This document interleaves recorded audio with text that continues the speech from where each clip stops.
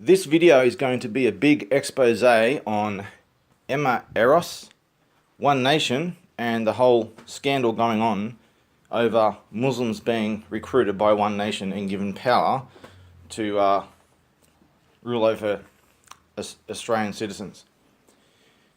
I don't have, because of the urgency of this situation, I don't have enough time to write a script down in an organised manner. I'm going to have to wing it and rush through here because this information needs to be shared immediately. There are things you need to know urgently and act on, because if you don't, it's all over. So there's a lot that needs to be said. This is going to be a long video, and I'm going to try and bring up some very important information you need to know, and engage me for more. And this is a deep rabbit hole that goes to very bad places. So this Eros is a self-proclaimed Lebanese Muslim who has been recruited by the political party One Nation, and this is a big deal. As many of you who will be watching this will already know, there's a massive scandal over this, and all hell is going to break loose.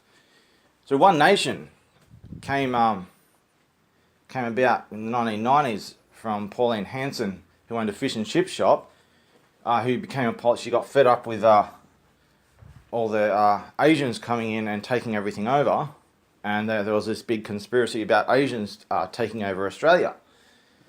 And this progressed for a while and gained a lot of backing by a lot of people who were quite well aware of this Asian conspiracy.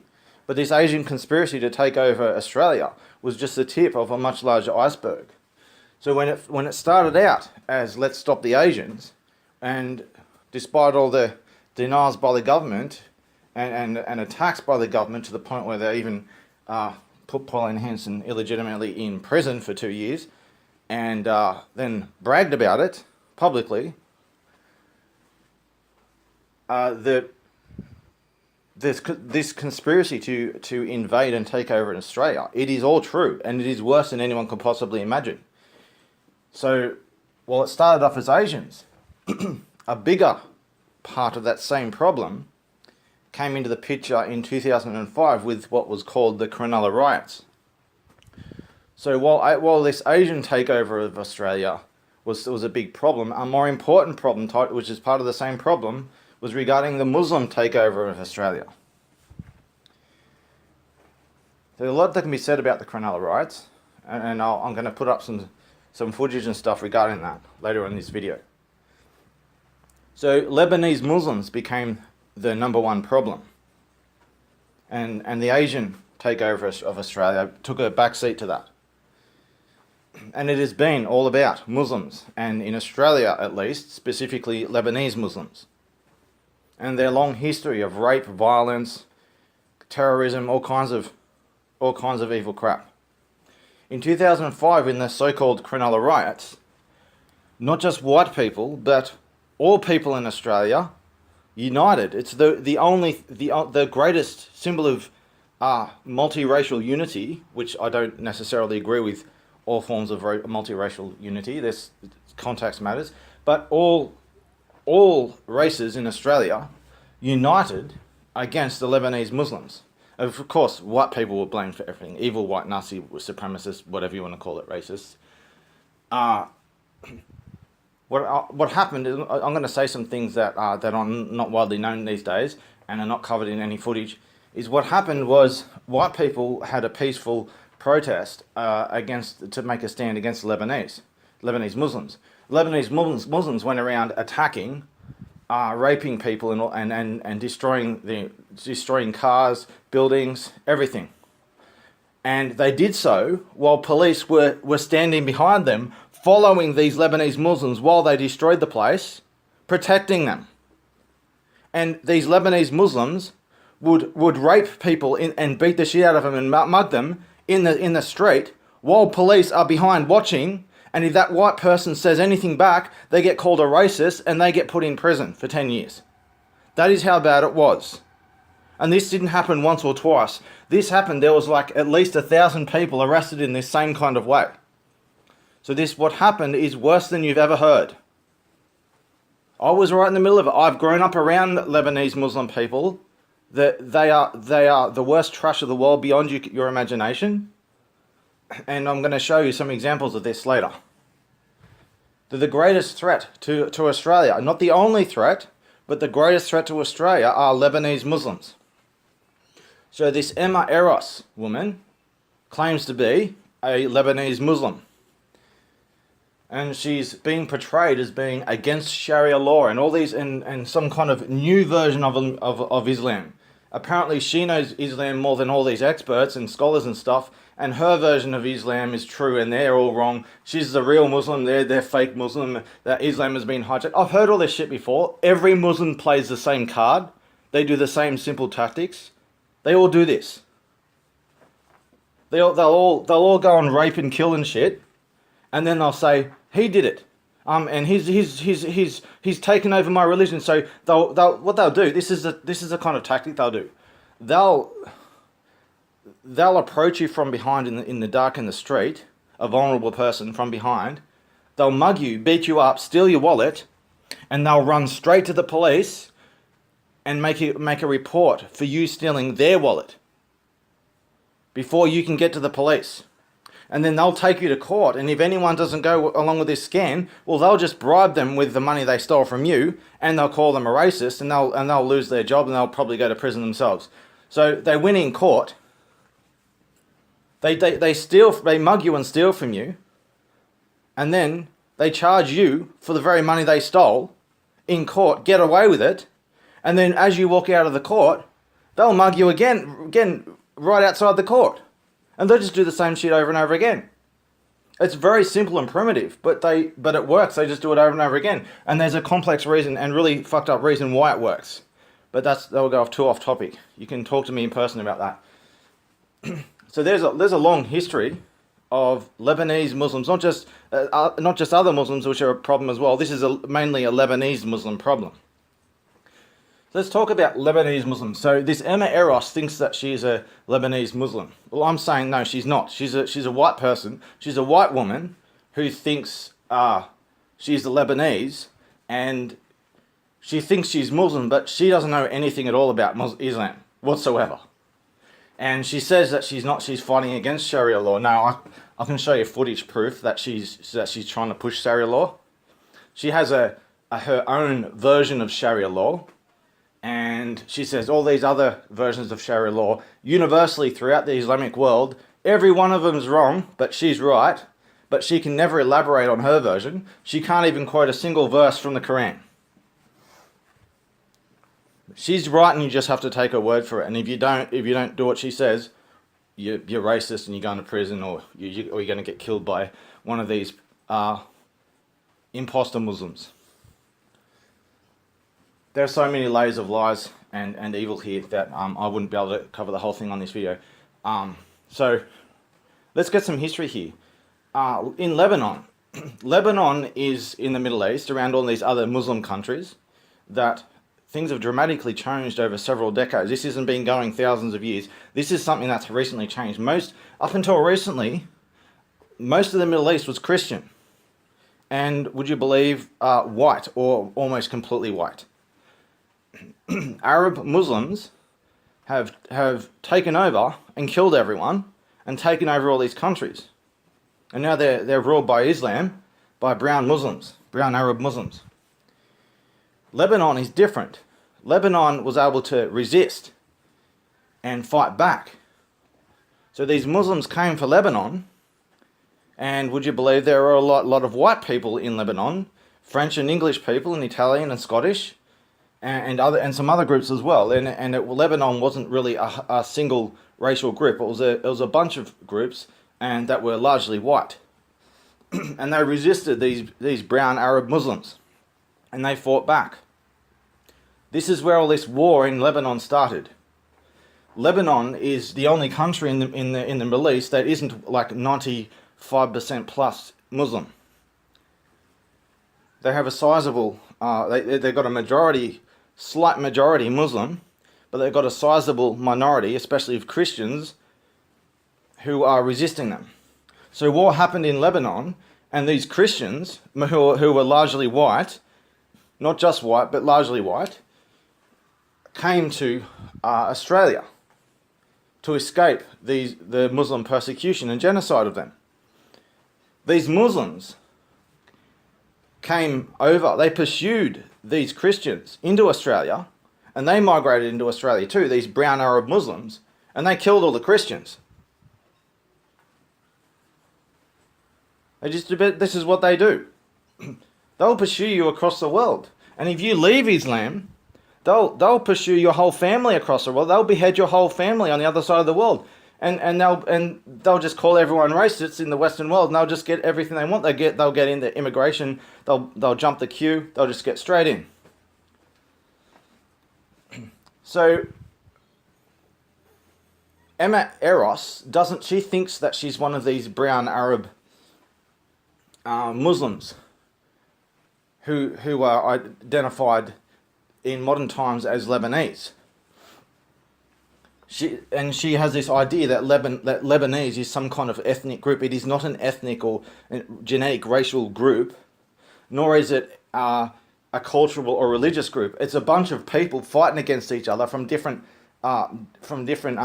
It's basically a whole bunch of people who from different backgrounds and groups. They're not a single group, who are largely united against this invading Muslim force who has taken over the country, and they're trying to resist them.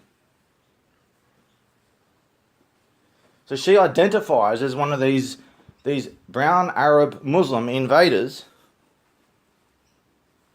but her ancestors were actually the victims. She is so far gone. She has no idea about anything. She doesn't know who she is, where she came from. She doesn't even know anything about Islam, but she claims to be a Lebanese Muslim with some kind of and her version of Islam that she can never elaborate on. She never quote a single verse of the Quran. Somehow she's got it right, and all these other ones, they've all got it wrong. And of course, let's just blame white people for all. The white people have hijacked the Quran or something, some bizarre conspiracy shit. So this Emma Eros, before I continue, I'm gonna have to do something first. I'm gonna show a video here of Maya Yiannopoulos speaking to this Emma Eros, just showing how fucked up and far gone she is. And this is like it must be at least a year ago now. So before I continue, I'm gonna show this 10-minute or so video, just so you can get an idea what kind of woman this is.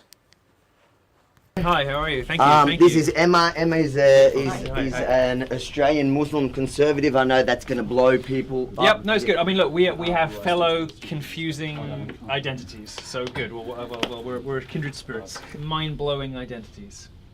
Perfect. It's mind-blowing. So actually, I don't know if it is that mind-blowing. What, people have opinions? It depends what kind of conservative you are. If you're socially conservative, it makes complete sense that you're we can agree Muslim. to disagree. I mean, I will agree with you that we need to eradicate extremism, terrorism, and whatnot. Mm-hmm. Our democracy in this country is a certain way. We are not living in the Middle East, so therefore anyone that comes here, of course. Would you rather live in the Middle East? Would you prefer that version? I was born here. I don't know the Middle East. Okay. So this is my country as far as I'm concerned. But Sharia law is not compatible with the laws here, right? So would you prefer to live under Sharia here? Well, women's testimony being worth half of that of a man's under certain circumstances. That's right, and then you would find that Sharia law in many different parts of the Middle Eastern countries are very different. You have honour killing, you have... Okay, well I gave a specific example. Do you believe in that? No, I believe in the Sharia. Do you think women should be able to drive? No, of course they should drive. A woman is equal to a man. I believe in the 5 pillars. Well, not in most Muslim countries. Well, I mean, that's right. Anywhere Islam obtains, you find the routine persecution of homosexuals and oppression of women. I mean, you're lucky to live here, right? Absolutely, but that's not normal. You wouldn't want to move in any of those countries. The behaviour of the Sharia law that can you name a majority Muslim country you'd rather live in than here? Name a what, sorry? A majority Muslim. Is there any country, forget that for a second, is there any country majority Muslim country you would rather live in than here? No.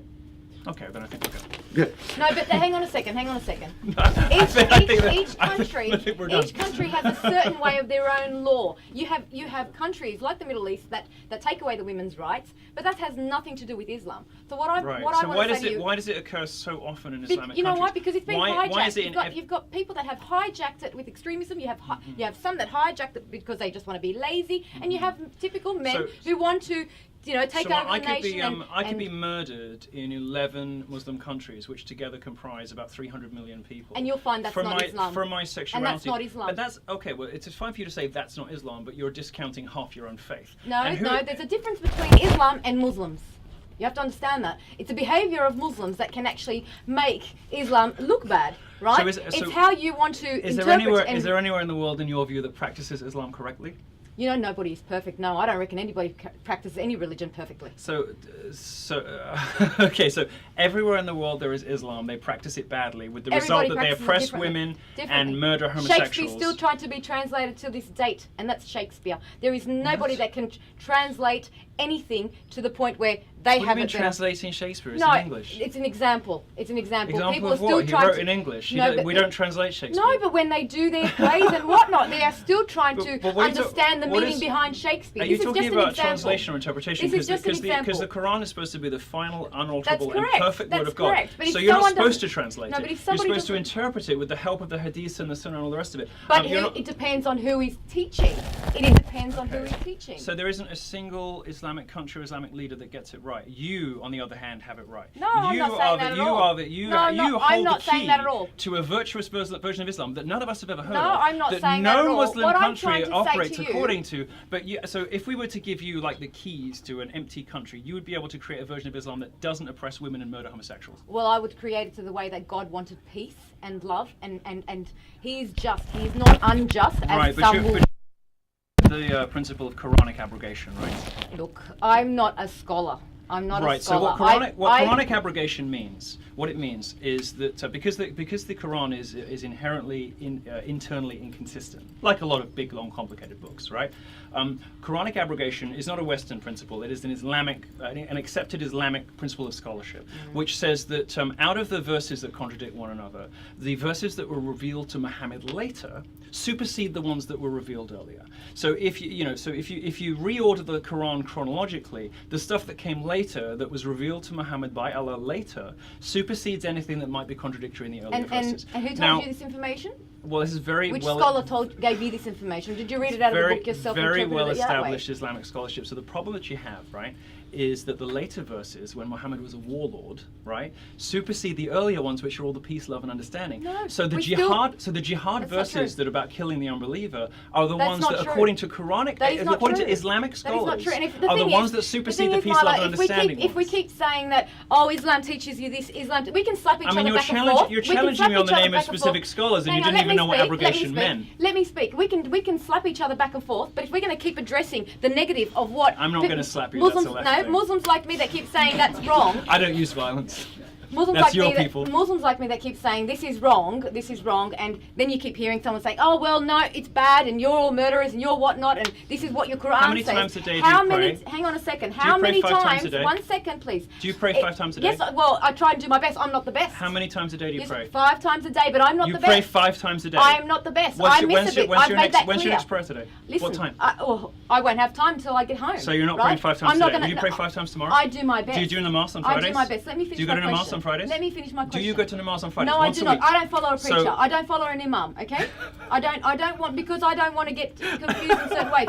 Regardless, I what I'm just don't trying understand in what Milo, respect you what call I'm yourself trying a to- Muslim. What I'm trying to say to you is, right, whether we keep identifying the negative and people like me saying, well, no, we're not all like that. Right? You have your opinion on so many things. We can agree to disagree on so many different levels. What is your solution? If you think you have the answer to everything, please let me know. What is your solution? You're saying Expel Islam from the West.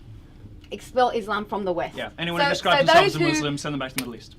Say that again. Those Anyone who what? describes themselves as a Muslim, we should send back to the Middle East. So I should go back to the Middle East then. If you describe yourself as a Muslim, if you believe in the precepts of Islam and all of the things that Then Islam maybe seems you to need produce to in those countries, I understand. think you should Maybe go. you need to then understand what actually Islam means And I understand what it abrogation is. right? I seem to understand more about the Quran than you do. I'm not a scholar, honey. You've only you just you. I mean, you can ask me questions about the Bible. I'll know those too. And you can, but that's easy to cherry pick. We can I'm cherry not cherry picking. It's well, like you it's have. I mean, it's you like have. You've cherry picked your little bits and pieces, and you just think, okay, well, that's what I'll just address. this isn't going very well for you, is it? No, it doesn't really matter. It's not going very well for you because I'm trying to let you know that there's other Muslims than what you think and you perceive just because you see on the media. You said yourself, Okay, everything's so fake news. Just describe to somebody. I think that was somebody else with much less nice hair. Is there anybody in public life you consider to be a good Muslim? My family. No, in public life. Any famous people you think are good Muslims? You know, like Muhammad Ali, thank you very DJ much. Khaled. DJ Khaled, perhaps. Any rappers? Like, give me an idea of something. But you know, you'd find that a lot of the Muslims that don't put themselves out there, you wouldn't even know that they're Muslims. I think I know that There's they a were lot. Muslim. There's a lot of American Muslims out there who are fabulous. But again, not everything is what you like, see in you media. like Linda Sarsour? You think she's cool? No, I don't think she's cool actually. Cool. What I don't you think like she's about cool. Linda Sarsour? Well, because I think having somebody with that platform who's spreading, correct me if I'm wrong, but from what I can see in media, who's spreading hate and jihad and Sharia, well, that's not what we want. Because she's When considered you- an enlightened, modern, progressive Muslim in America. So you Well, don't good think for she her. is? No, I don't. Anybody that wants to try and change the law in the country that they so reside I don't in, mean then to, that's a very different story. I don't mean to offend you, but if you don't pray, Don't lie, you do. well, I don't care if I do, but I'm trying to get to the truth. If you don't pray, you don't seem to agree with any Muslim countries or leaders, you don't follow an imam, you don't go to namaz on Fridays, how are you Muslim? Because Islam is a submission to God. Islam, you can read the book. You seem to be submitting to stupidity. I don't no, know if you're submitting to God. No, you do your 5 pillars. You pay your charity. You pay. Do you pay pray, your zakat? You pay your zakat I pay every to, year. You know, I pay you pay your I pay to homeless, to you pay your orphans, to people mandated that zakat need it. every year, do you? I will Horse send, shit. No, I Horse do. shit. I do. You I pay your do. zakat on I top do. of your taxes. You I pay your do. zakat. I do. And you'd I be prepared pay. to publish that, would you? Absolutely, I pay, and I can prove it. I've got recording. I can show you children, orphans that I've given my money to who have thanked me. Who'd you give your zakat to? I give it to my mother. She goes and gives it to the people that are in need. Thank you Where very does much. Where does she live in the Middle East or something? No, she out in when Syria she- building no, camps? no, darling. When she travels, she'll Darling. go to orphans. She'll give it to children. She'll give it to because there is no welfare in other countries. your mother's on holiday in Morocco and gives a few dollars to a beggar, and that's your zakat.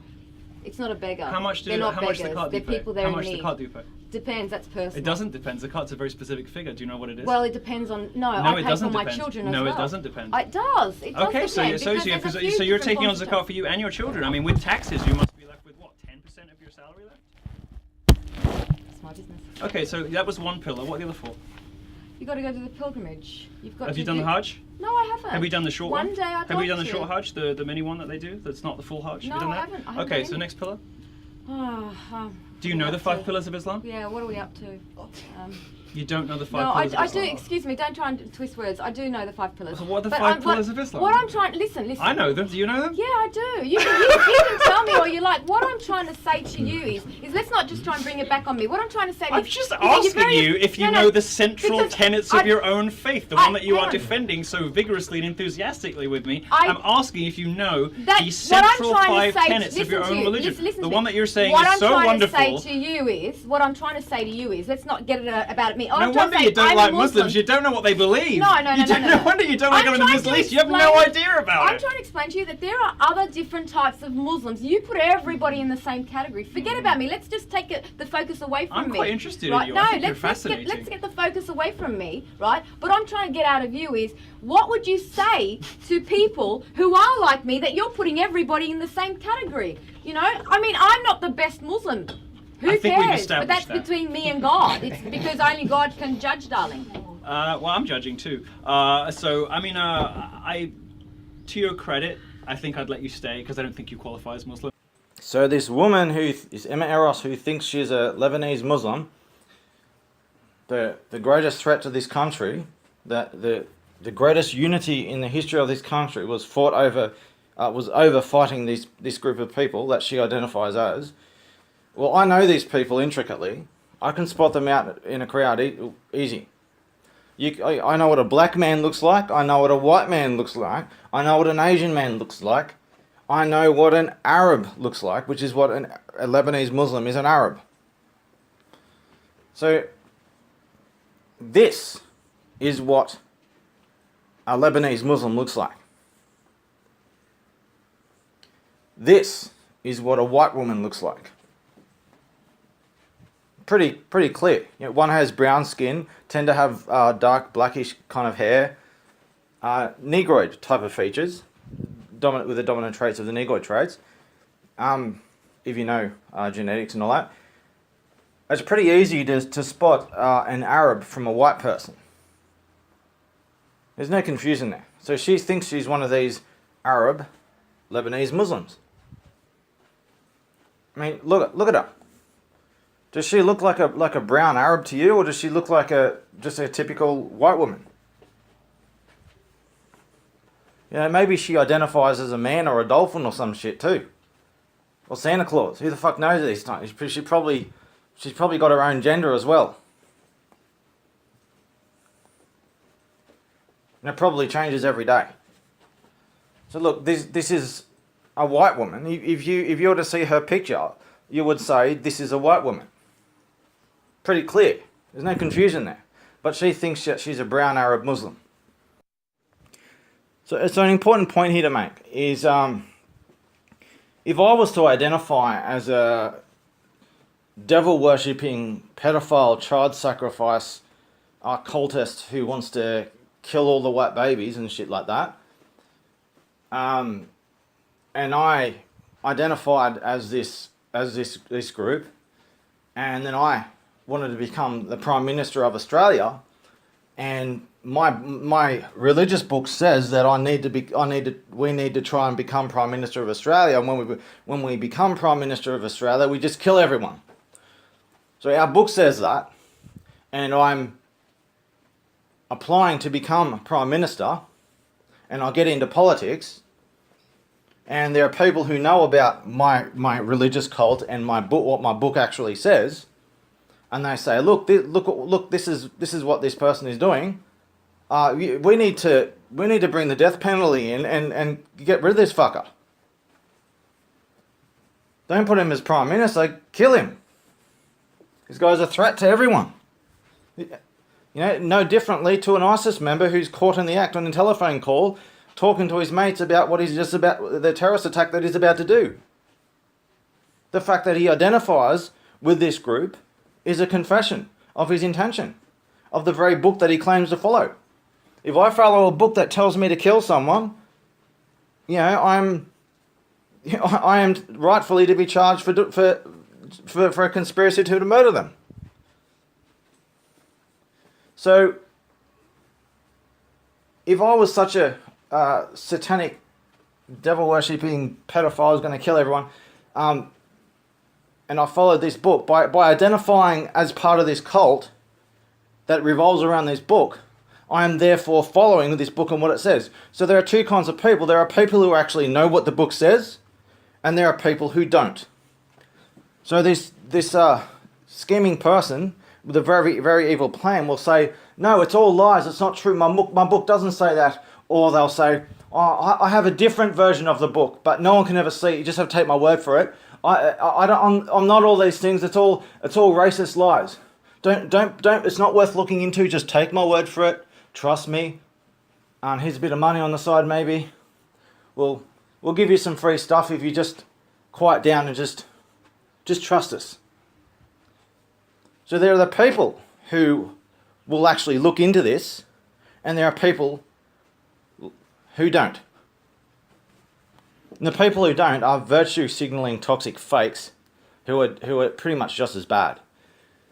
And at this point, when it comes to the topic of Islam, and people like this Eros, who identify with this ideology, that crystal clear tells them to take over countries in the same fashion that she's doing right now, to do these evil things, to rape and kill us all. It's all over the Quran, it's all over all the Hadith. She claims to follow this ideology. That makes her a terrorist.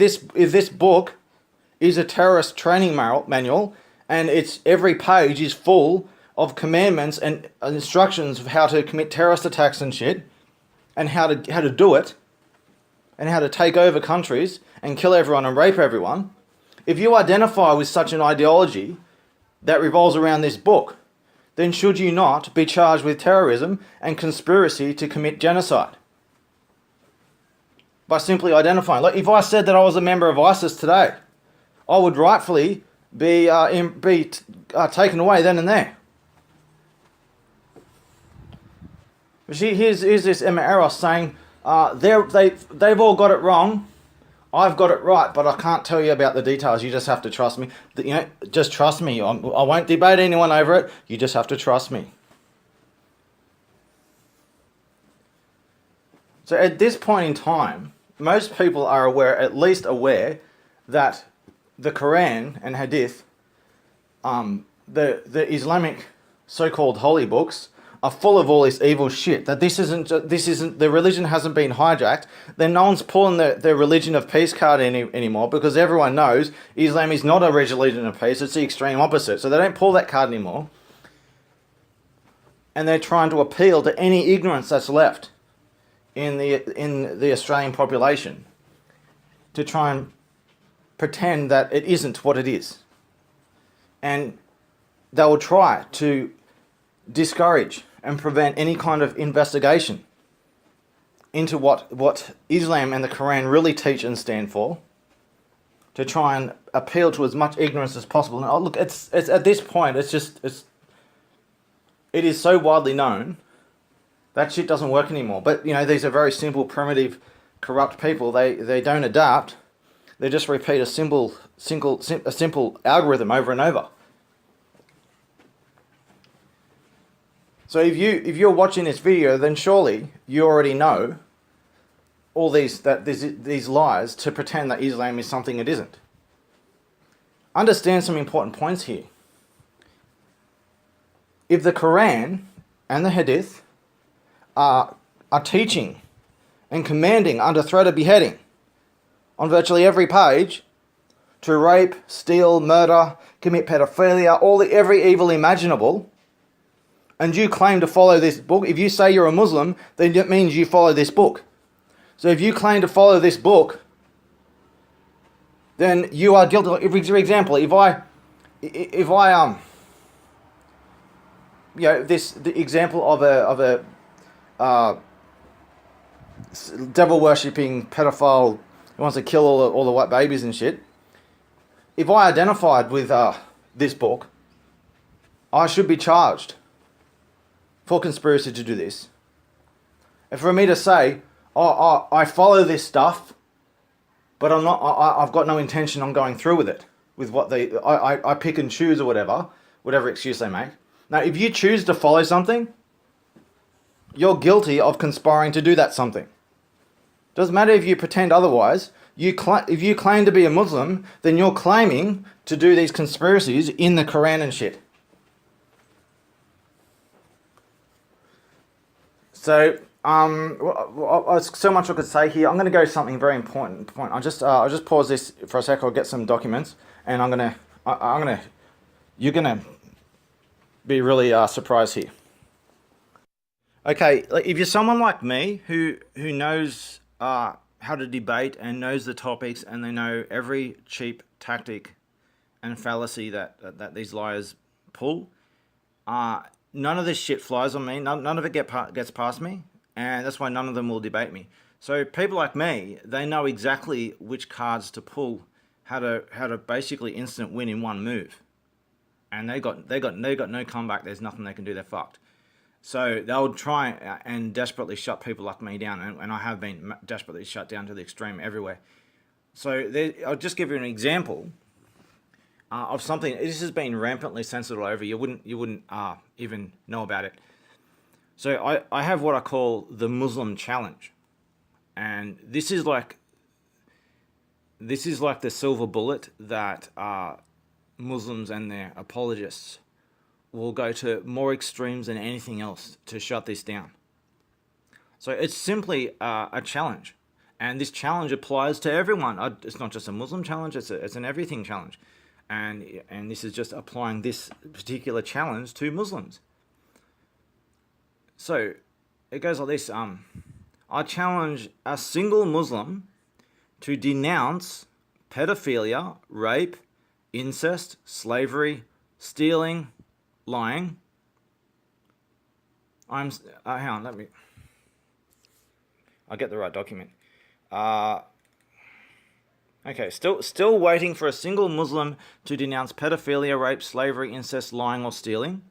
Still waiting for a single Muslim to produce a single moral value in Islam. Don't censor me in the false name of hate speech. Don't false report everything I post. Don't falsely accuse me of racism or Islamophobia. Don't falsely accuse others of doing the same thing in order to justify it. Answer the damn question. And I provide a series of examples of the Quran and Hadith and other Muslim examples in the world today of these pedophilia, rape, slavery, lying, stealing, incest, and all that. And I'll simply offer a challenge for a Muslim to denounce all these evil things, rape, incest, slavery, and all this stuff, to denounce this stuff. Not a single Muslim will ever denounce all these evil things because they support this stuff and they don't want you to know. They just want to cover all that up, what they really believe and think. They want to enslave you. They want to rape you. They're rampantly involved in incest. They're taught to lie in their Quran and stuff, and they lie rampantly, and they steal rampantly. And this is also taught in their religion, to steal from non-Muslims because it's good, apparently, according to them. So, what was that point I was going to make? So incest, incest is a bit on the side topic, but this is important to mention. You might not know, but most Muslims today are the direct result of incest. Both their parents were related. Most Muslims. 70% of people in Pakistan, their parents were related. 70%, so 80% in southern Egypt, 63% in Saudi Arabia. You get the picture. So let's give the example of Iraq. Right, there was war in Iraq and problems in Iraq, but there have been massive interventions, ongoing interventions in Iraq. The Western world trying to install laws and some kind of rule of law in Iraq. So Iraq is unlike the rest of the Muslim world, where it has an age of consent of 18, on a higher age of consent. So the rest of the Muslim world, it has no age of consent. In Saudi Arabia, old men marry newborn babies and rape newborn babies and kill them doing it. And this is considered normal and acceptable. They do this on a regular basis. So in Iraq, which through all the Western interventions is the best example of Islam when it comes to incest and pedophilia and stuff, at least half of all little girls today are victims of pedophilia, and at least half of all men today married an underage girl in Iraq. At least half of this. So what this means is most, if not all, of people in Iraq are involved in pedophilia. And there's this big push to remove these Western introduced laws of an age of consent and just remove all that and go back to the rest of the Islamic world with no age of consent, where this stuff just goes on every day.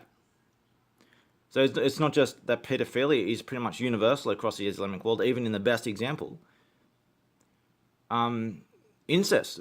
Most of these pedophile examples these are brothers who rape and marry and beat and murder their little sisters, or fathers who marry and rape and beat their daughters, their little sisters and their daughters.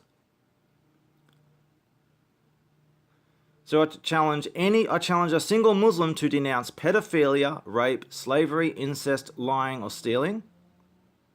And I challenge any single Muslim to produce a single moral value in Islam.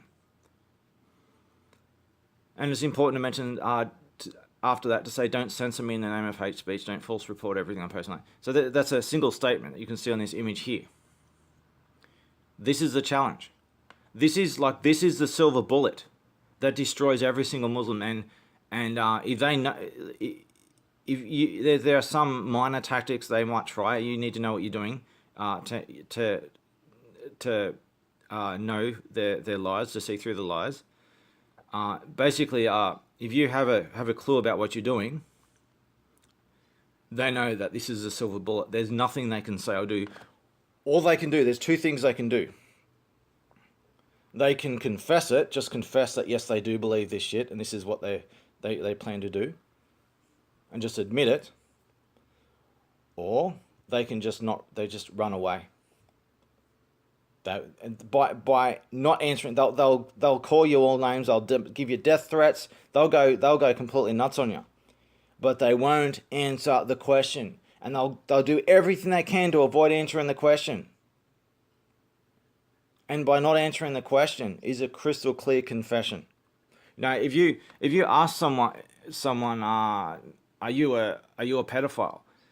A lot of people will get like, what the fuck were you asking me that for? But if this was in an environment where people were just being routinely asked this question, and it wasn't in a deliberately provocative way, a simple challenge, a question, of gathering statistics, and people would just say yes or no, but right. So people who don't, let's just do a lesser example. Let's just say, have you ever stolen a car? Okay, let's have something a bit easier to deal with. So, have you ever stolen a car? People will say yes or no, right? People who haven't stolen a car, they're just going to say no. They're not going to delay. They're just going to say no. I did not. I've never stolen a car.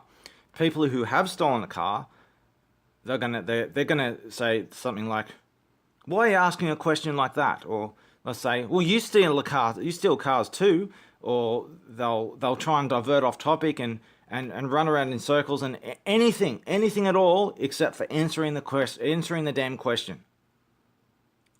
And their response is a crystal clear confession. They just don't realize it, but everyone else around sees it crystal clear. So they know they're fucked. There's nothing they can do. It's checkmate. Every single move they make is checkmate. So they will go to extremes to shut down this challenge. So this challenge, as you can see a picture up here from Reclaim Australia, is one of the groups that shared my challenge when I went on a campaign on Facebook to share this challenge. And this challenge went widespread all over the place. And obviously it upset a lot of Muslims, and I got a lot of death threats, and all kinds of shit happened. And every trace of it was censored, along with threats. And this includes death threats from Facebook employees and shit like that. So every shred of this challenge, I'm not even accusing Muslims of anything. I'm simply asking a question, offering a challenge. Do you denounce these evil things, and to show me a single moral value in your ideology? I do the same thing for other groups, and it's not a problem. I can say the same thing to a Hindu, a Buddhist, or a Christian, or an atheist. Not a problem. Many of them actually appreciate the challenge as an opportunity to show the values of their ideology. But Muslims have no values in their ideology, no moral values whatsoever. You know, honor killings. Apparently honor is a value, and killing someone is honor. Someone who's offended your ego. And somehow that's honor killing. And rape is raping children, like Muhammad did, as apparently moral, but you're not allowed to question it, or you get beheaded. So this challenge, this is the silver bullet. You need to share this challenge. You need to offer this challenge, and if you don't know what you're doing, and they have some kind of response that you don't know how to deal with, engage someone like me, and we'll show you exactly what to say.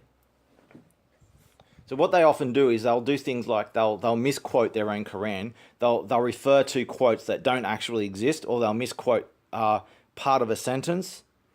Like they'll try and portray that Islam as some kind of verse in the Quran as being peaceful, and then if you actually look at the rest of the sentence, they're talking about a total opposite. They're talking about killing people. For example, the innocence claim. So if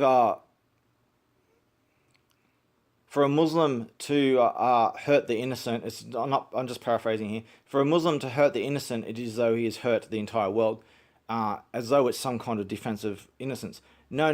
There's context here, and this is part of a larger statement. Is the definition of innocence when it comes to Islam is very different to everyone else. According to Islam, every non-Muslim is guilty and condemned to hell, simply not for not being Muslim. So me not being a Muslim, I'm guilty. It doesn't matter anything, any other factor. It doesn't matter how much of a good person I am, what I've done. Simply for not being a Muslim means that I'm not innocent. So for this statement to say, for those who hurt the innocent, it is like he has hurt the entire world. This is a threat. This is a threat of genocide against the whole world. It's the opposite. What it's saying is that all non-Muslims are guilty and must be killed. And if a non-Muslim harms a Muslim, even in self-defense, then because all Muslims are innocent by simply being Muslim and all non-Muslims are guilty by simply not being Muslim, then that person, even though he acted in self-defense against this evil Muslim trying to rape this woman or whatever, this non-Muslim who defended himself by harming a Muslim, he's harmed the entire world. But because this person is not Muslim, therefore not innocent, this Muslim is obligated to rape and kill and loot this person. It's totally backwards, but they take little pieces of fragments of text out and they change the context. So you need to know this. There's not that many of them, but there's a few verses they commonly use to misquote their own Quran and pretend it to say something it doesn't say, and that's one of the common ones. Just as an example. So if you know these common misquoting of their own Quran tactics, you're pretty much able to destroy every Muslim, checkmate them in one move. Before they even open their mouth, you simply offer them this challenge, and they're fucked. So learn this challenge, learn how to deal with Muslims, the tactics they play. Push this challenge anywhere and everywhere as much as possible. This proves everything, the evilness to them and their plotting schemes that they're doing. It exposes it. It's crystal clear.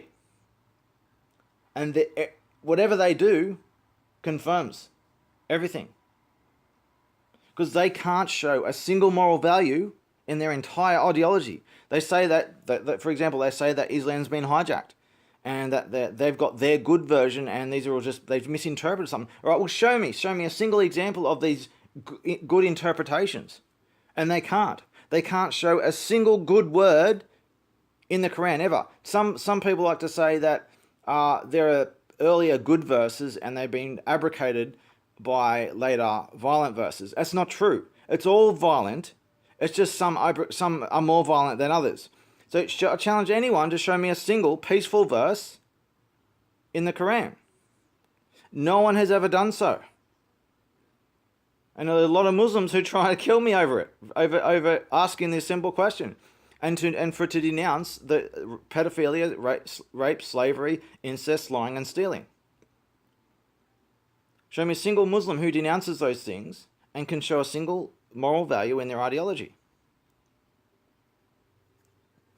So, next point. So, this Eros identifies as the greatest threat the world's ever seen, Islam, and of the most evil group of people who all of Australia is united against, Lebanese Muslims. And she thinks that she is a Lebanese Muslim and she knows nothing about Lebanon. She knows nothing about Islam, and she's not. She thinks that she belongs to some other race that isn't a race. It's actually devoid of race, just interracial crossbreeds. So where does this Islam and the problems of Islam come from? Was there just this evil man Muhammad that existed long ago, and he started an ideological virus that has gone on for 1400 years, and it just mysteriously out of nowhere started with this one man? No, that's not what happened at all. I'm going to go through some details here. Muhammad, if you look this up, Muhammad was white. He wasn't a brown Arab, he was white. He did whatever he did, then he died.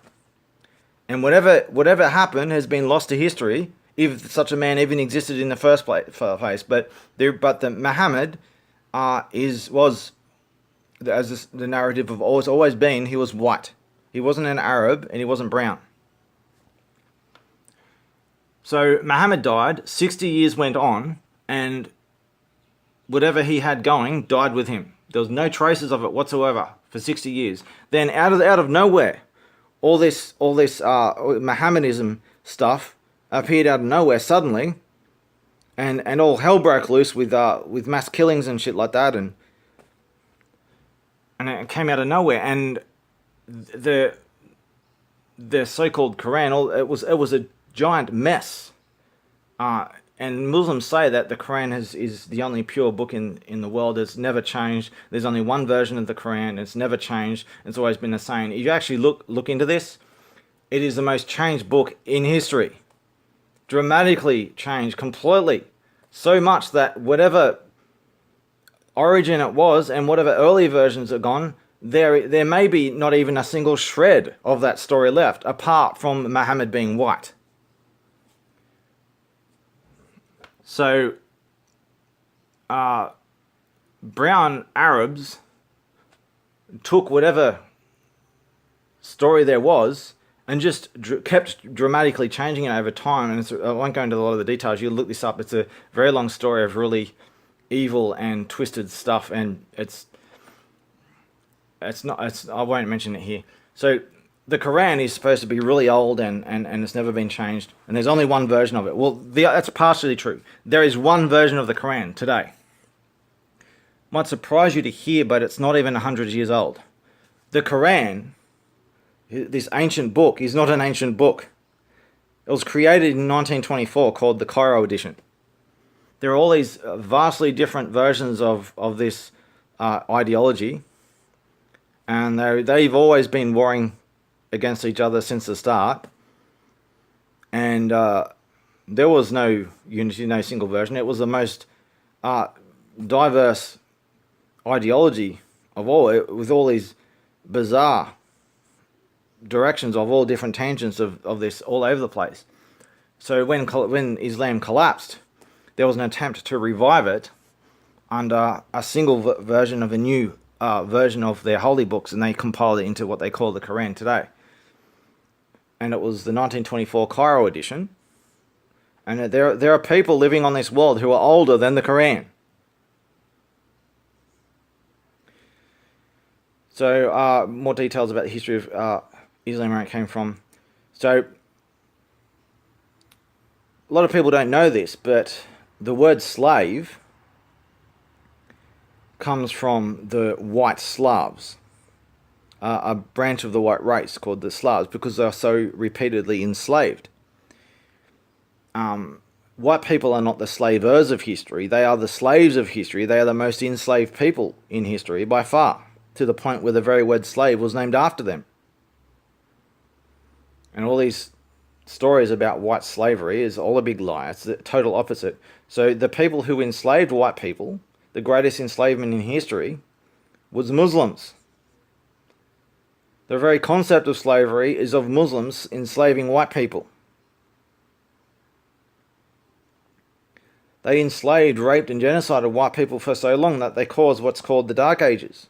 The Roman Empire fell because Muslims came, they disease bombed the white race and killed both. They killed themselves in the process, but since they breed like rabbits through incest, they managed to keep their numbers going. So the so-called Golden Age of Islam, after they destroyed the Roman Empire with disease bombs, by deliberately catching diseases from Asia and then disease bombing the Roman Empire and killing everyone with all these diseases, and decimating both sides, that's what destroyed the Roman Empire, and the white race went into what's called the Dark Ages, which was the Golden Age of Islam. So the Dark Ages of the world, which was really the Dark Ages of the white race, through the Muslim rape and genocide for 1,000 years to the edge of extinction, without white people constantly giving other people culture, technology and civilization, the whole world went into darkness. So the Dark Ages, while it was a white race thing, it had global consequences, because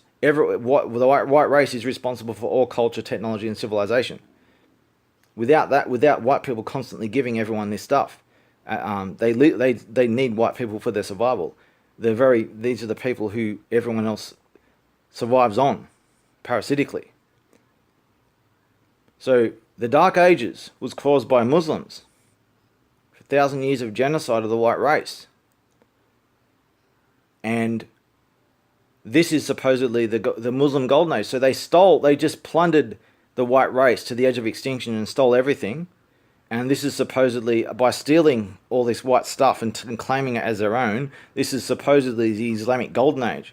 The Islamic Golden Age never went anywhere, made no progress whatsoever. It just parasitically plundered white people for 1,000 years as a parasite.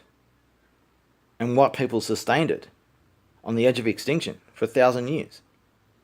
White people eventually fought back. They built up an immune resistance to the disease bombs that the Muslims were doing to them. And then, because having the lowest birth rate, it was very slow and difficult for them to build their numbers up enough, with a constant genocide on top of that and everything. They eventually built up their numbers enough and banded together to defend themselves against the Muslims and fight back and win. And when they won and removed the Muslim parasite, the Muslim world quickly atrophied without being able to parasitically leech off white people. The Muslim world, who never progressed anything and everything they ever had was stolen from white people, they quickly atrophied without white people feeding them. And at the same time, when white people broke off this parasite that had them on the edge of extinction, the white race brought the age of enlightenment and advanced civilization and technology over the past 400 years since they fought back and won against the Muslims.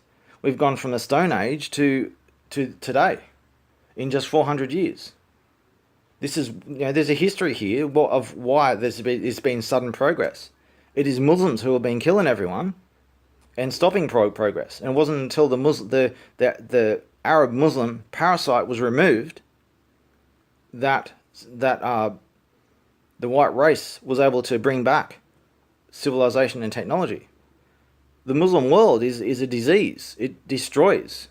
It's a parasite. It offers nothing to the world. It destroys all progress and inverts it and corrupts everything. There's a lot I could say on this, and it's important for people to understand this. The history of Islam and what Islam has been done in the past. When it comes to slavery, you blame white people for it. No, it's all a big lie. The people who are complaining about white slavery, these are the people who actually enslaved whites. They're just a simple tactic, as I said before, a simple tactic. They just reverse the roles. They just turn everything upside down. And they just keep saying it, and they just kill anyone who says otherwise, and they just keep doing it. Until a new generation of people come along who never knew any better, and they just accept this as being true. It's just like the Holocaust. You question the Holocaust. They hunt you down across the world. Well, they do this for a reason, because they need this lie in order to justify what they're doing today. So understand, I'm just giving abbreviations and examples here. Islam has a consistently dark and extremely evil history of the greatest crimes imaginable. It is the great evil of this world. There is no peacefulness to Islam. The ideology of Islam works like this. You are given God's divine approval to rape, loot, destroy, and do as much evil as you possibly can, and just destroy everything and plunder it all, and then die. Destroy the world, and you will be promised an eternal sex orgy with dozens of bruised virgins, oppressed virgins in heaven forever. This is pure evil. There's no redeemable qualities in it whatsoever. So remember my Muslim challenge. And if you have any doubts, you watch what people like me do when we provide the Muslim challenge. You watch how they respond. Every single time. Every single Muslim. You find me a single Muslim. I've been offering money. I've been offering $1,000 for any Muslim who will take on my challenge and succeed. Never happens. It's never going to happen. So Islam is pure evil. It is an imminent threat to everyone and everything. And this Emma Eros woman, knowing absolutely nothing, a complete fucking tool, identifies as a group of people, as the very group of people who destroyed her ancestors. So I challenge this, Emma Eros. You debate me, debate other people about Islam. Let's see how, let's do another episode like Milo, who I don't agree with the guy anyway. He's a fucking pervert, but at least he's a good debater. And he knows his topics. And he humiliated the fuck out of her in that interview. And she claims to have this version of Islam that no one can ever elaborate on. That somehow she's got it right, and she's has a peaceful version. Whether Islam has been reformed or the others have just hijacked it, somehow, whichever the case may be, she's got it right. She's made Islam work. Well, come on, show us your version of the Quran. Right. So this is what I'm going to do next. So if you're going to reform or reinterpret the Quran, well, there's all these evil verses in the Quran that are crystal clear. There's no room for reinterpretation. So if you're going to reinterpret the Quran, how are you going to reinterpret these verses? I'm going to show you some of these verses in the Quran and the Hadith. You're going to have to somehow find a way to reinterpret this. These are just examples. This is on every single page, everywhere. This is all the Quran is. There are no good verses. All the Quran does is talks about how to rape, murder, and torture people. That's all it is. 100% of it. So how are you going to reinterpret this stuff? Or are you just going to delete this stuff, just remove it, or add something else in its place, or just remove it? So I'm going to go through some examples here of the Quran and Hadith. So if anyone has never actually read these vile books, that other people who have done their research and they've been warning you for a long time about how bad this is and how much of a threat it is, I'm going to introduce you to a series of examples. So here's some quotes. It's got a bit of work to do. So let's start with the Quran, which is the main book. It's not the only book. In fact, when it comes to Sharia law, the Hadiths are actually what the Sharia law is mostly derived from. The Quran has little impact on the Hadiths. It's just there's a hierarchy of abrogation and stuff. If you look that up, you understand what I mean. Of different there's full of contradictions. So in order to deal with the contradictions, certain things supersede certain other things, right? In a hierarchy. So let's go Quran. Let's start with the Quran. Quran 2:190.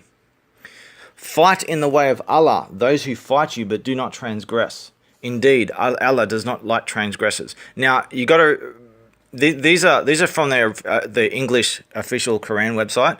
A lot of these words, if you look this stuff up, a lot of these words have been deliberately mistranslated into English to cover up how bad it is. So some of these you really need to look into to see how really bad it is. They try and change the context by deliberately changing words from what they don't really mean. But that'll be too long to get into. I'm just going to go through examples. Quran 2:216. Fighting has been enjoined upon you while it is hateful to you. But perhaps you hate a thing and it is good for you, and perhaps you love a thing and it is bad for you. And Allah knows while you do not know. While you know not. Quran 2:225. Allah does not impose blame upon you for what is unintentional in your oaths, but He imposes blame upon you for what your hearts have earned. And Allah is forgiving and forbearing. So what this is saying is, you can break all your promises. It's okay. Nothing wrong with lying and making false promises and then betraying people and screwing them over. It's all good. Quran 2:282. O you who have believed, when you contract a debt for a specific term, write it down, and let a scribe write it between you and in justice. Let no scribe refuse to write as Allah has taught him. So let him write, and let the one who has the obligation dictate. And let him fear Allah, his Lord, and not leave anything out of it.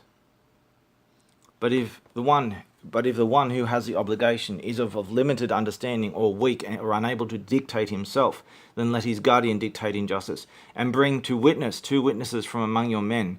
And if there are not 2 men available, then a man and 2 women from those whom you accept as witnesses, so that if one of the women errs, then the other can remind her.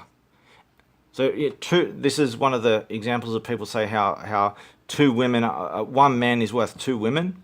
So the way it works is 1 man is worth 2 women in law, but you need at least 1 man. So you can have 1,000,000 women as a witness, and it doesn't mean shit, because according to Muhammad, all women are liars and evil and worthless, and you need at least 1 man to give them credibility. So then the other can remind her, and let not the witnesses refuse when they are called upon, and do not be too weary to write it, whether it is small or large, for its specific term. There is more just in the sight of Allah, and stronger as evidence, and more just gibberish shit, as evidence, and more likely to prevent doubt between you, except when it is an immediate transaction while you conduct among yourselves. For then there is no blame upon you if you do not write it, and take witnesses when you conclude a contract. Let no scribe be harmed or any witness, for if you do so, indeed it is grave disobedience in you, and fear Allah, and Allah teaches you, and Allah is knowing of all things. This is a really expanded piece. Because it's a separate verse, I've quoted the whole verse here, but the point here is a reference to, in the middle there, of how 1 man, like a woman is worth half the value of a man. There's a lot of other verses in the Quran and Hadith that talk about this, but this is just one example how a woman is worth half or less than a man.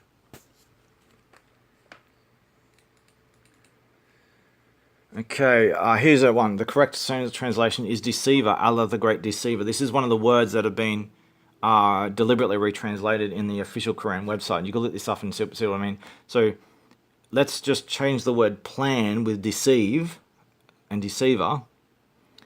And the disbelievers deceived, but Allah deceived.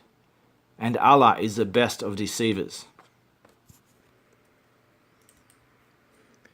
So here's Quran 4:3. And if you fear that you will not deal justly with the orphan girls, then marry those that please you of other women, 2 or 3 or 4. But if you fear that you will not be just, then marry only one or those your right hand possesses. That is more suitable than you may not incline to justice. What this is, like, you read this, see how fucked up this is. This is talking about raping and marrying slaves and orphan children, pedophilia, is vulnerable little girls whose parents are being killed, orphans, and raping and marrying them, and having as up to 4 of them at a time. And this is Muhammad teaching a system of raping little girls. So pay close attention to what this says. It's really fucked up. Here's another one. Quran 4:11. Allah instructs you concerning your children. For the male, what is equal to the share of 2 females. Here's another one. A male is twice the value of a woman. But if there are only daughters, 2 or more, for them is 2/3 of one estate. And if there is only one, for her is half. And for one's parents, to each one of them is 1/6 of his estate if he left children. But if he has no children and the parents alone inherit from him, then it is mother and 1/3. And if he has brothers, this is just gibberish nonsense. Was another important part of it. Those shares are an obligation imposed by Allah. Indeed, Allah is ever known. There's a lot of expanded just nonsense to do with this stuff. I'm trying to focus on some examples of some really bad stuff. That's within. But here's one good one. But if you want to replace one wife with another, and you have given one of them a great amount in gifts, do not take back from it anything. Would you take it in injustice and manifest sin? So what this is talking about, how men can divorce women. They don't need the women's approval. They don't need to go through a system. All a man needs to do is say, "I divorce you 3 times," and the marriage is over. And there's a system where you can actually marry a woman for 3 days temporarily. It's just legal prostitution and sex slavery and stuff like that. So what this is saying is you can, is this Muhammad talking about, hey, look, you don't like your wife anymore, just get rid of her, but and just get another one, and you can have, you can have 4 wives, and they've got a little side backdoor thing going where you can have as many wives as you want and sex slaves as you want, and there's all this system of making it that okay. You can pretty much rape any woman you want and pretend that you, and just possess her as a possession and control her everything. Every woman in the streets, yours for the taking, according to Muhammad in Islam. So this is talking about if you want to replace a wife. Like, look how fucked up this is. And as justification, as though somehow to make this moral, is any gifts that you've given your wife in the past, you boot her out in the street and get rid of your wife because you don't like her, you just don't want her anymore. But it's just any gifts that you did give her, let her keep them when you boot her off the street. So boot her out in the street and throw all the shit that you gave her out with her. Don't take it and give it to someone else. Just throw all that shit out with her.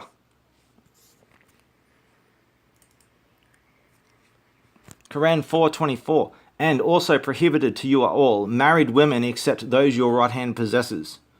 So what is saying? All women are prohibited for men to rape and do. So Muhammad talks about raping all these women freely, but at the same time he says all women are prohibited to you except married women.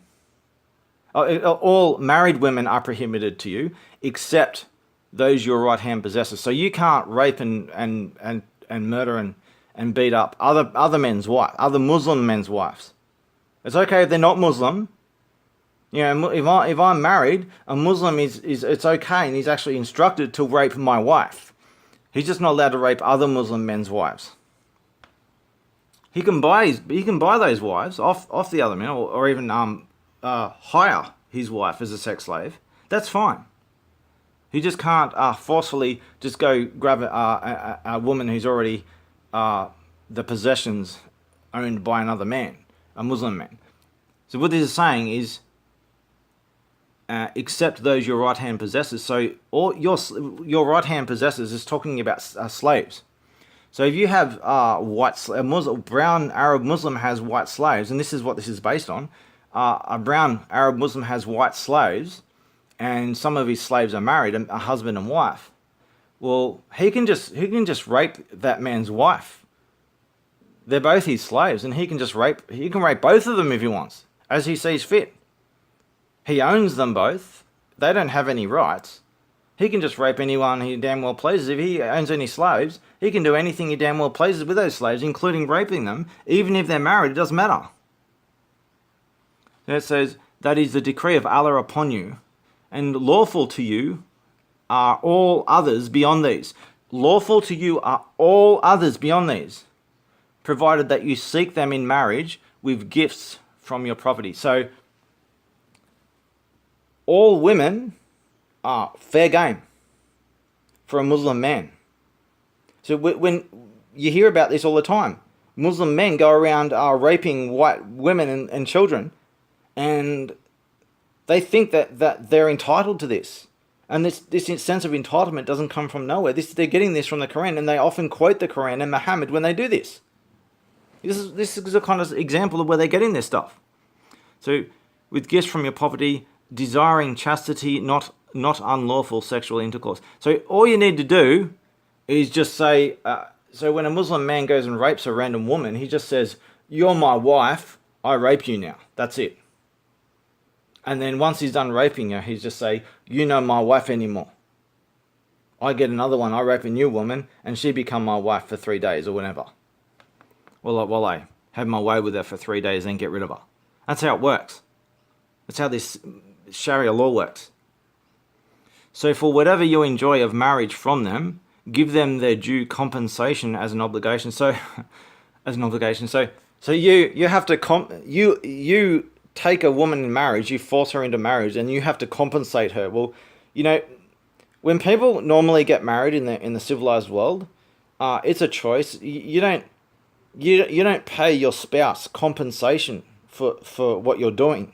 You're both choosing free will of a net gain. You're both gaining something out of it. So you're not You're not paying out compensation for something. You pay out compensation for something that has been taken or lost out of a violation.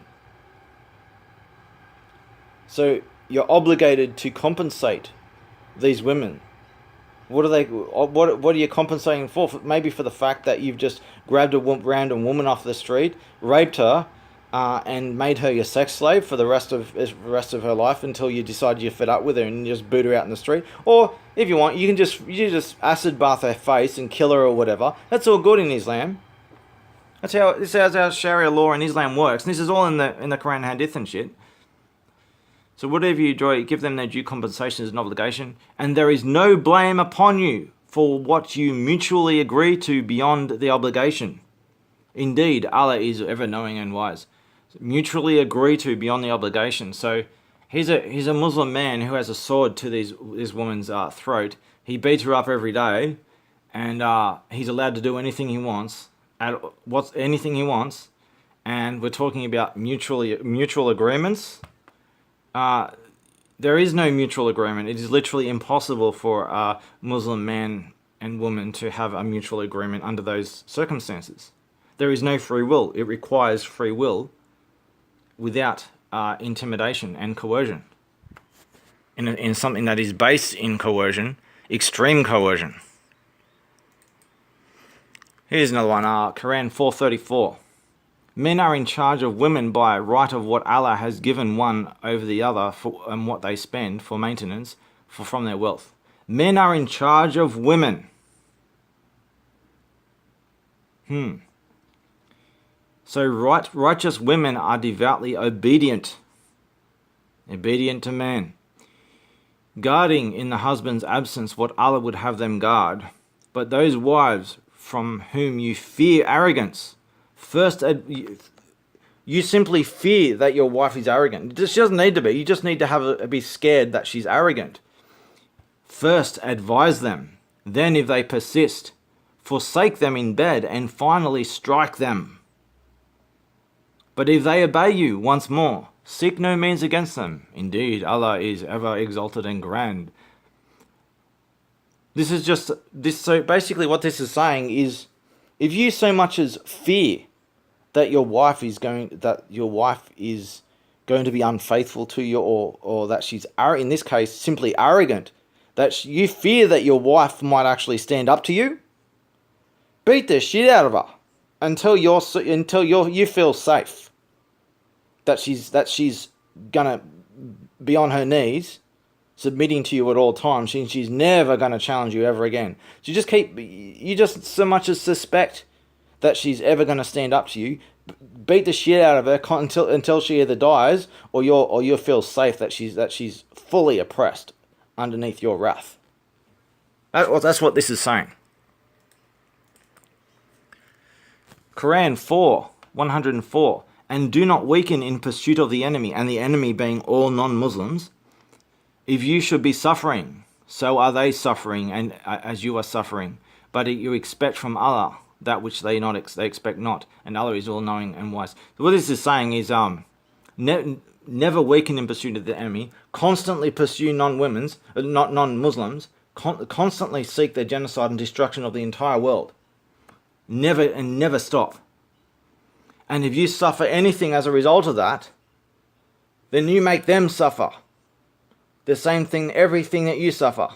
Doesn't matter if it's their fault. Anything you suffer, you do to them. Quran 5:38. As for the thief, the male and the female, I should mention thieves, like stealing in Islam is a good thing, so long as you don't steal from other Muslims. You're allowed to steal from non-Muslims, and you're in fact commanded to. So thief is in the context of stealing from Muslims. A Muslim can steal your shit, but if you take it back, you're stealing from them. So as for the thief, the male and the female, amputate their hands in recompense for what they committed as a deterrent, punishment from Allah. And Allah is some big amazing fuckwit, apparently. Quran 5:51. O you who have believed, do not take the Jews and the Christians as allies. See, Muslims cannot be friends or even allies of Muslims, with Christians and Jews. Christians and Jews are the ultimate enemy of Muslims. You're not allowed, Muslims aren't allowed to have you as their friend or even your ally. You are their enemy, and their whole purpose of their life is to plunder and destroy you. So you who have believed, do not take the Jews and the Christians as allies. They are in fact allies of one another, and whoever is an ally to them among you, then indeed he is one of them. Indeed, Allah guides not the wrongdoing people. And that leads to a lot of other stuff that comes after that, of what happens to anyone who allies themselves with Christians and Jews. Remember, Christians and Jews are the enemy, and Muslims are strictly not to ally themselves with them. So if anyone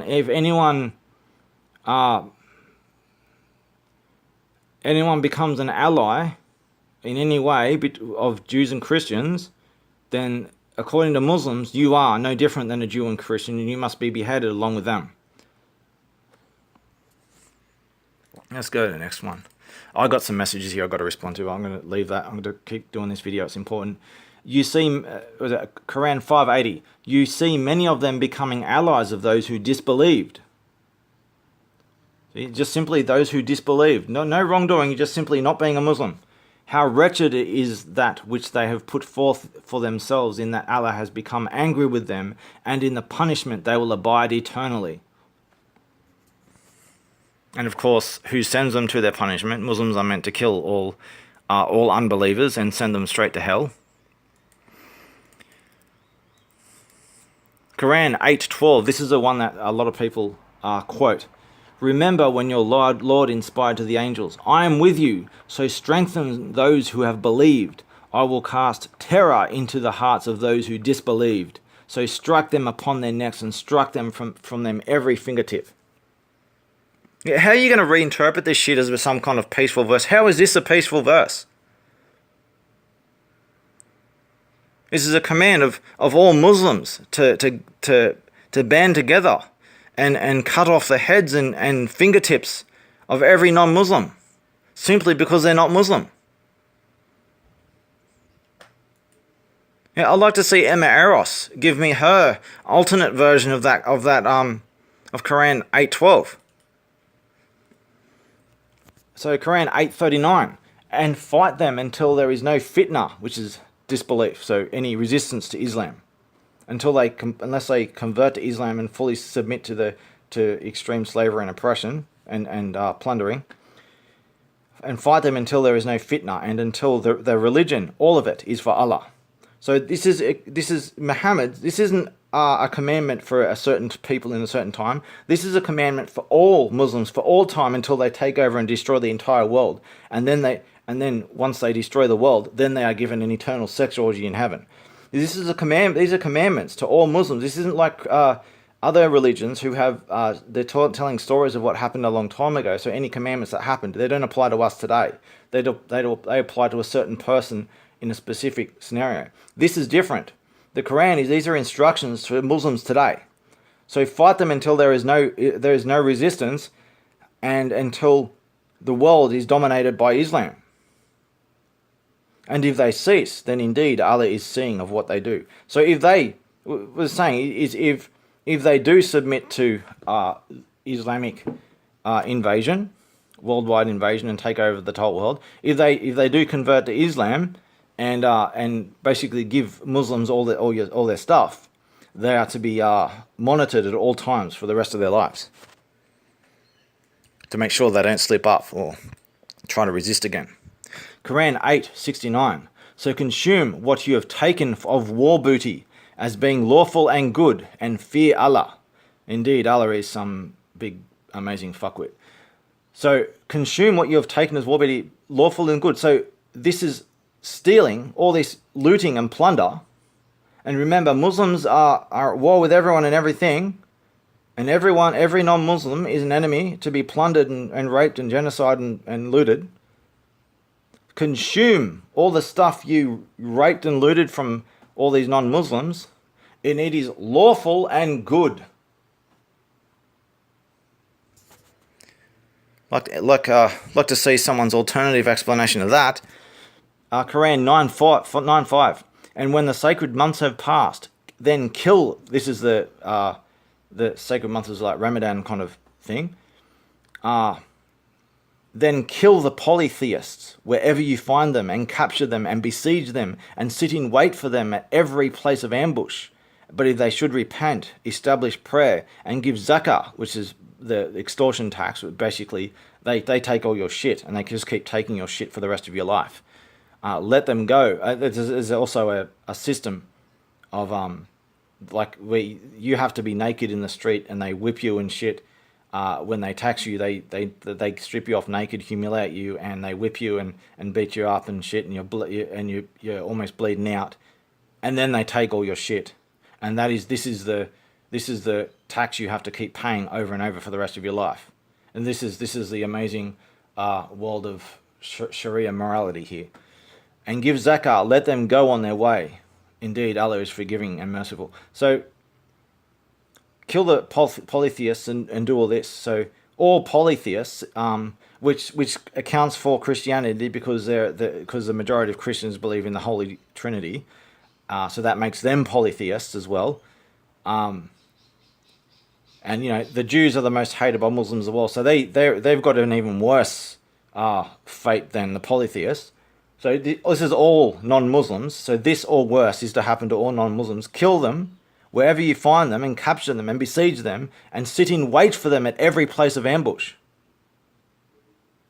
This is instructions to all Muslims today until they destroy the entire world.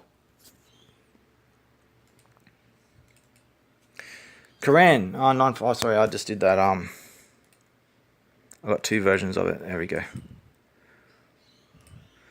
Quran 9:29. Fight those who do not believe in Allah.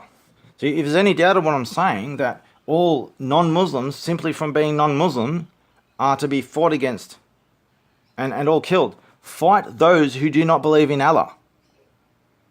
Fight all non-Muslims. Or in the last day, and who do not consider unlawful what Allah and His message have made unlawful, and who do not adopt the religion of truth from those who were given the scripture. Fight until they give the jizya willingly while they are humbled. So give the jizya willingly while they are humbled. This is what I'm talking about, whipping people in the street naked and shit. This is the jizya, this and the zakah and all this. This is the Muslim extortion parasite tax. They don't just take your shit. They strip you naked and they whip you and shit, and they rape you and they beat you up and all kinds of stuff. And they do this on a regular basis, and this is how Muslims take their tax off the people that they've conquered.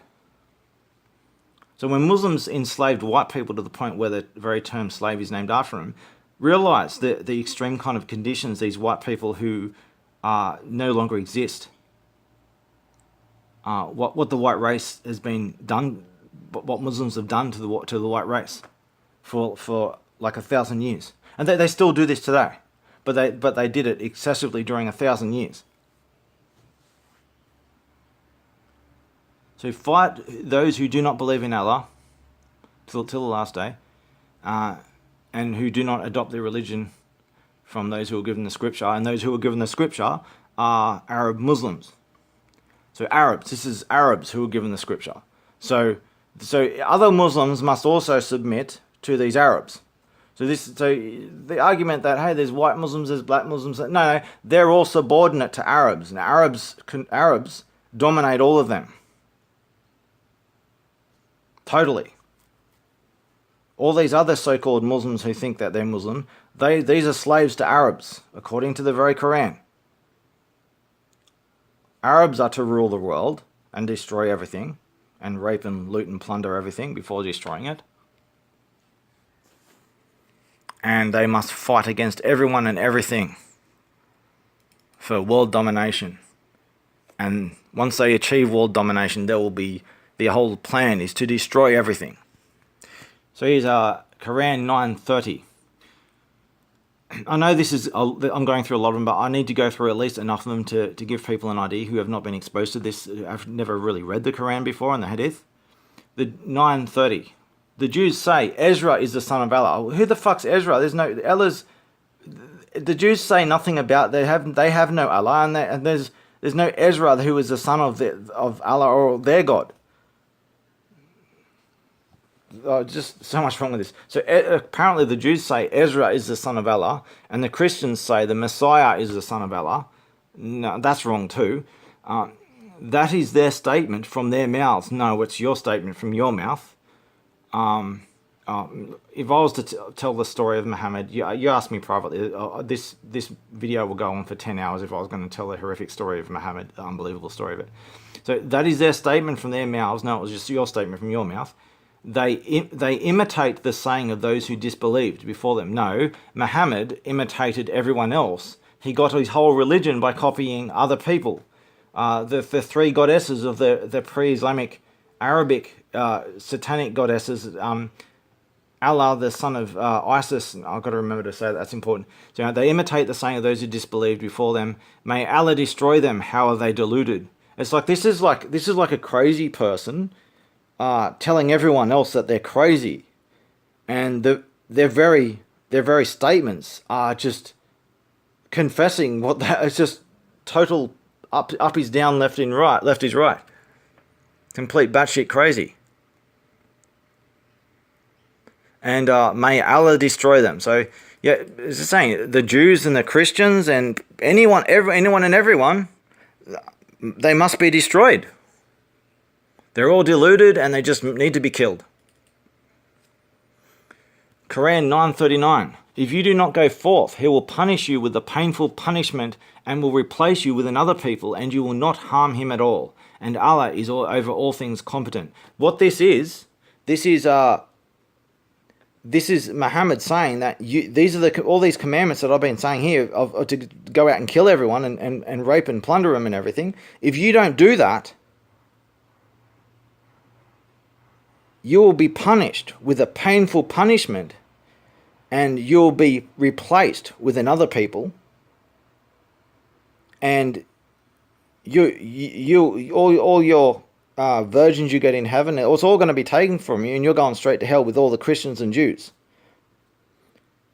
It doesn't matter how much of a Muslim you've been up until then. If you don't engage in this jihad genocide of everyone and everything, if you don't take a part in jihad, you're going to suffer the same fate as the Jews and the Christians, if not worse. Quran 16:106. Whoever disbelieves in Allah after his belief, except for one who is forced to renounce his religion, while his heart is secure in faith, but those who willingly open their breasts to disbelief, upon them is wrath from Allah, and for them is great punishment. So basically, you're going to get tortured, murdered with the Christians and Jews and everything if you so much as doubt, any slightest doubt in Islam. No criticism allowed, no doubt allowed. Thought Police 2.0. The slightest doubt, and you're going to hell with the Christians and Jews, and they're going to have a creative way of sending you there. They so much as suspect that you're doubting Islam. That's what happens to you. So here's the important, except for those who are forced to renounce his religion. So this is part of a lot of other commandments. It's about lying. It's one of the commandments that Muslims are instructed to pretend that they're not Muslim. So if they know that they're going to get persecuted in a non-Muslim country, they pretend not to be a Muslim, or they pretend to be some other version of Islam, which is like what Eros is doing, and a lot of Muslims do. They pretend, oh, we're not the extremists, we're peaceful Muslims, or we're moderate Muslims, we're not like the ISIS. Even though we're funding ISIS and we've got ISIS members hiding in our lounge room right now, we're not a radical Muslim wants to behead you, a moderate Muslim wants a radical Muslim to behead you. So it's okay to lie and pretend that you're not a Muslim when you are, so long as you're a real Muslim. You can lie all day, and that's a good thing. To fool and take advantage of people and lead them on and take advantage of their vulnerability, and stab them in the back as soon as they turn around. That's a good thing in Islam. So next, Quran 22:19. These are two adversaries who have disputed over their Lord. But those who disbelieved will have cut out for them garments of fire, poured upon their heads will be scalding water.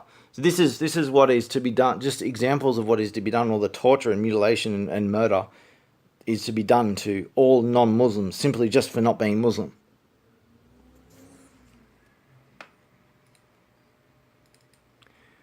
Quran 22:20. By which is melted that within their bellies and their skin. So this is actually a continuation of the previous one. So this is more like, so there will be their very bellies will just be melted, and their skins as well. So there's like just examples of all the graphic detail of how non-Muslims are to be tortured and shit. Not just in hell, but in their life here to be tortured by Muslims. So, and 22:21, the continuation of the same thing, and for striking them are maces of iron. And the next verse, 22, every time they want to get out of hellfire from anguish, they will be returned to it, and it will be said, taste the punishment of the burning fire.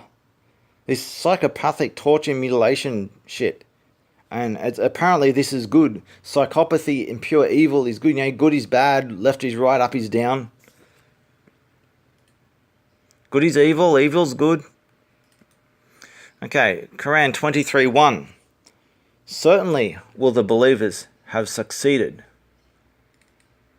Those, this is continuation, those who are during their prayer humbly submissive, you know, this is all about submissive and subjugation, and they who turn away from ill speech, and they who are observant to zakah, the extortion tax, slavery tax, and they who guard their private parts, except from their wives or their right hand possesses, for indeed they will not be blamed. So you got to guard your private parts. You got to be sexual abstinence, and you're not a sexual pervert who just goes around raping everyone, even though you are. Let's just pretend you're not, like, and pretend otherwise. So, well, you're not allowed to be sexually active or promiscuous or anything.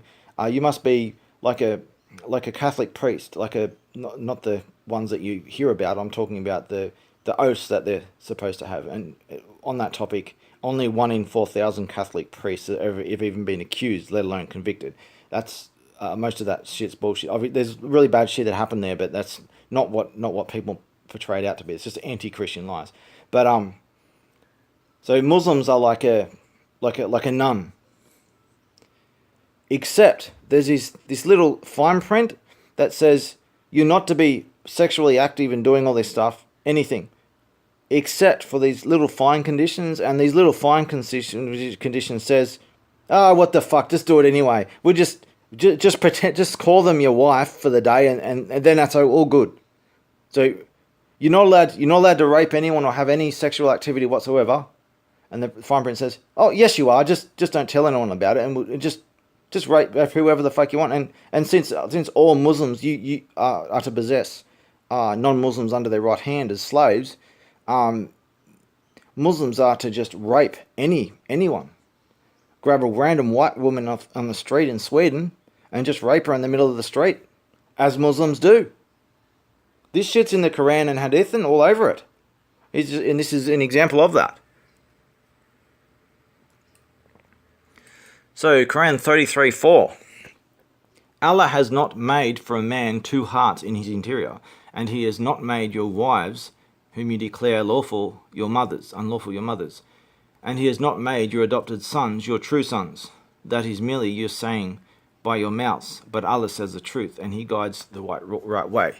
I'm not sure what that was supposed to mean. So, Allah has not made for a man 2 hearts in his interior, and he has not made you wives from whom you declare unlawful your mothers, and he has not made your adopted sons your true sons. Well, it's funny because adopted sons, Muhammad married his son's wife. Yeah, Muhammad married his son's wife. He married his own family members. He married children and raped children. He had more than a dozen wives at the same time while raping 200 children and beheading them after raping them. Yeah, and apparently this is some kind of advanced moral system of sexuality, somehow. But I can't remember the details of what this quote was in reference to, this particular one. Okay, Quran 33:27. And he caused you to inherit their land and their homes and their properties, and a land which you have not trodden, and ever is Allah over all things competent. So, all Muslims are to inherit the land and homes and properties of lands that they have never been in. Like, this is saying all these other countries throughout the world that you've never been in, that you've never seen, all that and all their countries and all their shit. That's all yours for the taking. It's all yours. There's no respect for any of their property. All that shit's yours. Just fucking take it. Isn't that what Muslims do? They just come in uninvited in other people's country, rape all the women and take all the shit. And this shit's all in their Quran and all that. So Quran 33:50. 33:50. O Prophet, indeed we have made lawful to you your wives to whom you have given their due compensation, because compensating wives, because there's an admission here that they're being oppressed and shit's being taken from them. Their whole womanhood is being just raped from them, and they're to be compensated to some degree, as though that makes it right. And those your right hand possesses, your sex slaves, from what Allah has returned to you of captives. So these are sex slave captives. Muslims are to subjugate and take captive the entire world and have them as sex slaves. So these Muslims who come over and to conquer us, they'll conquer these little girls in the street and rape them, as the very Quran says. And the daughters of your paternal uncles, and the daughters of your paternal aunts, and the daughters of your maternal uncles, and the daughters of your maternal aunts who emigrated with you, and a believing woman if she gives herself to the Prophet, and if the Prophet wishes to marry her. This is only for you, excluding the other believers. So this is what this is saying, is incest is all good too. You can marry members of your own family, it's all good. Incest is all good. In fact, there are places in the Quran and Hadith that command Muslims to engage in incest for the purpose of multiplying their numbers really fast in a war of jihad. This is what they do. They're instructed. There's a plan in the Quran and Hadith about this. Is you secretly migrate into someone else's country. You engage rampantly in incest to build your numbers up covertly, and once you build enough numbers up, you violently take over in the night and behead everyone. And this is what they've been doing for 1400 years. So believing women are excluding the other believers. So excluding the other believers, which means you're not allowed to rape and take as wives your other believers' wives. So you can do this to all non-Muslims. You just can't do this to other Muslims and their wives. Everyone else is fair game. We certainly know what we have made obligatory upon them concerning their wives and those their right hand possesses, but this is for you in order that there will be upon you no discomfort. And there is some big amazing dickhead. So this is in the name of discomfort. So let's just basically give you a paradise of rape and incest and shit, and give you a comfortable life, just taking whatever you fucking want. And this is ordained by Allah. You just go to Sweden and rape a random little girl in the middle of the street. It's all good. The Quran says so.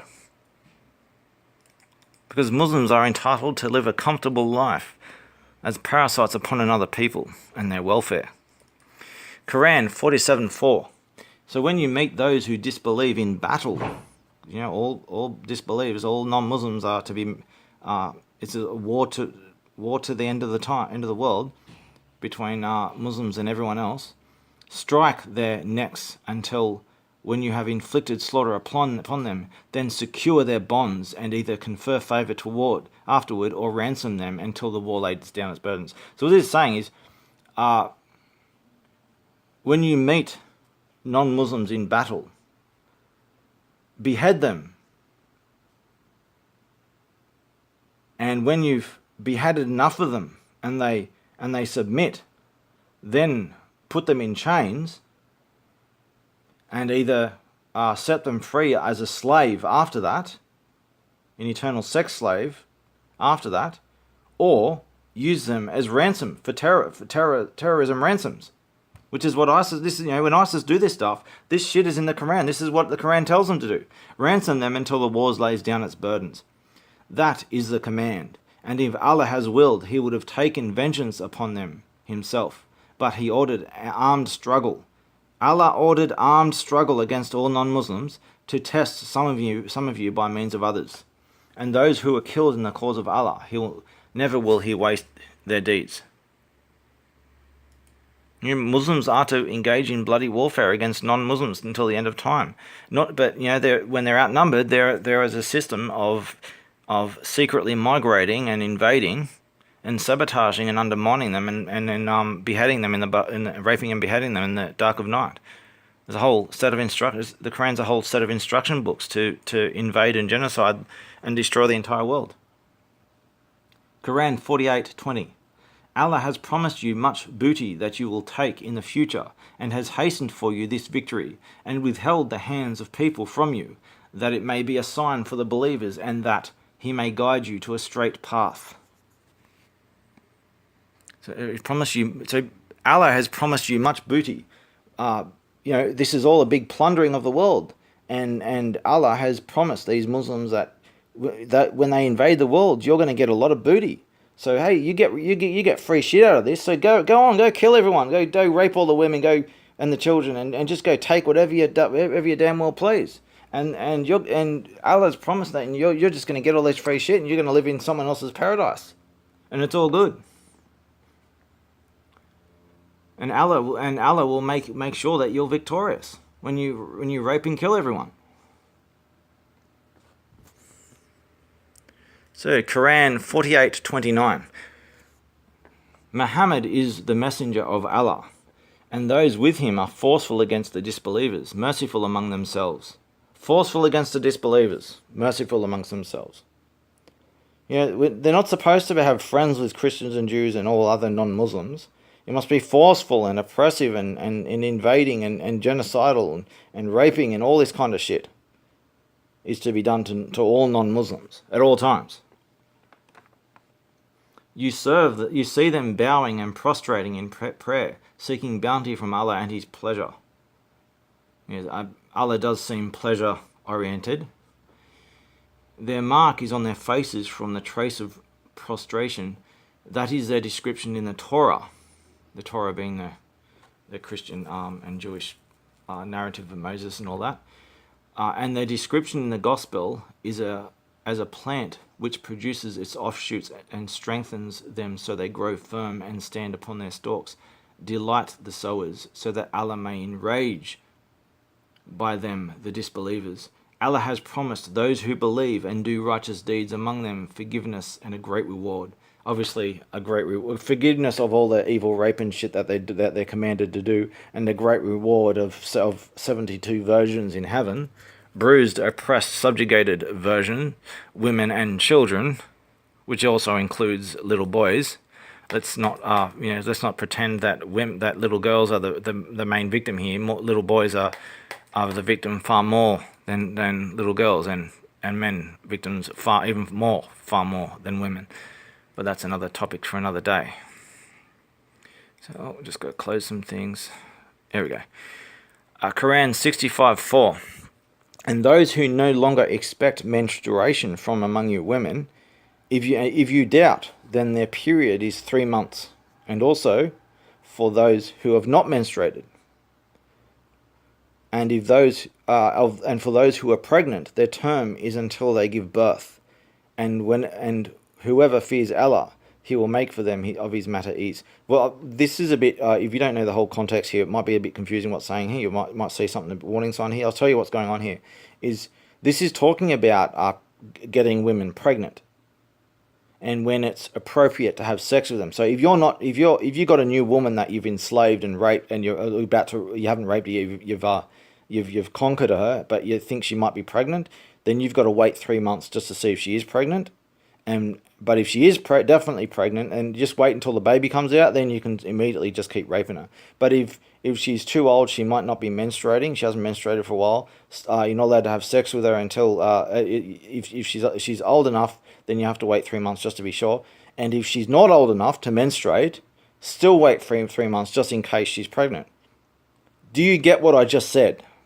If they're not old enough to menstruate, wait 3 months before you rape her. Because this little girl, who he's not old enough to menstruate, might be pregnant already, because this is what Muslim men are instructed to do, to rape all these little girls. So this is about instructions to rape little girls, engage in pedophilia. So just in case this underage little girl who's too young to even menstruate, just in case she's pregnant, just wait a while to see if she's pregnant before you rape this little girl. Quran 66:2. This is the last one of the Quran.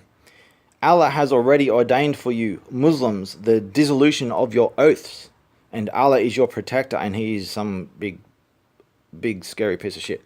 So the dissolution of your oaths. So this is one of the instructions to lie.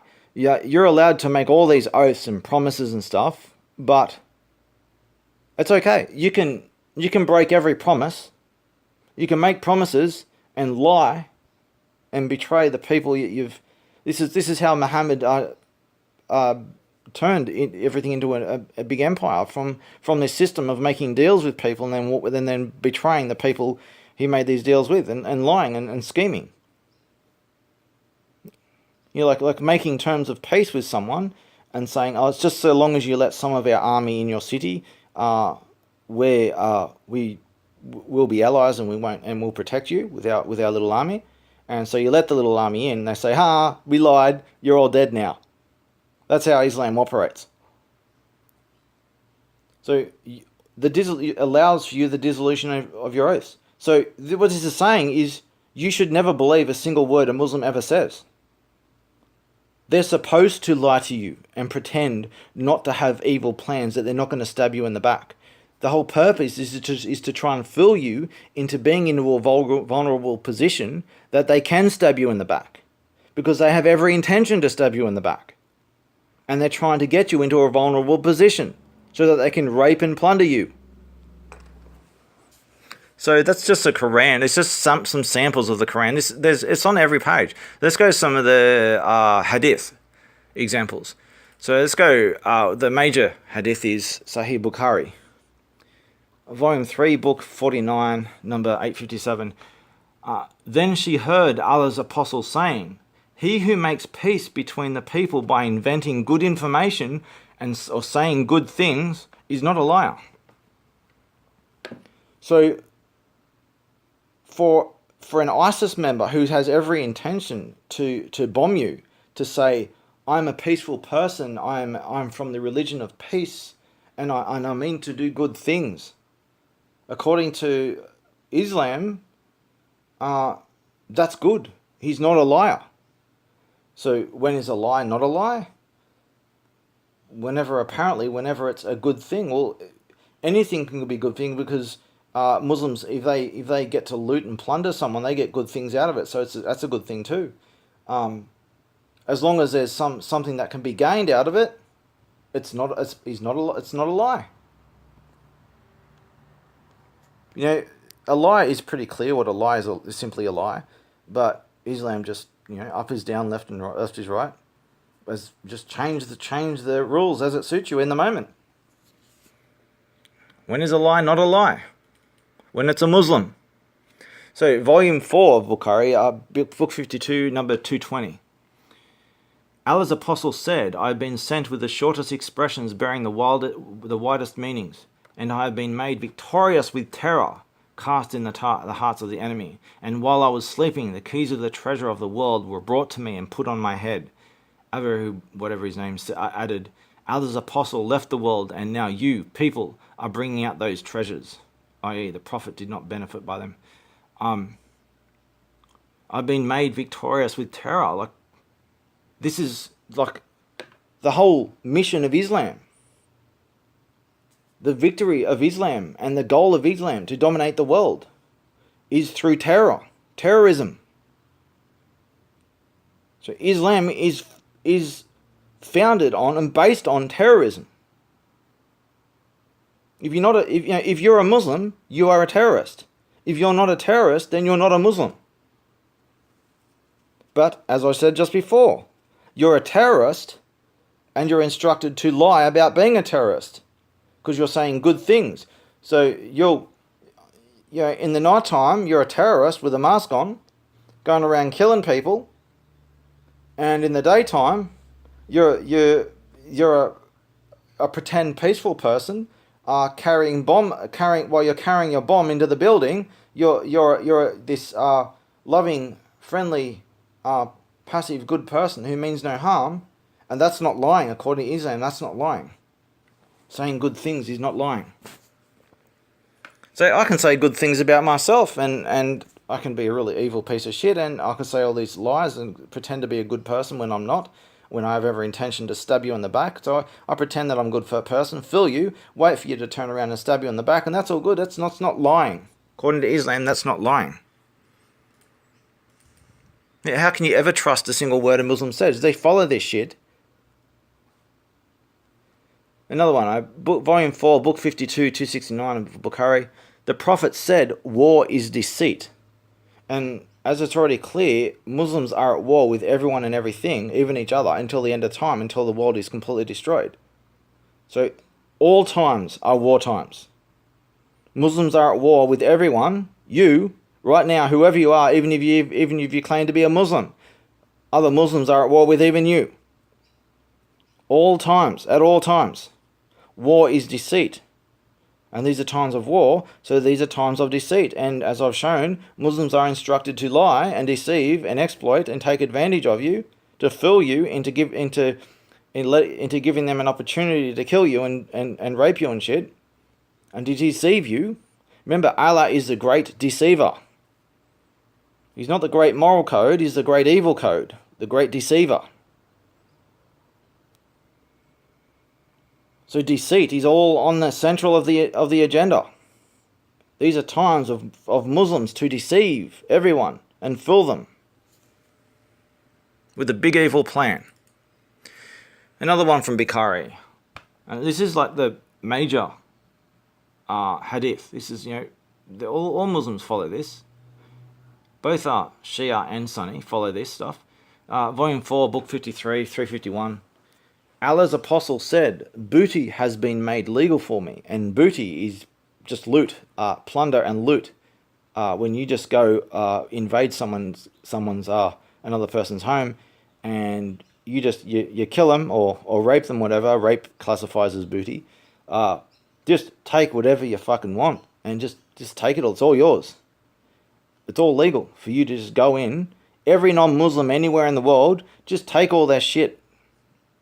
Any and at all times, just do whatever you damn well please and just take all that shit, all their shit, it all belongs to you. Just fucking take it.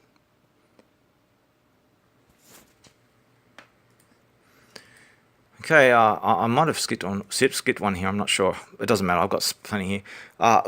Same Bukhari, Volume 7, Book 62, number 88. The Prophet wrote, this is a bad one, and there's many examples of this. So there's a lot of lies Muslims say about this quote here. And it's all lies. It's all lies. This is what Muslims do today, have always done. This is central to Islam and the pedophilia in Islam. The Prophet wrote the marriage contract with Aisha while she was 6 years old and consummated his marriage with her while she was 9 years old, and she remained with him for 9 years, i.e. until his death. This is Muhammad marrying a 6-year-old little girl. And other references in other places where he molested her between the ages of 6 and 9, but he admits that he officially had sex with her when she was 9 years old, after marrying her when she was 6 years old, after having a dozen wives on top of that and hundreds of sex slaves at any one time where he raped at least 10 women every day. On top of all this shit, and even more. Yet it's still not enough. He has to marry a little 6-year-old girl, molest her, and officially rape her at 9 years old, while beating her up regularly too. To this little girl. Is this shit acceptable? Anyone who follows this shit should pretty much be executed, as far as I'm concerned. Anyone who claims to follow this shit, I don't care if you're so stupid like Eros, who says that you follow this shit, and pretend that you've never read the shit that you claim to follow. You know, if you claim to be a member of ISIS, you go to prison. Whether you've killed anyone or not, you're a threat to everyone else. Playing dumb and ignorance, it's no excuse. Like, if I ran around saying I'm a pedophile, I go to prison. It doesn't matter what excuse I try and make up after doing it. You do the deed. You claim this shit. You fucking own it. If all Muslims, according to the rules of Islam, the Quran and Hadith, is all Muslims must follow the instructions of Muhammad 100% accurately at all times, with no criticism, no doubt whatsoever. You must follow 100% at all times. If you slip up, you get beheaded. A Muslim must follow all of these commandments. So all this stuff, what I'm saying here, the example of Islam must be followed. The example of Muhammad must be followed, and all these commandments I've shown so far must be followed at all times. And if you don't, you're not a real Muslim and you must be beheaded. So anyone who claims to be a Muslim, they follow all these commandments that I said, such as this one here about pedophilia. So if all Muslims are instructed to follow the example of Muhammad and his rules, and this here being marrying 6-year-old and raping her when she's 9, pedophilia, then all Muslims are commanded to be pedophiles. And if you claim to follow a book that commands you to be a pedophile, and you're saying, I follow that shit, and that shit's saying that you're a pedophile, and you're claiming that you own you're part of that shit, then you are a pedophile. You are, whether you have molested a child yet or not. By simply saying you are a Muslim, you are therefore a pedophile, because this is what the Muslim books say. The things that you're saying you're following say that you're a pedophile. Therefore, all Muslims are pedophiles, all Muslims are terrorists. It's in the fucking books.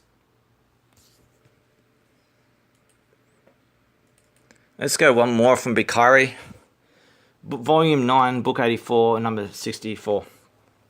Whenever I tell you a narration from Allah's apostle, by Allah, I would rather fall down from the sky than ascribe a false statement to him. But if I tell you something between me and you, not a hadith, then it was indeed a trick. I.e., I may say things just to cheat my enemy. Yeah, I may say things just to cheat my enemy. This is the way of Islam, is to say lies to cheat your enemy and fool your enemy right before you behead them and rape them and shit. This is what Islam's based on, these lies and deception and undermining people. There's no such thing as a moderate Muslim. There's no such thing as an honest Muslim. There's no such thing as a peaceful Muslim. By definition, by calling themselves a Muslim, they are liars, and they are terrorists, and they are pedophiles and more, and rapists and all kinds of shit. No doubt I heard Allah's apostle saying, during the last days there will appear some young foolish people who will say the best words, but their faith will not go beyond their throats, i.e. they will have no faith, and will go out from leave their religion as an arrow goes out from the game. It goes out of the game.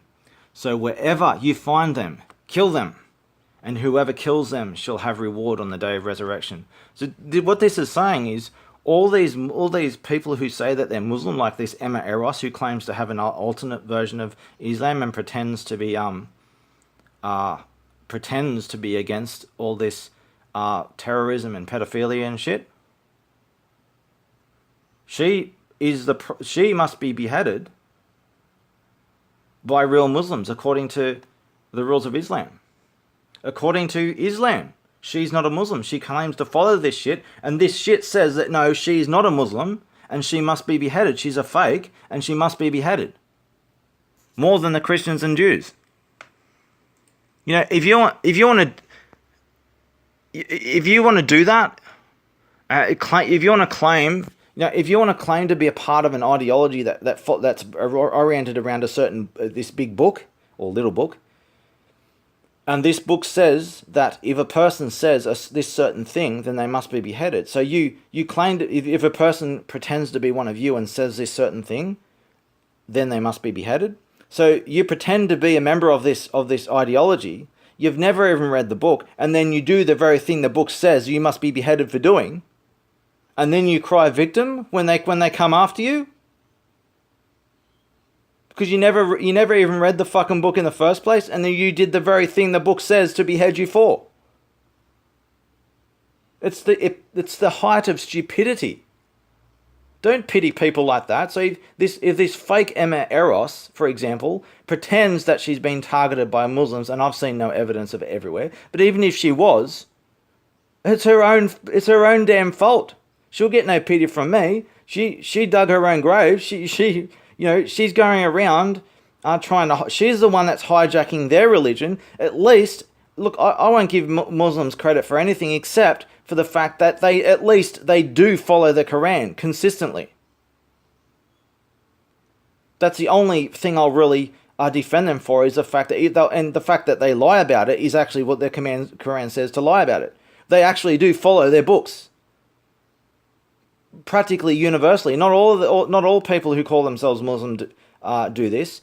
A lot of people who call themselves Muslim, they're not Muslim, but they're forced to say they're Muslim, otherwise they get beheaded. But they do this consciously. They don't want to be Muslim. They're stuck in it because they're going to get killed if they say otherwise.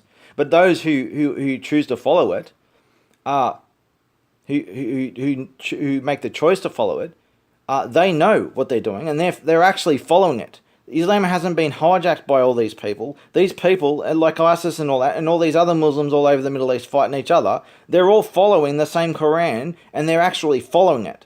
So these idiots like this Emma Eros is going around claiming to be a member of a terrorist group and trying to hijack their ideology and piss them off and do the very thing they're instructed to be. It's like if I went to Saudi Arabia. Let's just say I was a woman and I went to Saudi Arabia in a bikini and started saying I'm a Muslim and now I'm not a Muslim. I'm a Muslim. Now I'm not a Muslim. I've left Islam. What are you going to do? Well, the Quran says that if you leave Islam, you must be beheaded, and also that women must be covered up at all times and they must be quiet and all this kind of stuff. If you go to someone else's country and try and be a part of their ideology, and you do the very things that they're supposed to behead you for, that's crystal clear say in that ideology, you have no right to pretend that you're the victim here. Their rules may be fucked up, but at least they're following their own rules. That's what the book says. You're the one hijacking their religion, and you're the one intruding on them. So when it comes to people like Emma Eros getting terrorist threats and all that shit, she's almost certainly not getting terrorist threats at all. But if she does, well, according to logic and reason, she deserves it. It's all her own doing. She can't even quote a single verse from the Quran that she's apparently the expert of. She's not a scholar of Islam, self-admittedly, but somehow she knows more than all these scholars who are saying otherwise. All right, let's go to one more book, two references to another book, which is not widely known, Ishaq. So let's go Ishaq 208. This quote was difficult to track down, but I found a mention of it in Wikipedia. When Allah gave permission to his apostle to fight, the second Aqaba contained conditions involving war, which were not in the first act of submission. Now we bound ourselves to war against all mankind for Allah, and his apostle. He promised us a reward in paradise for faithful service. We pledged ourselves for war in complete obedience to Muhammad, no matter how evil the circumstances. If that isn't clear, read that quote in red over and over until you get what that says. It should be pretty crystal clear. At war against all mankind, in complete obedience, no matter how evil the circumstances, no matter how evil the commandment of what to do. It's self-admittedly evil. But apparently it's all justified because some mystery god says otherwise. One more quote. The Life of Muhammad, 327 of Ishaq. This was really hard to track these quotes down. There's a lot of stuff that Muslims heavily cover up from English-speaking people from finding. So from his enemies until he made slaughter in the earth, i.e. slaughtered. The Life of Muhammad 327. His enemies until he slaughtered his enemies until he drives them out from the land. 1. You desire the lure of this world, i.e. its goods, the ransom of its captives, but God desires the next world, i.e. they're killing them to manifest the religion that which he wishes to manifest and by which the next world may be attained. Had there not previously been a book from God, there would have come upon you for what you took. This is really poorly written, as all Muslim texts are, i.e. prisoners and booty, and lawful punishment, i.e. had it not previously gone forth from me that I would punish only after a prohibition, and he had not prohibited them, I would have punished you for what you did. Then he made it lawful to him and to them as a mercy from him and a gift from the compassionate. Apparently Islam's compassionate. I'd like to see someone debate me on that. The merciful. He said, so enjoy what you have captured. Enjoy what you have captured as lawful and good, and fear God. God is forgiving, merciful. Then he said, O Prophet, say to those captives in your hands, if God knows any good in your hearts, he will give you something better than that which has been taken from you, and God will pardon for you. God is forgiving, merciful, and blah, blah, blah. So enjoy what you have captured as lawful and good. And Muslims are instructed to capture and plunder and loot everything, destroy everything, and just take it all, take everyone else's shit, all for yourself. This is what Muslims have always done since the very beginning. So I've just given you quite a sizable list, but this is just the tip of the iceberg. This is like every page of the Quran and all the Hadith and everything. And this is what all Islam is. There are no good verses. There's no good side of Islam. It's all evil. This same evil shit on every page. Every part of every page is the same shit. So let's mention a few things about Islam. So the modern symbol of Islam, no one knows this stuff. The modern symbol of Islam is the so-called crescent moon, with the star in the background, and based on something from Turkey and the Turkish flag. And apparently a lot of Muslims will claim that that's not our really official symbol. We have no official symbol. And these are people who are instructed to lie, so don't believe a word they say. So this so-called modern symbol of this lunar symbol, it's not a lunar crescent, it's a solar eclipse. If you look at a lunar crescent, it has a very different angle than a solar eclipse. Just look at a lunar crescent and look at a solar eclipse. So look at this. Now, this is the goddess Isis, and compared to a solar eclipse. And look, the symbol of Islam, it's like this, that it's a solar eclipse as the moon eclipses the sun and brings darkness to the world for a short period of time. That's what Islam is. Islam is the lunar religion, Christianity is the solar religion, and Islam is to eclipse the world in darkness. You're to eclipse Christianity and eclipse the world in darkness and bring darkness to the world and destruction as much as can possible in its short duration of lifespan, to do as much damage to mankind and the good in the world as possible. So where does all this symbolism come from? Well, it's a solar eclipse. We'll get to that in a minute. What's this star? The symbol of a star in the background. Well, that's actually the symbol of Venus. Venus in the background, operating behind the scenes, using this Islam ideology as a proxy and a puppet to eclipse the world in darkness. And this star in the background, Venus, is the one orchestrating this stuff from behind the scenes. So this whole ideology of Islam, which is the evil that eclipses the world, is just a proxy and a puppet of someone else, and this someone else is this Venus. Well, the Venus, it's not just the planet Venus. It's actually it means something. It's actually the morning star, which is really which is Lucifer. Lucifer, the morning star, Venus. This is what the symbol means. This is actually, this star in the Islamic symbol is actually Lucifer, operating behind the scenes and using Islam as the ideology of evil to destroy the world in a short time that it has. So this Lucifer symbol of eclipsing the world is not something new. This is the same symbol of the goddess Isis. As you see in this image here, you can see the calf, which is the same golden calf in the times of Moses in the Bible, the same evil shit that went on while they were in the desert for 40 years for a reason. They were worshipping Lucifer and doing all kinds of sick shit. And this was the persistent evil that kept appearing, like a virus that just kept coming back up. And the idea of keeping them in the desert for 40 years was to try and cleanse them of this virus and make sure it doesn't resprout again. This is the old pre-Islamic version of Islam. This is all evil, devil worship shit. The religion of darkness, the lunar religion, the nighttime religion,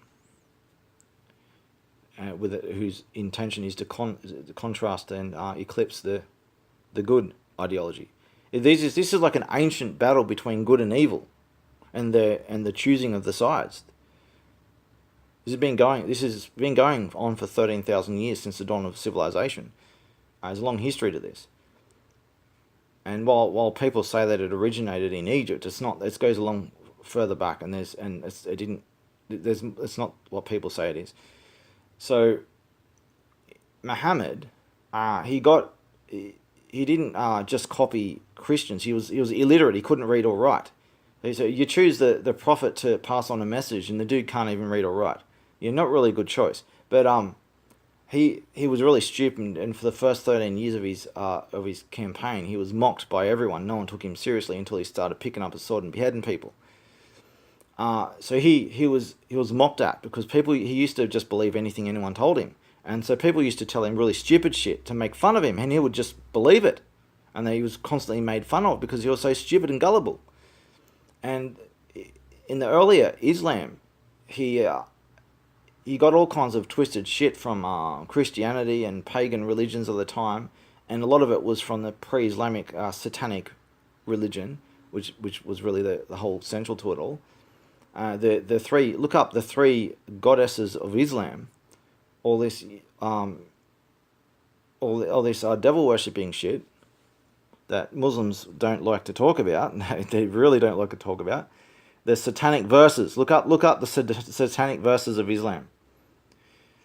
And basically Muhammad, he was having seizures and shit. He was drooling. He was drooling everywhere. He was like having fits like an animal, growling, making animal noise. Just completely batshit crazy and evil at the same time. Just a drooling psychopath. He tried to kill himself a number of times. He went for years. He went insane for years because he was hearing the same sentence over and over in his head non-stop for years. He's textbook crazy, and just batshit crazy as you can get, and evil. So he never got any of his messages from God. He didn't speak to God. He only spoke to Gabriel, a creature that identified itself as Gabriel. And he got all these instructions, these incoherent, constantly contradicting commandments from Gabriel. No one else, just this Gabriel character. And he ended up admitting that he was also receiving messages from Satan. And all these messages from Satan got mixed up with all the true Gabriel stuff. And he didn't know what was true, what was false, what was what. And he admitted that he wasn't even able to tell the difference. So the Quran's full of satanic shit, and he doesn't know what's true, what's false, what's what poisonous satanic lies are what. I mean, I could go on for hours of this shit. It's beyond what you believe. Most people even today don't even know how fucked up this shit. They don't know any of this. So what was I going to say? So with this ISIS stuff, well, Allah is not, as Muslims say, Allah is just the Arabic word for God. No. Allah was a lesser polytheist god who was the son of the goddess Isis. This is a lot have gone on to try and censor this, to cover all this up. And if you look at this symbol of Isis, this eclipse with Lucifer in the background, when it comes to Isis, Lucifer was represented as the snake, whereas now it's represented as a star, as Venus, the morning star. Lucifer, the morning star. It's the same symbol for the same reason. It's the same ideology. So Allah is the son of Isis, the goddess Isis. So we have the goddess Isis, and now we have Isis today. Maybe there's more than a coincidence going on there. There's a big rabbit hole here, and I encourage you to look into it. It's far worse than anything you could imagine, and I can privately elaborate on a whole very long story with a ton of evidence that will completely blow your mind. Things that I can't even say here, that are so controversial that any reference to it will get deleted very quickly, and other measures will happen after that. But find me, engage me, and we can talk about that stuff. It's going to take a lot of time. So this Eros character has joined One Nation as a so-called peaceful Muslim, and none of it makes any sense. People trying to prey on people's ignorance. So One Nation went from being against Asian immigrants to being against Lebanese Muslim immigrants and just Islam in general. Now, there's been a steady, consistent message of One Nation for a long time that, they'll never mention the magic words white genocide. They'll never admit white genocide. They'll just admit as much that Australia is being demographically replaced, and they only mention that sometimes. And they're not in defense of white people. They're just defending against Muslim invasion, but they're not defending white people. They're defending someone or something else other than white people. So they'll never directly defend white people. So a lot of white people have seen One Nation as their last chance at any kind of defense of the white race. But they'll hint that they might be in defense of white people. They'll never directly say it. They'll never mention the magic words white genocide. None of even today, not even this Anning dude. None of them. They'll never directly deal with the topic of white genocide. They'll never even say the magic words of that. So a lot of people have thought all this time that this is about defending the white race against white genocide, the real conspiracy, the biggest conspiracy of the world. But they'll never talk about it. They'll never mention. They'll never acknowledge it. They'll just try and pretend that they're on your side by targeting a mutual enemy. And a lot of people have put a lot of trust as their only hope in One Nation. And by sure, One Nation has combined a lot of power over the years, and they are not of one mind. So there are people who want to stop white genocide, and get a government confession of it and start fighting against it. Who are among One Nation. Of course there are. But this is not the main force, the authority behind it. So there's been a lot of disappointment over this, and there's going to be massive consequences. This was the only thing that was pacifying white people in a hope of stopping this white genocide. So their only hope that they have has turned out to completely betray them. And now they've got a choice to just quietly die, or they're going to have to stand up and fight themselves. So this is going to be bigger than the yellow vest shit. Whether it happens sooner or later, people have been delayed from one savior to another, thinking that this one's going to save me. I've got disappointed, got let down. They're a traitor. They're fake. I'm going to jump to another one, jump to another one. You know, some people are new in this. They're still optimistic that they'll eventually find someone who's true. But there are those who have been doing this for a while, and they're just not gonna buy it anymore. They know that you know, they've been let down too many times, and they've woken up to what's really going on. That they're gonna have to do something directly. And if you want to start doing something directly, there's a lot that needs to be discussed, and a lot of truths and facts that need to be made clear, and the picture needs to be fully seen before action must be taken. But if you want to start dealing with the problem and talking about it, and getting everyone on the same level of understanding, engage me at the table. I've been doing this for a long time. So One Nation has gone for so many years about that they're anti-Islam. So the main parties have been saying, oh, Islam's been hijacked, it's a religion of peace. There's a bad Islam and there's a good Islam. So we're just against the bad Islam, the ISIS kind of people, but we're in defense of all the other Muslims. They're all fine. Their version of Islam's okay, but the ISIS Islam's bad. We'll get rid of the ISIS Islam, the bad stuff, and we'll help all these good Muslims. People who have done their research know that there's no such thing as a good Muslim, and they're all zero tolerance for all of them. Need to completely wipe out Islam and purge it and outlaw it, 100%. So One Nation has jumped on board with this idea that zero tolerance for all Islam under no excuse.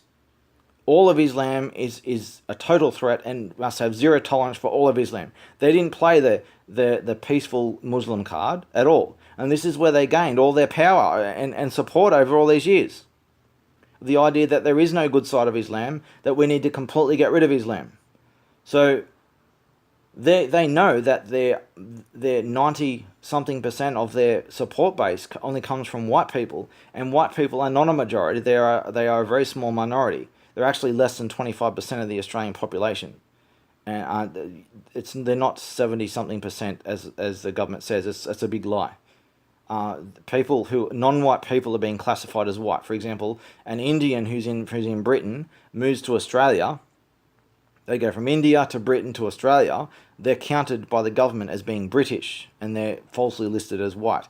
All interracial crossbreeds in the Australian census are classified as white. Arabs are classified as white. South Americans are classified as white. The only people who are not classified as white are those who are pure black and pure Asian. Everyone else is classified as white. So all these little schemes to cover up the extent of white genocide by falsely bloating the numbers. White people are less than 25% and perhaps considerably less. Somewhere less than 25%. It may even be in the single digits now. There's not enough data to work with to find out, but it is less than 25%. I've done the numbers. I've done a lot of research, and it is less than 25%. Somewhere less than 25%. So One Nation knows that the only people they have any hope of getting votes for there's just not enough to get. There's not enough to get anywhere with, and they haven't got anywhere really for a long time. And there's no one to win over because they've won over as much white people as they can. Most white people were in agreement with the arguments that they're making against Islam and stuff like that, and most not other people. There's no chance of winning them over, and they would never get enough votes to get anywhere, and they made no progress for a long time. Give me one moment. So, One Nation, they are being promoted by others as being, hey, they're about white supremacy, white interests, and so all you non-white people don't vote for them, right? So One Nation, what they do is they know they can't get enough votes from white people, so they appeal to non-white people. So they'll never talk about protecting white people. They're always talking about protecting these other brown people. That hey, they're trying to appeal to them. So fuck all the white people. They've got all the votes they can get out of white people.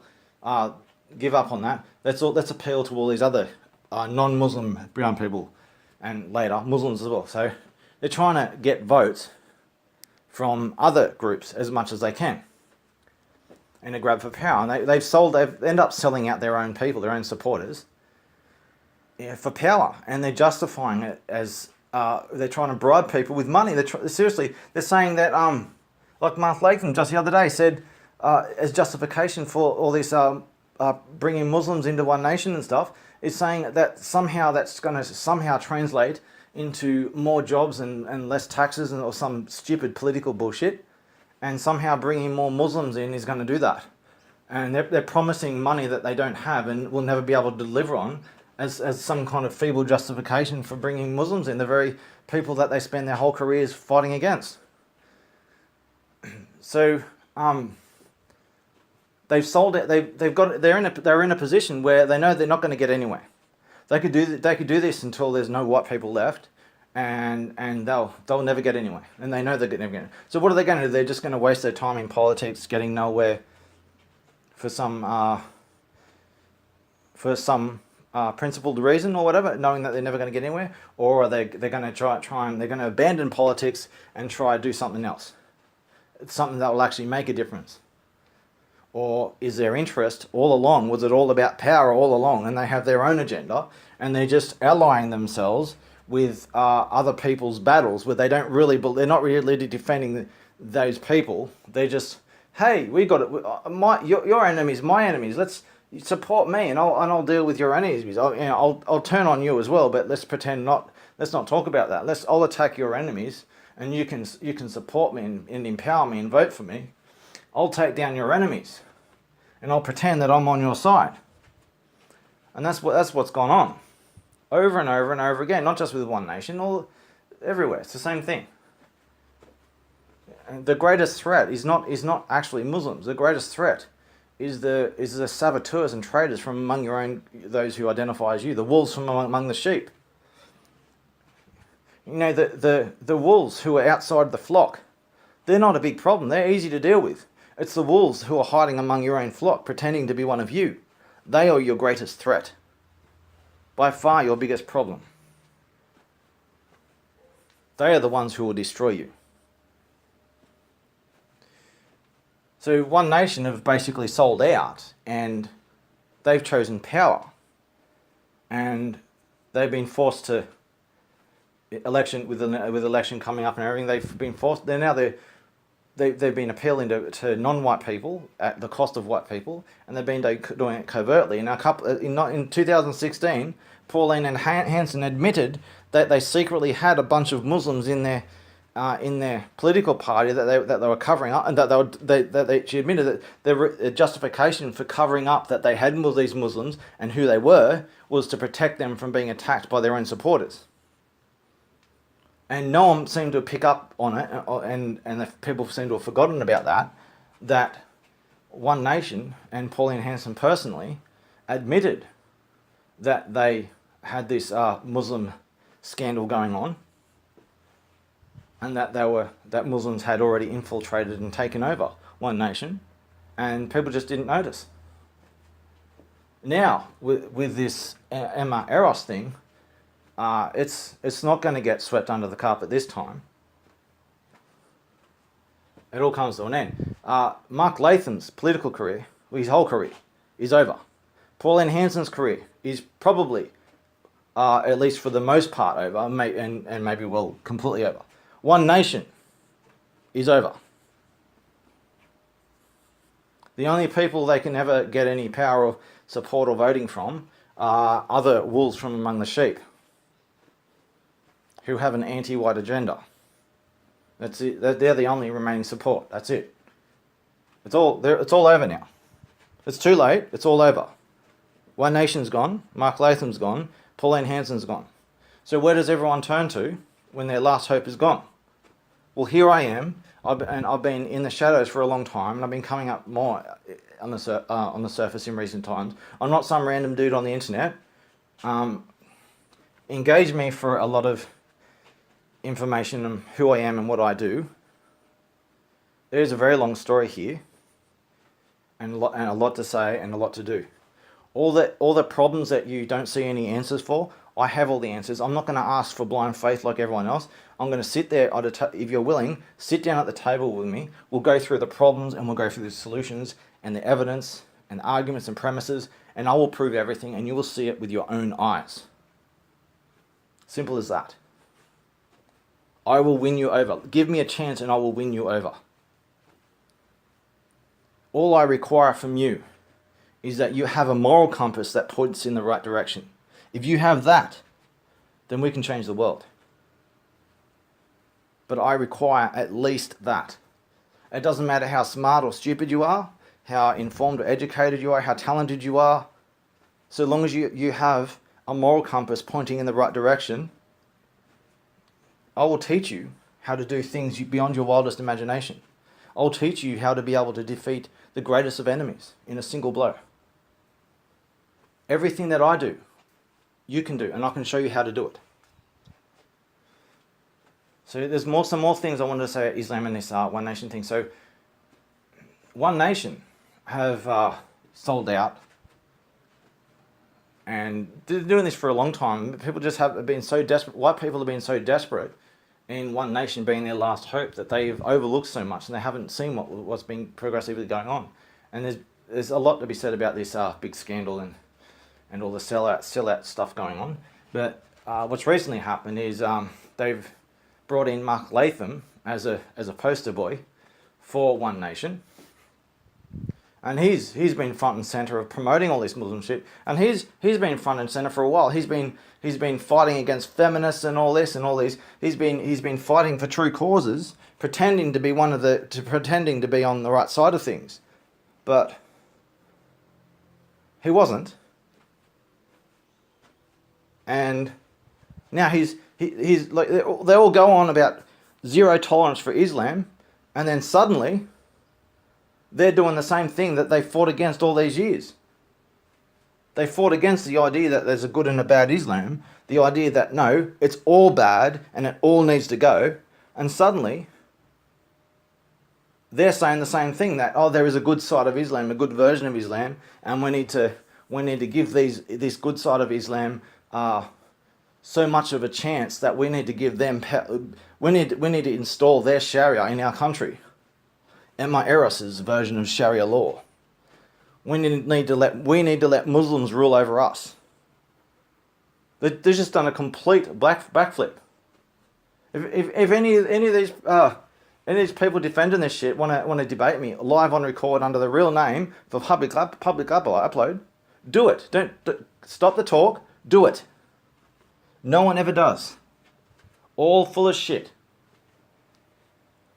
So I've given some explanations of how dangerous Islam is, some history of it, what the Quran actually says, and it's people like this Emma Eros and what Mark Latham and that is now doing, saying that there's some kind of peaceful, benign version of Islam. Well, go on, explain these quotes in the Quran. These are just sample quotes. Explain this shit. Explain how you've got your own version of Quran that isn't trying to rape and kill everyone. You know, provide some kind of, instead of just providing empty claims that are clearly just flat out surface lies with no depth whatsoever, produce an argument, a premise, and evidence, and meet me at the big boys table, and show your cards. Don't talk. Don't just walk around with your hand behind your back saying I've got 4 races in my hand. No. I'm calling your bluff. I'm at the table. I've been waiting at the table for a long time. Come meet me at the table. Show your cards. Yeah, everyone who walks around with their hand behind their back claiming to have 4 races, always consistently full of shit. The only people who are legitimate are those who are begging for anyone and everyone to come to the table to debate and discuss and go through the facts. There's one more thing I was going to mention. Just give me a sec. I can't remember the point I was going to make. It was an important point too, but there's so much I've got to say, and I'll just cut this short. So, this Emma Eros, she's not a Lebanese Muslim. She's not Lebanese or a Muslim. I'm pretty sure she's at least 90% French, 90 to 100% French. And one more final point before I do. I'm going to add a bunch of footage and stuff to show you things that you haven't seen on this topic, important things. But before I finish talking and show you that stuff, I'm going to explain one more final thing. I'm not some random dude on the internet. I'm not just some random waste of time, someone proposing solutions that they can never elaborate on. I can go through every detail to the extreme and prove everything. I've been around in the shadows for a long time doing a lot of very important things. I have solutions and I can prove them firsthand. I'm not going to ask for faith, I'm not going to ask for reason and your time and willingness to engage me at the table, to join me in live debates, to record and upload, under your real name or anonymously if you choose, to database discussions and information that's been revealed, to share important information on these topics and problems, and and bring up a general to get everyone on the right side with information. Because even today there's extreme ignorance and misdirection everywhere, and people have all different information, and much of it's not true as strong as they believe in it. Let's get everyone on the right side. Everyone who has their moral compass pointing in the right direction. Let's get everyone whose moral compass is on the right direction, with the right information on the right side of things. Let's test all ideas to see what's true and false. And if you disagree with anything I say, debate me about it. Let's go through everything and see, and we'll measure your ideas against mine. We'll test them in the fire of debate and see that which survives the fire. I live in that fire all day, every day. I don't lose debates. And you want to try and be the first, by all means try. Let's put all this information together, get enough people on the right side, understand the problem and the solutions, and then do what needs to be done. And do it as quickly as possible at this point. So all you who are just all talk, stand aside and get out of the way and stop talking shit. Just go hide in the corner and get out of the way. I'm looking for the flowers who grew from among the weeds to band together, get all on the right side with a big enough understanding of everything to see the big picture and do what needs to be done. I'm looking for anyone who wants to join me at the big boys table. If you want to meet me at the big boys table, find me. My name is Jeremy Martin. Find me and meet me at the table. And we'll actually do something. So now I could speak for hours on the topic of Islam and this one nation shit with Emma Eros and stuff. I've said enough to give you an idea what's going on, and I'm going to show you some sample videos now of things that relate to this topic, the threat of Islam and what needs to be done.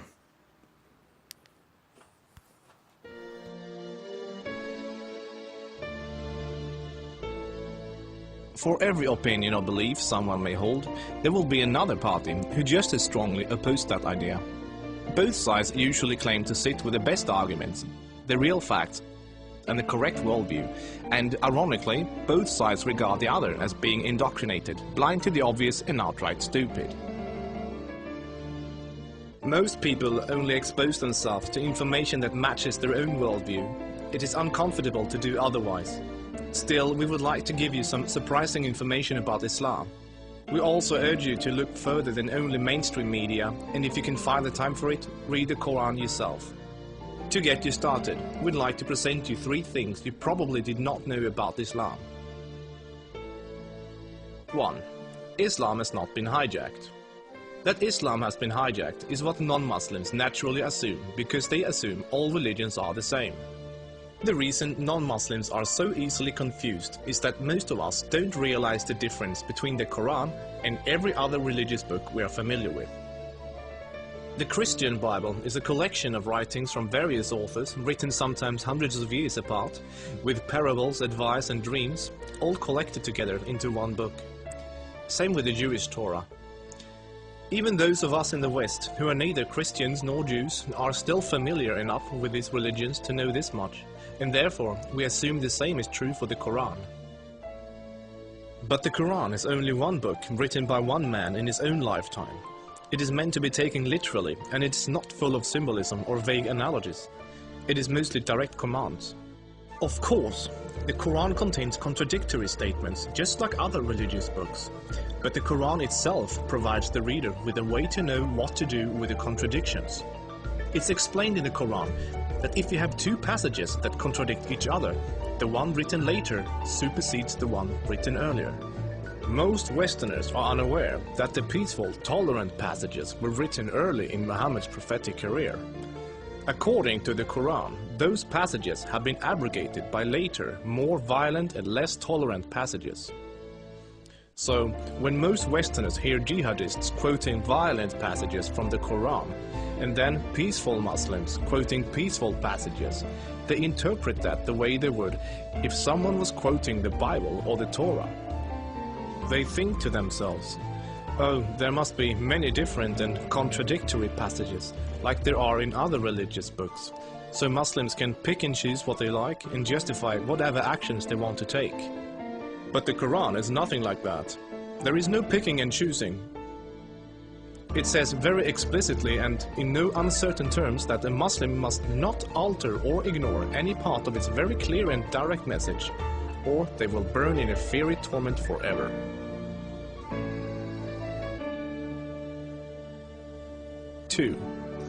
Striving to institute worldwide Sharia law is a religious duty.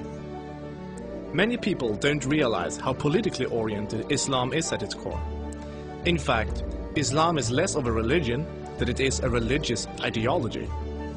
It includes a mandatory and highly specific legal and political plan for the whole society, Sharia. There is no separation between the religious and the political in Islam.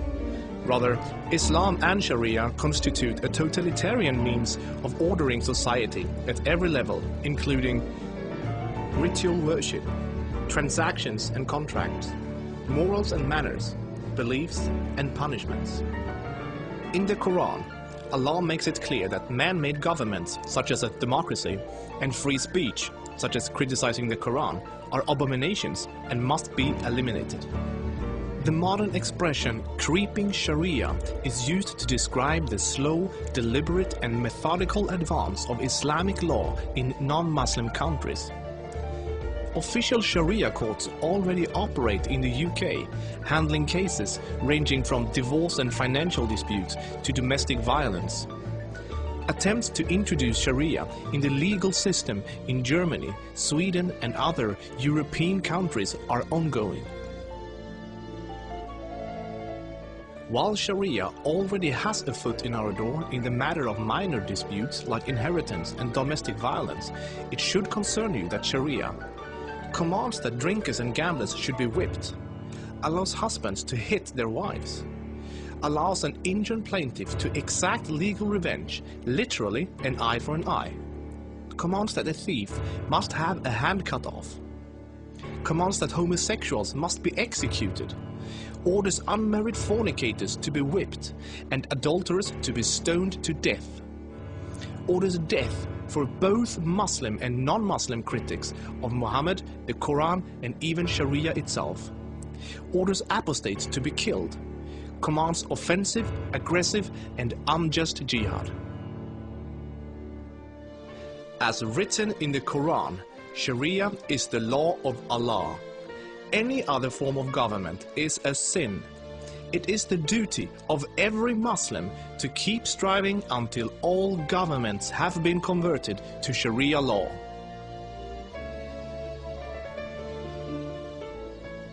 Three, Muslims are allowed to deceive non-Muslims if it helps Islam. For non-Muslims, this principle, called taqiyya, is another surprising concept of Islam. While most other religions speak highly of truthfulness, The Quran instructs Muslims to lie to non-Muslims about their beliefs and their political ambitions, to protect and spread Islam. There are many examples of today's Islamic leaders saying one thing in English for the Western press and then saying something entirely different to their own followers in Arabic a few days later.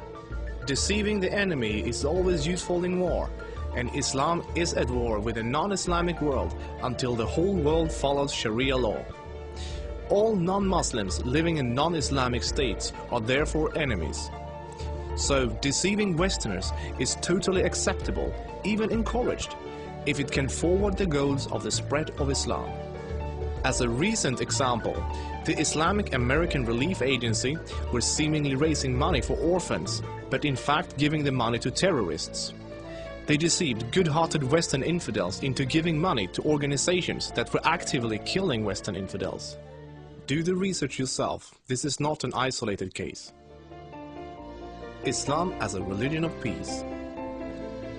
Muslim organizations worldwide often declare that Islam is a religion of peace. But what does that really mean? It seems easy for a Muslim to quote a peaceful verse from the early parts of the Quran, while, by following the principle of taqiyya, neglecting to mention the fact that it has been officially abrogated by later, more violent verses. According to the Quran, the world will be at peace only when Islam and Sharia reign in every country, and never until then. This is why every Muslim can truthfully say that Islam is a religion of peace. If any of these points took you by surprise, then there is surely much more you still don't know. This subject will affect you in the near future, so take the chance to inform yourself now before it does.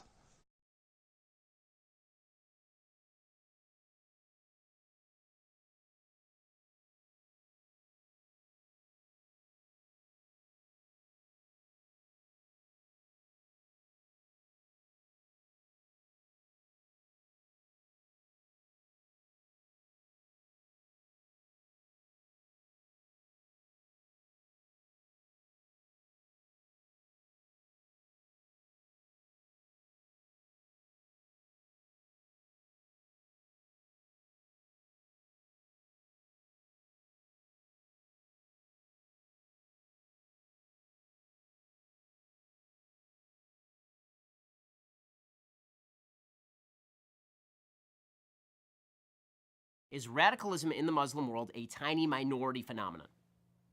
So to answer that question, we need to define our terms. We're really not talking about people who are active terrorists. Radical beliefs are a lot broader than terrorists, and anybody who argues otherwise is being naive or foolish or disingenuous. But terrorists draw their moral, financial, and religious support from those who are not terrorists themselves. So, who are the radicals?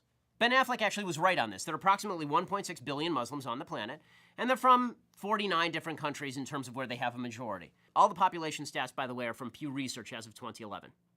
Indonesia is the world's most populous Muslim country. It's got almost 205 million Muslims living there. According to one 2009 poll, it showed almost 50% of Indonesians actually support strict Sharia law, not just in Indonesia, but in a lot of countries, and 70% blamed the United States, Israel, or somebody else for 9/11. So, you make that calculation, it's about 143 million people who are radicalized. You scared yet? We're just getting started. Okay, Egypt, 80 million Muslims. According to that same 2009 poll, it showed that 65% want strict Sharia law in every Islamic country, and almost 70% said that they had positive or mixed feelings about bin Laden. So that's 55.2 million more radicals. Pakistan has almost 179 million Muslims. 76%, just over 3/4, want strict Sharia law in all Islamic countries. That is another 135.4 million radicals. Bangladesh, not a country you tend to think of as Muslim, but there are 149 million Muslims living there. As of 2013, just over a quarter said suicide bombings or targeting of civilians was sometimes justified. Another 82% want Sharia to be the official law of the country, and 2/3 said honor killings of women can sometimes be justified. Honor killings, 2/3. It's 121.9 million radicals. Nigeria, 75.7 million Muslims live there. 71% favor Sharia law. That's 53.7 million people. Iran, 74.8 million Muslims. 83% favor implementation of Sharia law as of last year. So that's 62.1 million more radicals. Turkey has 74.7 million Muslims. And 32%, this is a moderate Muslim country, probably the most moderate Muslim country, 32% said honor killings of women could actually be justified sometimes. So that's 23.9 million radical Muslims in our moderate ally, Turkey. Morocco, 32.4 million Muslims live there. Just over 3/4 support Sharia law. That's 24.6 million radical Muslims in Morocco. Iraq, 31.1 million Muslims live there. 78% say honor killings of women can sometimes be justified. That amounts to 24.3 million Muslim radicals. Afghanistan, 24 million people. A huge majority, 76%, support at least occasionally or just once in a while honor killings of women.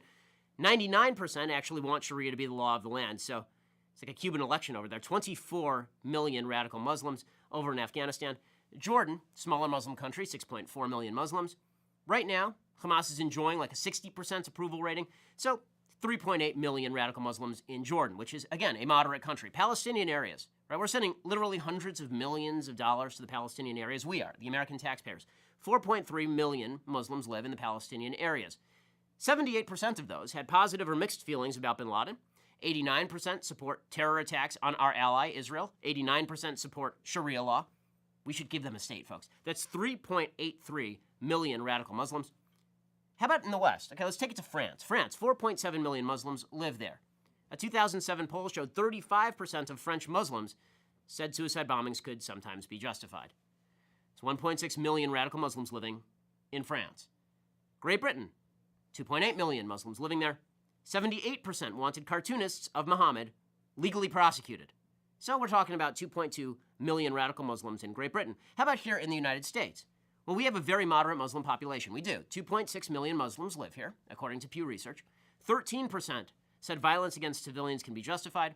19% said they were either favorable toward al-Qaeda or just didn't know. Because who knows, really? That's almost 500,000 radical Muslims here in the United States. Here is the total of the countries that we've gone through just now. 680,030,000. 680,030,000 radical Muslims.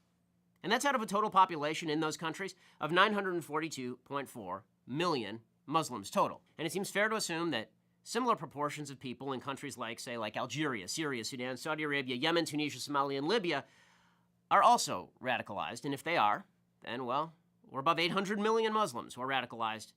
More than half the Muslims on earth. That's not a minority, that's now a majority, and that's still not even surveying hundreds of millions of Muslims in other countries. In other words, the myth of the tiny radical Muslim minority is just that. It's a myth. And, unfortunately, it's a myth that's going to get a lot of civilized people killed. Please keep in mind that the term Islamophobia is an oxymoron, since having a phobia means having an irrational fear. Fearing Islam, which wants 80% of humanity enslaved or exterminated, is totally rational, and hence cannot possibly be called a phobia. This video is not limited to any one religion, but the following is true. The shoe bomber was a Muslim. The Beltway snipers were Muslims. The Fort Hood shooter was a Muslim. The underwear bomber was a Muslim. The USS Cole bombers were Muslims. The Madrid train bombers were Muslims. The Bali nightclub bombers were Muslims. The London subway bombers were Muslims. The Moscow theater attackers were Muslims. The Boston Marathon bombers were Muslims. The Pan Am Flight No. 93 bombers were Muslims. The Air France Entebbe hijackers were Muslims. The Iranian embassy takeover was by Muslims. The Beirut U.S. Embassy bombers were Muslims. The Libyan U.S. Embassy attack was by Muslims. The Buenos Aires suicide bombers were Muslims. The Israeli Olympic team attackers were Muslims. The Kenyan U.S. Embassy bombers were Muslims. The Saudi Khobar Towers bombers were Muslims. The Beirut Marine Barracks bombers were Muslims. The Beshan Russian school attackers were Muslims. The First World Trade Center bombers were Muslims. The Bombay Mumbai India attackers were Muslims. The Achille Lauro cruise ship hijackers were Muslims.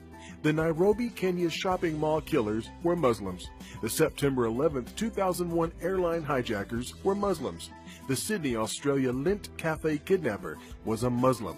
The Peshawar Pakistani school children killers were Muslims. Think of it. Hindus living with Jews, no problem. Baha'is living with Jews, no problem. Jews living with atheists, no problem. Sikhs living with Hindus, no problem. Hindus living with Baha'is, no problem. Christians living with Jews, no problem. Jews living with Buddhists, no problem. Shintos living with atheists, no problem. Buddhists living with Sikhs, no problem. Baha'is living with Christians, no problem. Buddhists living with Shintos, no problem. Buddhists living with Hindus, no problem. Hindus living with Christians, only a rare problem. Atheists living with Buddhists, no problem. Confucians living with Hindus, no problem. Atheists living with Confucians, no problem. Muslims living with Jews, problem. Muslims living with Sikhs, problem. Muslims living with Hindus, problem. Muslims living with Baha'is, problem. Muslims living with Shintos, problem. Muslims living with Buddhists, problem. Muslims living with Christians, problem. Muslims living with Muslims, very big problem. So this led to, they're not happy in Gaza. They're not happy in Egypt. They're not happy in Libya. They're not happy in Iran. They're not happy in Iraq. They're not happy in Yemen. They're not happy in Pakistan. They're not happy in Syria. They're not happy in Lebanon. They're not happy in Nigeria. They're not happy in Kenya. They're not happy in Sudan. They're not happy in Morocco. And they're not happy in Afghanistan. So where are they happy? They're happy in Australia. They're happy in Belgium. They're happy in France. They're happy in Holland. They're happy in Italy. They're happy in Germany. They're happy in Spain. They're happy in Sweden. They're happy in Denmark. They're happy in the USA and Canada. They're happy in Norway and India. They're very happy in England. Loads of welfare benefits. They're happy in almost every country that is not Islamic. And who do they blame? Not Islam. Not their leadership. Not themselves. They blame the countries they are happy in. And they want to change the countries they're happy in to be like the countries they came from where they were unhappy. Islamic Jihad, an Islamic terror organization. ISIS, an Islamic terror organization. Al-Qaeda, an Islamic terror organization. Taliban, an Islamic terror organization. Boko Haram, an Islamic terror organization. Al-Nusra, an Islamic terror organization. Abu Sayyaf, an Islamic terror organization. Al-Badr, an Islamic terror organization. Muslim Brotherhood, an Islamic terror organization. Lashkar-e-Taiba, an Islamic terror organization. Ansaru, an Islamic terror organization. Jama'ah Islamiyah, an Islamic terror organization. Abdullah Azam Brigades, an Islamic terror organization. Al-Shabaab Somalia, an Islamic terror organization. And this is just scratching the surface on Islamic terrorism. There are more, lots more. A new brand of Islam has been created by governments in the West. A brand of Islam that seeks to stifle the Muslims' concerns for their brothers and sisters around the world. A brand of Islam that accepts the Western reading of history at the expense of the real Islamic viewpoint. A reading of history that tells us to embrace as our own those who traveled halfway across the world to fight us in our lands. Let me behold you when comes the judgment. Inna lillahi wa inna ilayhi raji'un. A brand of Islam where the insignia and symbols of Islam are mocked and abused, all under the guise of free speech. The Quran, according to me, is a fascist book, so my aim is to attack and to expose the real nature of the Quran. Is it freedom of speech you're talking about, or freedom of hate speech? Where the Muslims are expected to tolerate the denigration of key beliefs. And when people are talking about Islam being a religion of peace, this is baloney. The slander of the Prophet. The satirization of their values. And the mocking of our dress code and our practices. Wearing the burqa is what's divisive. That's the whole point I'm making. That's what's dividing us. I don't want it in our nation. A brand of Islam whose values are derived not from the Quran and the Sunnah, but from the whims and desires of mankind. Australian communities, Muslim communities? It's a contradiction in terms, isn't it? And a moderate, secular version of Islam that sits comfortably within Western designs for the Muslim world. Get rid of it, tear it out the Quran, and come with a new, more moderate Islam. So the Muslims are increasingly expected to choose between this westernized Islam and the Islam that our Prophet Muhammad ﷺ brought to us 1400 years ago as a mercy to all of mankind. And so Muslims in the West have to question, do we and can we integrate?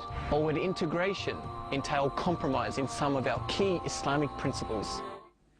Well, joining me now to discuss some of the issues that were raised over the weekend is Uthman Badar, the Australian spokesperson for Hizb ut-Tahrir. Thank you very much for your time. You denounce democracy. You want fundamentalist Islamic law to spread across the globe. Your organisation has a fuzzy position at best on violent resistance. Why shouldn't Australians treat you, view you with fear and suspicion? Well, thanks for having me, Tracy. Well, I think I don't want to probably respond to some of those sound bites. Our positions are very clear in terms of democracy, in terms of what we're doing here in Australia, and that our primary struggle really is in the Muslim world. It's unfortunate that, in spite of the fact that on innumerable occasions we've said that we are not working for an Islamic state in Australia, that this sort of innuendo and fear-mongering is still being peddled. But you have this conference, you hold this conference in Australia. If your fight is not here, why hold a conference here? We hold it here because, again, the Australian government is the one that is siding with other Western powers in backing the tyrants and the despots that rule in the Muslim world, So whether your it be fight is Saudi in Arabia Australia, or then? Egypt or Pakistan. So you say your fight Sorry? is in. So you say your fight is in Australia, then? No, well, it's our struggle is in the Muslim world, but the Australian government is a party to that. And we can talk about local issues, whether we talk about counter-terrorism or national security.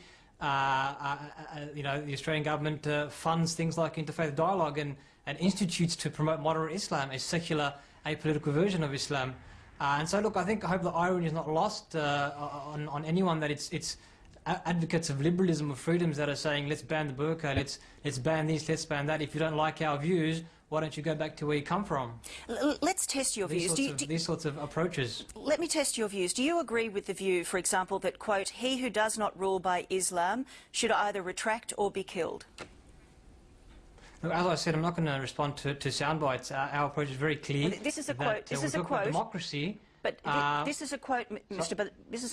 Badar, that is purportedly in your organisation's literature. It is certainly a quote that has been uttered by some of the extremist clerics who would be front and centre in this Islamic state that you advocate, that he who does not rule by Islam should either retract or be killed. Do you endorse that view? Look, again, as I said, unless we're going to extol a good portion of our literature, there's no point in taking out phrases like that. I said our Do you approach is very, endorse very that clear. view?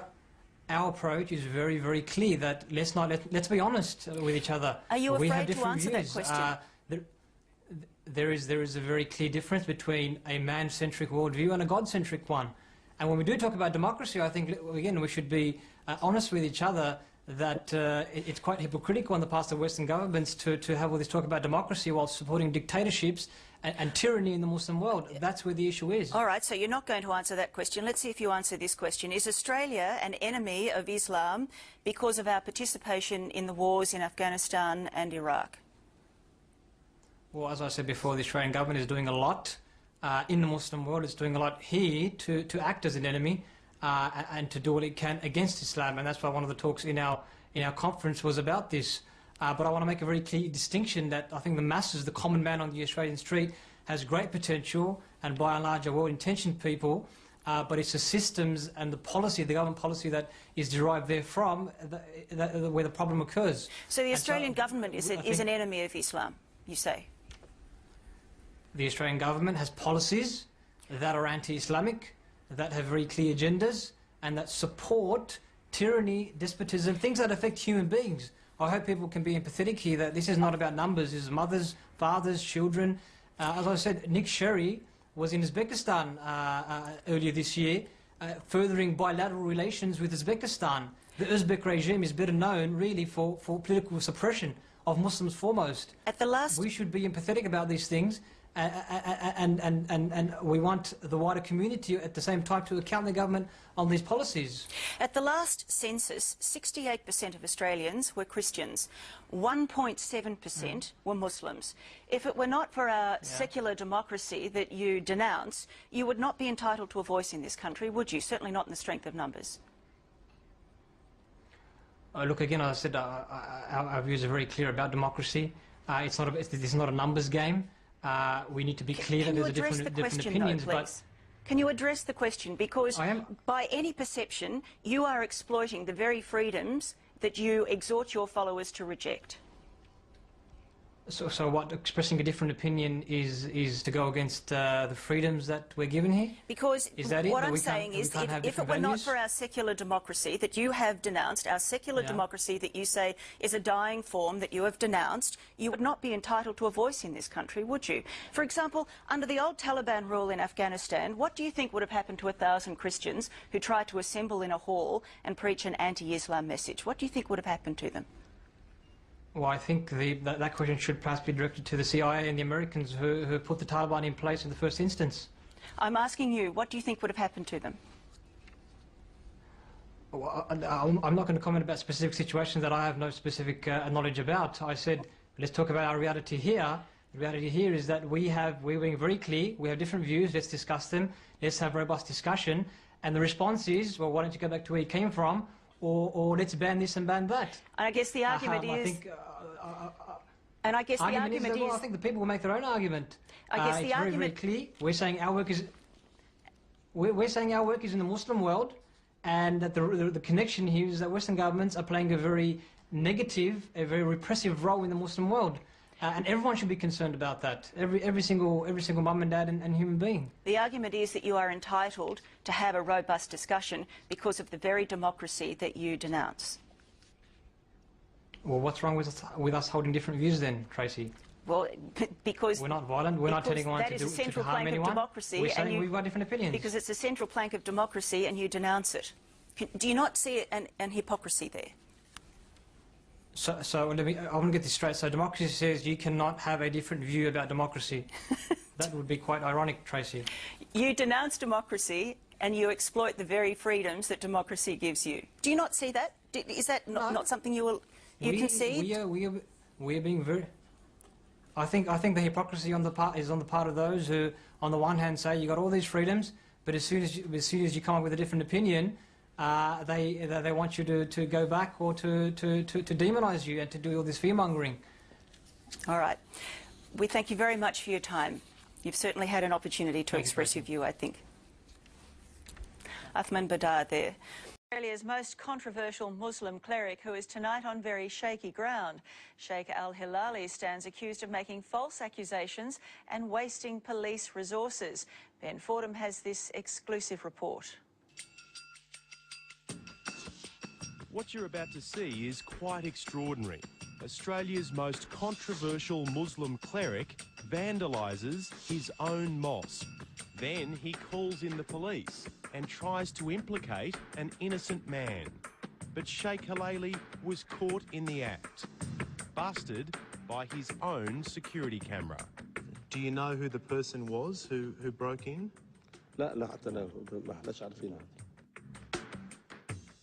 I'm concerned that you are lying to me. I'm concerned you are lying to me. Are you lying to me? You're lying. Our story starts last Friday after Sheikh Hilali had just delivered a stinging sermon about a group of young people in the mosque who he describes as the Taliban in Lakemba. He accuses young radicals of teaching jihad and burning an Australian flag. But the hot topic after Friday prayers is an act of vandalism that occurred at the mosque just 4 nights earlier. I've been told that you had to ring the police here on Monday night. Did you have to ring the police because there was some problem? كان إلتنا problem عندنا a little disease في some youth في بعض المرضى. It's interesting to note that it's election time at the mosque, and leaders like Sheikh Hilali and Mr. Kassir from the Lebanese Muslim Association are facing a push for new leadership. So, claims that a young hothead has vandalised the mosque is playing right into their hands. احنا فيه حصل خطأ وعالجناه disease قصناه. We cut we didn't any bacteria in our center. Yeah, well, it's clear. We called the police for a little problem, but we have fixed and everything is under control. But Sheikh Hilali is hiding a secret that was caught on camera. Here's what really happened inside the mosque last Monday night. This is the official security footage. You can see the time and date at the bottom of your screen. Watch the 4 young men who were the last to leave upstairs. final thing they do is lock the door. It's 10:28 in the evening, and the group of young men has now left. Upstairs is empty, and the door downstairs is locked. And 9 minutes later, Sheikh Halali appears. The Sheikh tries to open the door. He fiddles with the lock and takes a look around the corridor. When he presses his palm against the door, you can see it bend in at the top. Sheikh Halali walks away from the door, and another 9 minutes go by. The security camera works on a motion sensor, so it only records when there's action. Watch what happens next. The Sheikh busts open the door with a flying kick. He pulls the door over and walks away. Sheikh Halali knows he's vandalised the mosque, and if that's not bad enough, things are about to get a whole lot worse, because next, Sheikh Halali calls in the law. Sheikh Halali leads police to the door. The officer inspects the damage. The Sheikh looks at his watch. It's been 15 minutes since he kicked the door in. The General Duties Officer is led upstairs for a look around. Later, the duty officer arrives from Campsie Police Station. He's the man with 4 stars on his shoulder. An investigation is now underway, and Sheikh Halali and his crew are assisting police with their inquiries. They're so helpful that they come up with the name of a suspect. And no, it ain't the Sheikh. The so-called suspect was one of the young men who locked the door on Monday night. By Tuesday morning, he was being quizzed by police about his alleged involvement and denied any knowledge. Back at the mosque, forensics were dusting the door for fingerprints. On Wednesday, the alleged suspect went to the police station and told them he thought he was being set up. That same day, Sheikh Halali told police there was no reason for the investigation to continue. He had identified the culprit and was dealing with the matter internally. Well, I think that needs to be seriously investigated, both inside the mosque and by the police. You can't lodge a false claim against somebody. That's a very grave offence. Like the rest of us, journalist Paul Sheehan has followed the thrills and spills of Sheikh Halali, from questioning heavy jail sentences handed down to gang rapists to claiming Muslims are more entitled to Australia than those with convict heritage. Will you resign? No and no and no. But his most disgraceful effort was when he warned that women who wear suggestive clothing could be provoking sexual attacks, comparing them to uncovered meat. With Sheikh Halali, you've got a top 40, a hit parade of mistakes, exaggerations, oh, I was quoted out of context. He's been very provocative for a very long time, and the Australian public has basically given up on him, and I'm just wondering about the Muslim community. Do they think he accurately reflects them? Yesterday, I returned to the mosque to show Sheikh Halali the footage. At 10:46, yes, you kicked the door in. Yes, look what happened. His excuse sounds familiar. Some trick. Some trick? Some trick.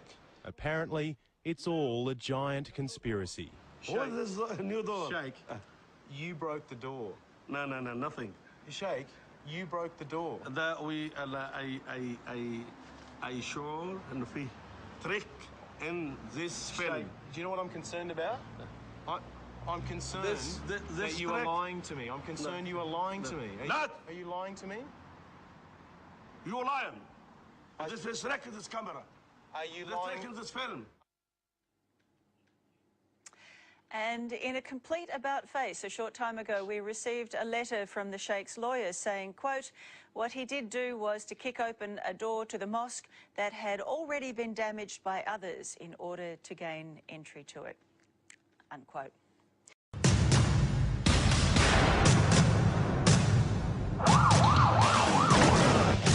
You gotta stab someone, you stab him. You have to have the heart to kill someone. We're brawlers, man, straight brawlers. We are living in fear. We've been forced to live in fear. Everyone that's on Melbourne streets is our targets. They've declared war on the state. They will feel the full force of the law. No, get in there. We're not going to cop this. The cops, mate. The police, they can't stop us. We'll deal with them. How am I still standing here? All this bad shit I've done, how am I still standing here? If you're like Australian and Asian, Indian, Like one of them three, they're the most common. You know, if you're walking and being loud on the streets and... They're going to be a target. Yeah, they're going to be a target, you know. How do you know where to stab someone? Oh, mate, you go for whatever position you can find. Usually you slice them. You got the stomach, the chest, the neck, and the head. Have you guys ever stabbed someone? No comments. Just on yourself, what's a fist gonna do?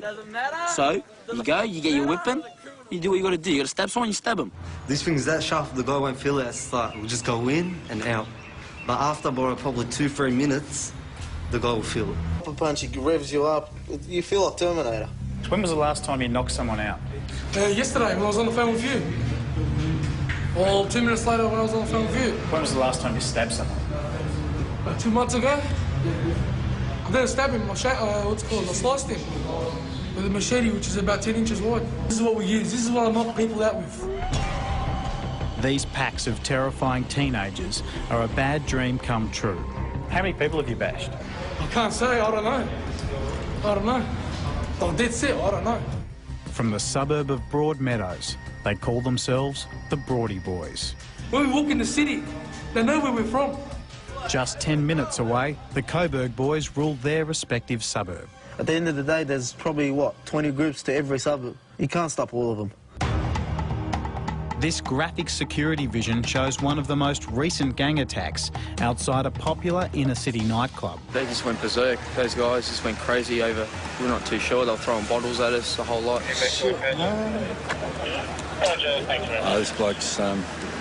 This bloke here belted one of the bouncers up there with a stubby. We locked up, I think, 5 or 6 from that. I told you to check me before. You checked me twice already. Do you consider yourselves to be a gang? We are. We're from Broady Boys. We've been around for 30 years. We look like a gang. You haven't seen us before? You'll see my face around soon.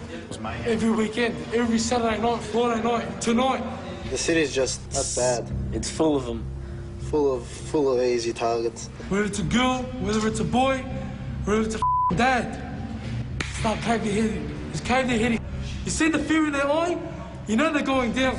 But if they stand back up, you stand more up. All right? And I'll tell them, I'm going to knock you out. You're on top of him, you're laying into him, you're laying into him. Yeah, how it affects people. No. At the other end, the victims. No. What makes it okay to bash an innocent person? What doesn't? A lot of these guys come from disadvantaged homes and they're not getting a go. Well, the only thing they can resort to is a gang. Look, you can say, look, we're the innocent ones, you know? We grew up on the rough streets, watching people getting bashed, watching dogs kill each other. When I look at these young people, I see fear and anger as well. Where's the hatred come from? Is it because... Racism. Racism? They look to you, hey, he comes in Arab, he comes in Lebo, he comes in Iraqi. Get him. You know, like our colour, yeah, that's all I can say. Have many mates behind bars? Yeah. We've got a few of them, yeah. I've got a good mate. We've got a guy that has 38 charges. Still going, Tom? No, 40, no, it's 43. It's 43, actually. 43 charges still going. Still on the streets for now. Still walking. So none of what you're telling me none of this is bullshit. Is lies? None of this is bullshit. Here we are in 2010, and all we see on the streets is blood. Blood and guts, and it's got to stop. Let governments have the guts to do something about it, and do something about it now. Australians are not racist, mate. We let everybody in our country, no matter who it is, we let them in, they come in here, they don't follow our values, they get into groups, they pick on our women, they pick on our children for wearing bathers and skirts. I'm just I work in Bankstown, and I'm the first one to be aware of behaviour of some Middle Eastern men in this area. It's deplorable. We've overlooked it for too many years, and unfortunately, we're beaten by them to this degree. We need to fight back. We're only sticking up for what is ours. We fought the Japanese, we will fight the Lebanese, and we will take our country back.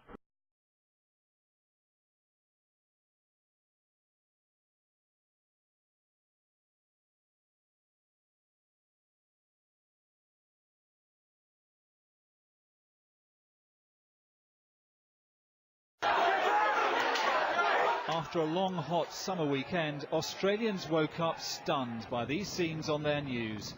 In a middle-class beach suburb of Sydney, a full-scale race riot. Surfers and beachgoers rampaging like white racists, attacking people of Middle Eastern origin. We might have seen this kind of violence from British football hooligans, but in Australia, this is unheard of. They'd come to protest against Middle Eastern gangs at the beach, but ended up fighting running battles with police. This is what our grandfathers fought for, to protect this so we can enjoy it. And we don't need these Lebanese or Lebanese to take it away from us. The day started as a protest after 2 beach lifeguards were attacked by Middle Eastern-looking youths this week. But heavy drinking and simmering racial tensions turned the crowd violent. Groups of young men, some draped in the Australian flag, prowled the area, shouting anti-Arabic slogans. One politician compared these scenes to 1930s Berlin. The riot shocked a nation. The behaviour that has been seen down here at Cronulla today is nothing short of disgusting and disgraceful. It is certainly not the Australian way. By nightfall, the violence had spread to other parts of Sydney.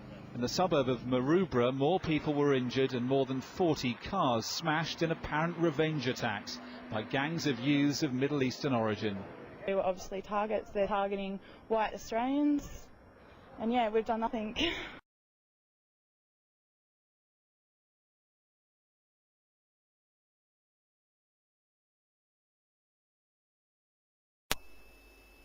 not as though like the Middle Eastern people have never been welcome here, you know, they've always been welcome, and like for them to just come down and start doing what they were doing, like just kicking balls, like little soccer balls and stuff at the lifeguards for no reason, or taking other people's towels, something like that, you know, it's disrespectful, you know, they've been welcome here, it's not as though we've ever done anything to them, and for them to just come and do that, it's just not nice at all.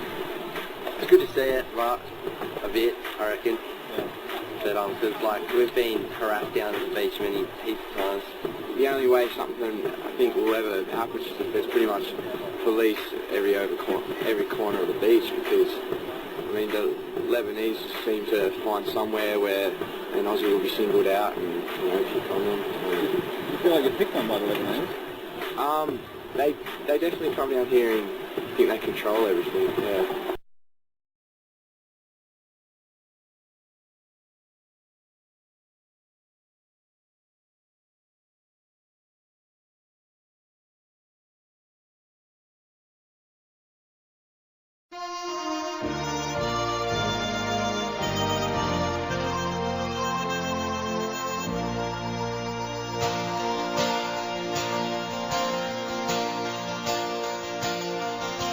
Once a jolly swagman camped by a billabong under the shade of a coolabah tree, and he sang as he watched and waited till his billy boiled.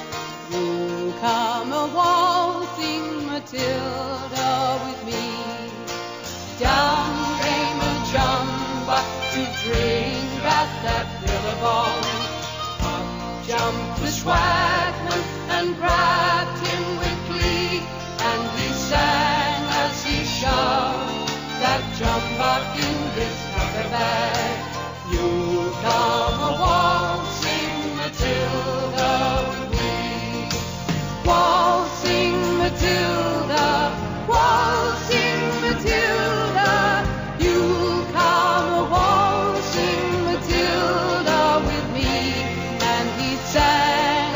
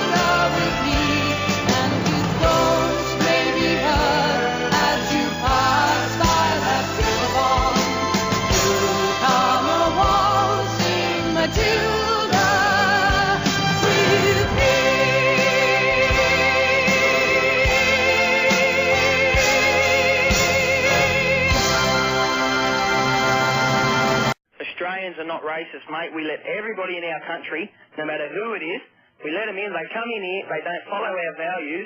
They get into groups, they pick on our women, they pick on our children for wearing bathers and skirts. I'm just I work in Bankstown, and I'm the first one to be aware of the behaviour of some Middle Eastern men in this area. It's deplorable.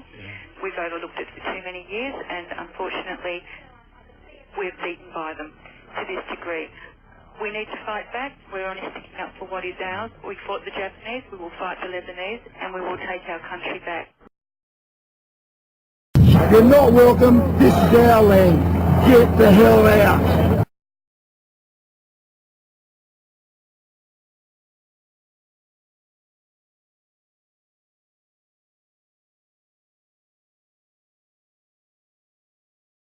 This is what our grandfathers fought for, to protect this so we can enjoy it. And we don't need these Lebanese or Lebanese to take it away from us. The day starts.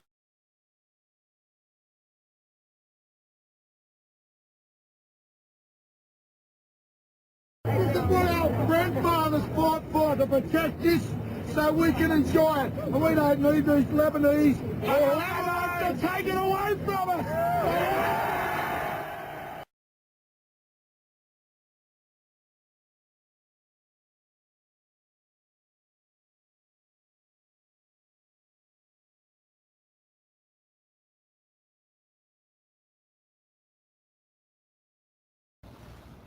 The unidentified youth had just reached the front door of the local hostel where he was staying when he was jumped. The number of attackers grew within seconds. The victim had nowhere to run. He collapsed back into the doorway as a gang of 20 Middle Eastern youths kicked and punched him mercilessly. 2 security cameras captured every blow. The pictures are grainy, dark, but police hope they may lead to an arrest. Oh, oh shit! Oh fucking shit! Oh shit! What is going down? What is fucking going down? Yeah! White boys in the...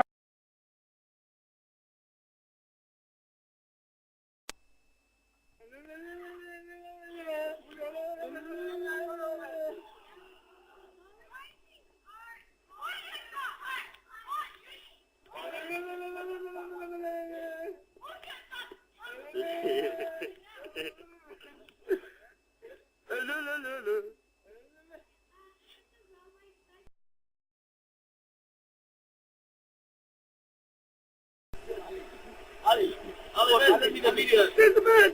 Look, I'm on this one. Yalla. I am ready.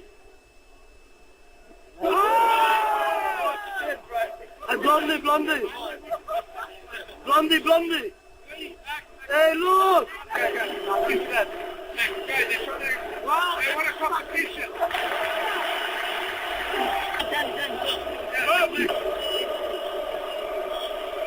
Hey, look. Hey, look.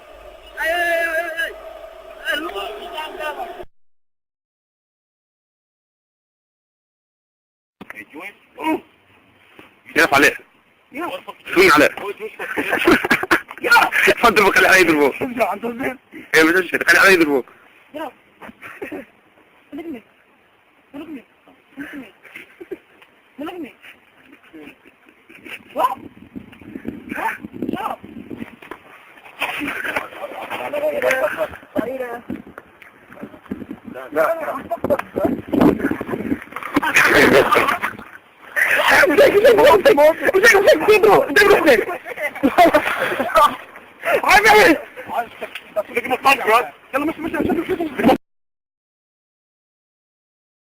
Hey, Ahmed, what are you doing, bro?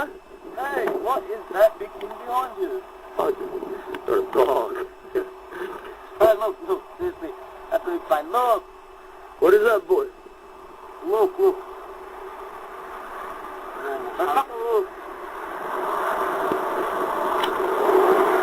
What a fly! Osama bin Laden! Ah!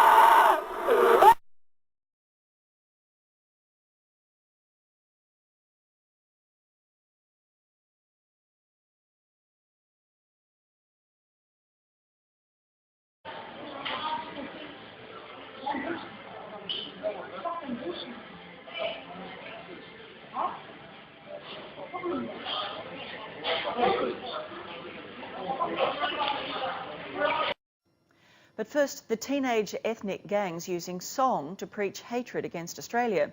Community leaders are worried because this violent message is being spread less than a week from the anniversary of the Cronulla race riots. Howard Gibbs reports. What you're about to hear is scary. I come from Australian streets where all the mother bats who soldiers me that think. It may be new to you, but it's on teenage lips across suburban Australia. I bash every mother Aussie I see looking at me. A rap song that pushes a terrible message. Bash every Aussie, laugh at the cops, take drugs and kill for kicks.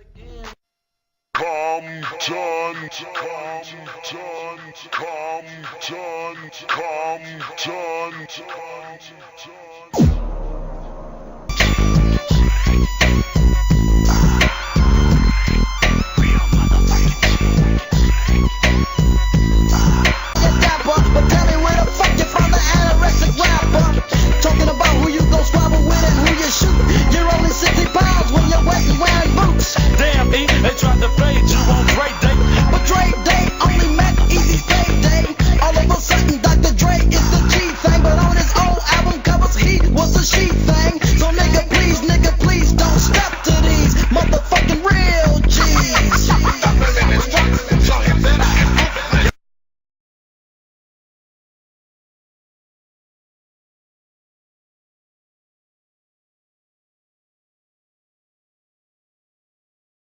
Times suburban niggas talking about they come for politics. Knowing you ain't seen no parts of the streets, G. Think you started trying to bang around the top of the peach treaty.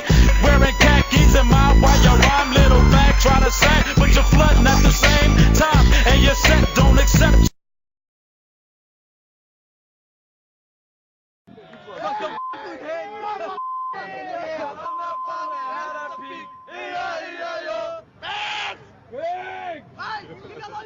Yeah, they got nothing better to do. They pick on cars when they can go pick on crime. What are they picking on us for? Bunch of dogs. Dogs. What? Just because you got a Hyundai Excel at home? What? Is that our fault? Is it? And I'm younger than you. Is that our fault, officer? No. No, it's not. That's right. So what are you picking on us for? You've been explained why. Oh, yeah, we explained why. Stand in the car. And it gets worse. You want the punch on? Let's go, hero. Come on, mate.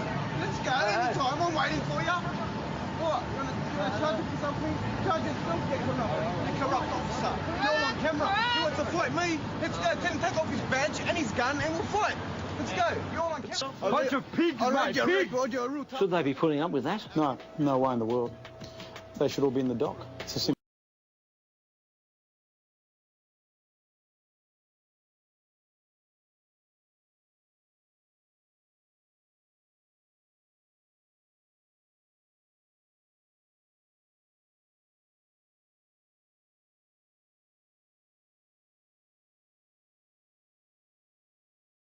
Chris Donald proclaimed that justice has been done after 3 Asian men were jailed for life for the racially motivated murder of her son. 15-year-old Chris had been abducted from a street, repeatedly stabbed and then set alight while he was still alive because he was white.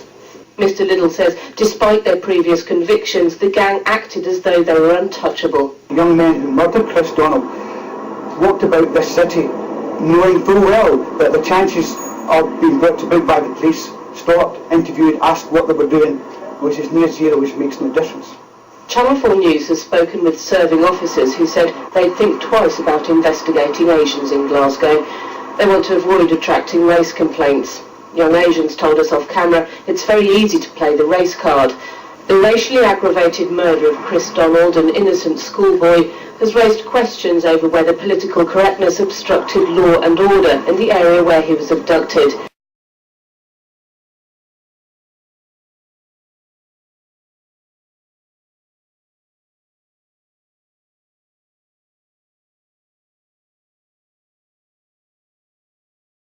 Anyone can come down here, and we let everyone come down here, but once they sound like idiots, we'll get together and say, look, get away. This is the best day I've ever seen in Cronulla in the 5 years I've lived here. Why is that? Everybody here, these are people that have come from all different suburbs that have said, you know what, we've had enough.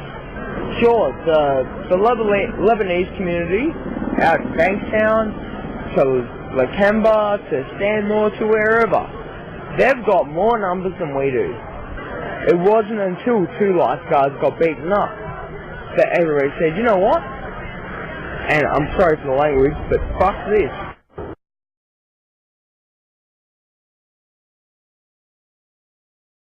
The Anzac Day March is usually reserved for war heroes and Australians who've risked their lives. But next year, one of the flag bearers will be a teenager who burnt the Australian flag during the Cronulla riots in Sydney. The decision has divided not only the public, but also the Returned Servicemen's League. And New South Wales RSL President Don Rowe joins us now. Don, good morning to you. Thanks for joining us. Why have you decided to give this teenager such an honour? Well, I don't know about an honour, but what we believe it to be is a great lesson for him in that he would recognise what the Australian flag means to us, the veterans, and what a better place to do it than, of course, is Anzac Day, when we as a nation pause to remember those who made the sacrifice under that flag. Is there a concern, though, that it might take away the focus from our veterans? But a socialist youth organisation called Resistance is using Orientation Week to hand out flag-burning kits to students. The group says the kits are a symbolic gesture to support freedom of expression and civil liberties.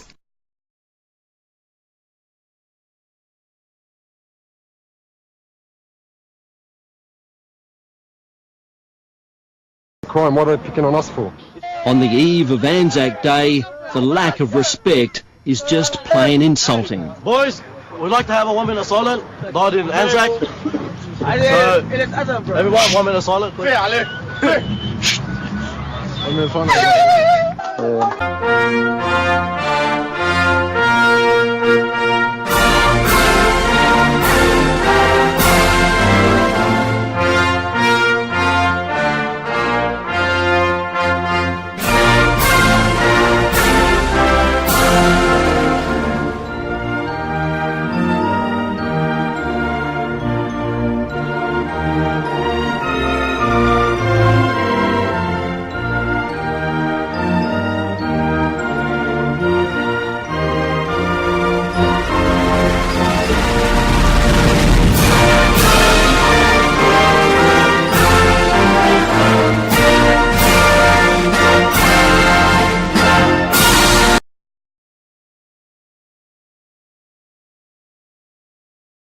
I'm in bed or watching the football or something tonight. After work, we have a life. 4 men in a late model black BMW pulled up and began firing. 25. Just 10 days ago, what the Hoons describe as harmless fun turned to bloodshed.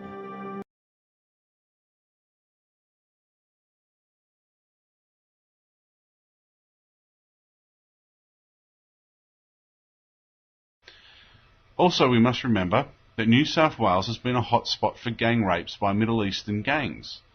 In fact, in New South Wales alone, there was a report of at least 63 gang rapes last financial year, of which I can tell you from police sources that 50 were white Australian females attacked by Middle Eastern males, either Lebanese or Pakistani.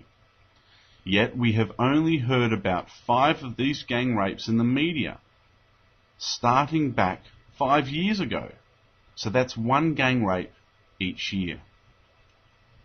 The first one reported was in August 2000, where 2 females aged 17 and 18 accepted a lift from Middle Eastern men, lured by the offer of marijuana. They were taken to an area where they were forced to perform oral sex on 8 men. 2 days later, another victim was raped at gunpoint by 2 Middle Eastern males, having been lured there by one of the rapists, who was actually an acquaintance of hers. She escaped before she could be raped by another 12 males waiting their turn.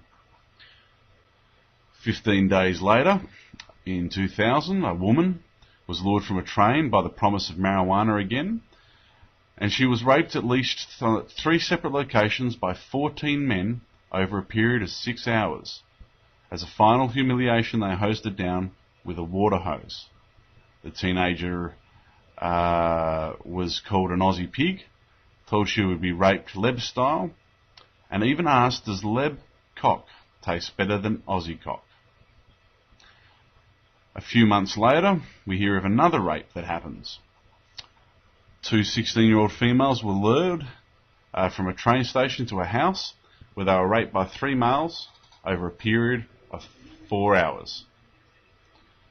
Then in 2002 we hear about 5 males, 4 of whom were brothers, lured, threatened and with knives and bullets, sexually assaulting 2 girls under the age of 18 at one of the brothers' houses in Ashfield.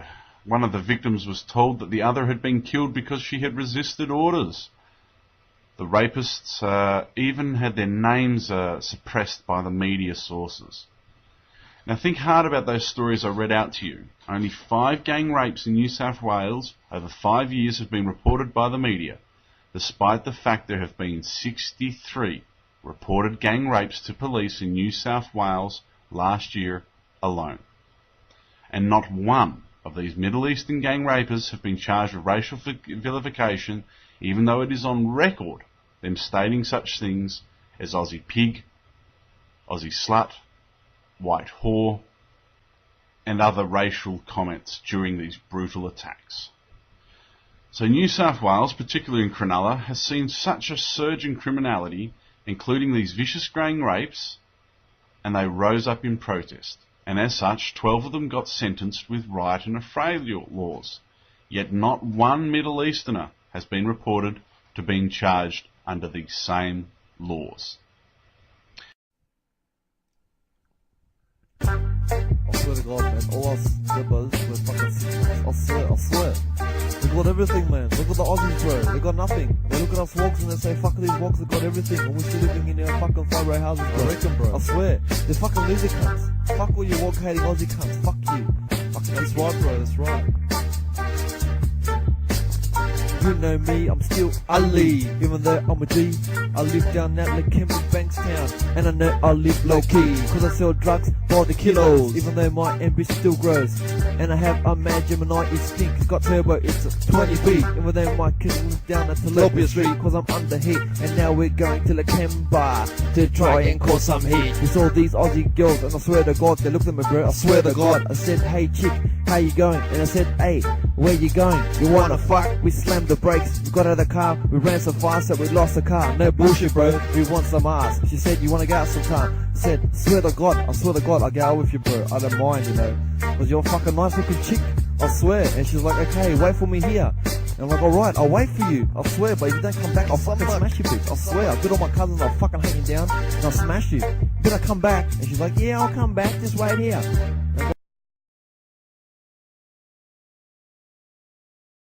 What you say about us lebbers, but we didn't rape those Aussie chicks, we didn't rape those fucking Aussie chicks, bro. I swear to God, they didn't get gang raped, bro. They say they got gang raped, you know. No, that's what but fuck, bro. What's going on, bro? I swear it wasn't us. Those Aussie chicks wanted it, bro. I swear they wanted it.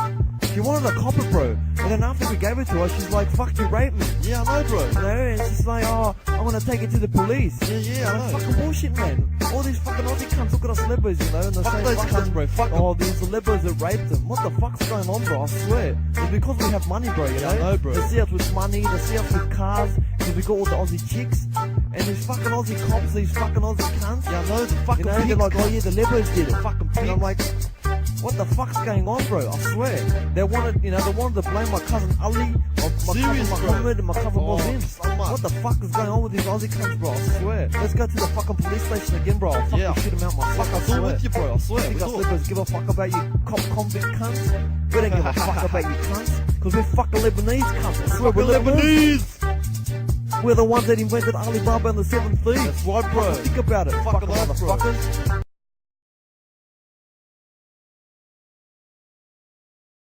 God with it. Now when I see a flag, I spit. Aussie flags that I burn, I lit. Aussies that I bashed, I hit. Places that never got to us, not a little bit, that's it. The fuck down. All you Bankstown lebbers, put your fists in the air. All you punch bowl lebbers, put your fists in the air. All you green naked lebbers, put your fists in the air. All the lebbers from Sydney, put your fists in the air. All you Aussies from Cronulla, put your fists fucking down. Gonna take over your fucking dirty town. This is our crown, kick us to the ground, you fucking Aussie clowns. Losers! the strongest race. We're waiting for the cops to ease off and have a fucking rest. Then you witness war at its best. Have a laugh now, but you will see. Scattered along the beach, your friends and family. Just fought that war in Gallipoli. We'll bring back a fucking memory.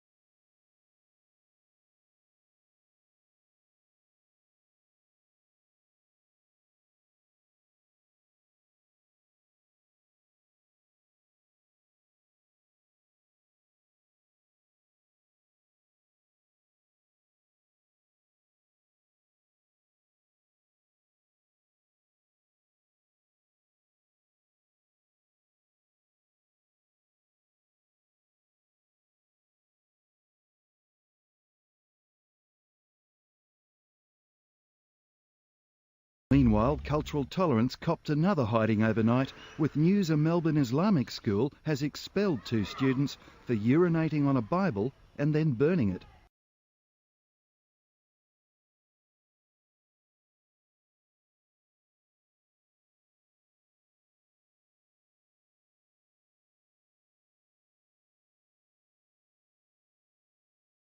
Violence swept across Sydney's streets for a second night in a row. Carloads of Middle Eastern men headed to the southern suburbs of Cronulla, Brighton, Les Sands and Caringbah. There, cars and shops were smashed as the gangs terrorised residents with bats, rocks and iron bars. This man was beaten on the street while another victim was bashed in front of his 10-year-old son. He was apparently just putting out the garbage. Others managed to narrowly avoid being hurt. They just Lebanese man, 6-7 car get up in the street in my shop and tried to hit me and said, I'm gonna kill you, and hit my shop. And others come here and we just get run over by Lebanese and oh cool. They come here, they disrespect the women, they disrespect the beach. They just leave a lot of hate here. The riots that existed in France. You remember that of last year. And here's a quotation from the article. This is from the Associated Press, November 4, 2005. Aubervilliers, France, marauding bands of Muslim youth set fire to cars and warehouses and pelted rescuers with rocks early Saturday as the worst rioting in a decade spread from Paris to other French cities. The United States warned Americans against taking trains to the airport by way of the strife-torn areas. A savage assault on a bus passenger highlighted the dangers of travel in Paris, in Paris's Muslim-filled and impoverished outlying neighborhoods where the violence has entered its second week. An African immigrant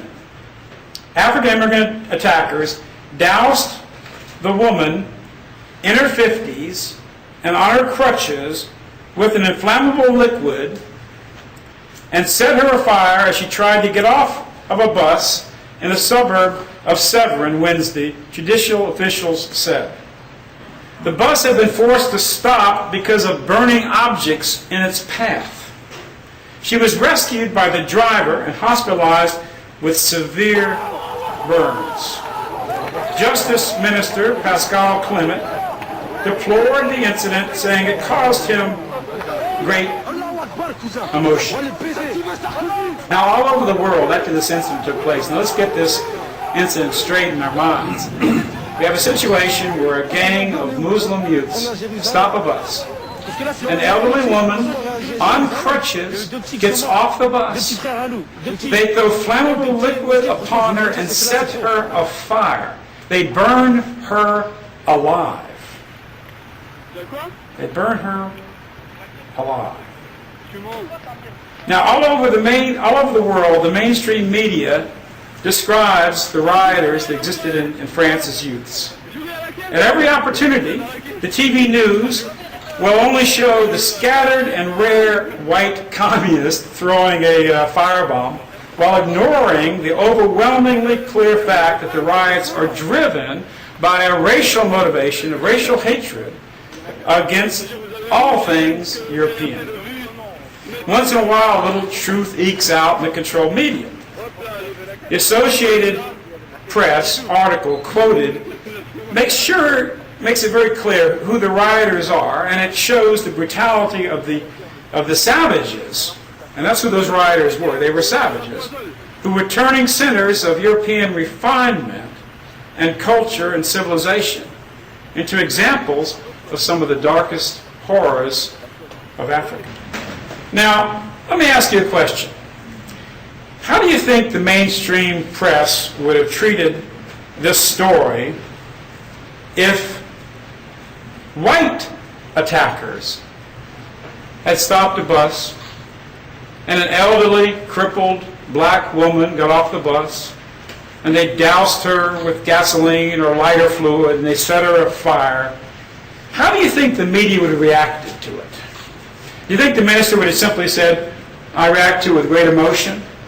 Or do you think the French government would go on there and talked about the incredible racial hatred that exists among white people for minorities? They would have talked about the fact that the French government would use every resource to hunt down the criminals, the savages that would commit such a horrible and heinous act against an innocent person. You probably, even here, very close to Paris, didn't even hear about this act. I think most of the people in this room didn't even know this existed. Most people in Europe didn't even hear about it. But if it would have been a black woman victim of this attack, do you think it would not have been on the front page of every newspaper in Europe and every newspaper around the world about the heinous aspects of white racism or crime and the terrible reactions against the immigrants?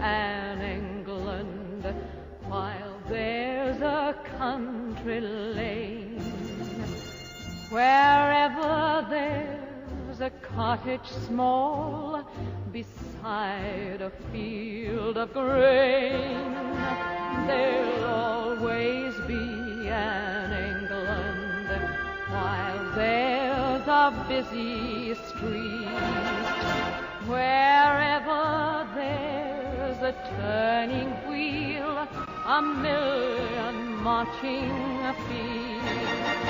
Red, white and blue, what does it mean to you? Surely you're proud, shout it aloud, Britain's awake. The Empire too, we can depend on you. Freedom remains, these are the chains nothing can break. There'll always be an England, and England shall be free.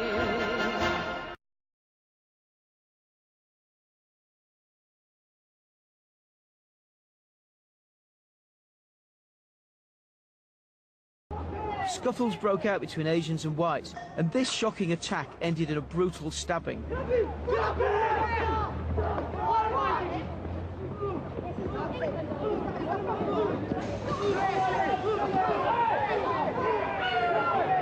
He's been stabbed.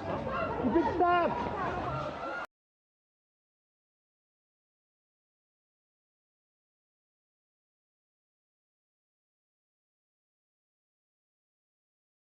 Oh my, that is outrageous.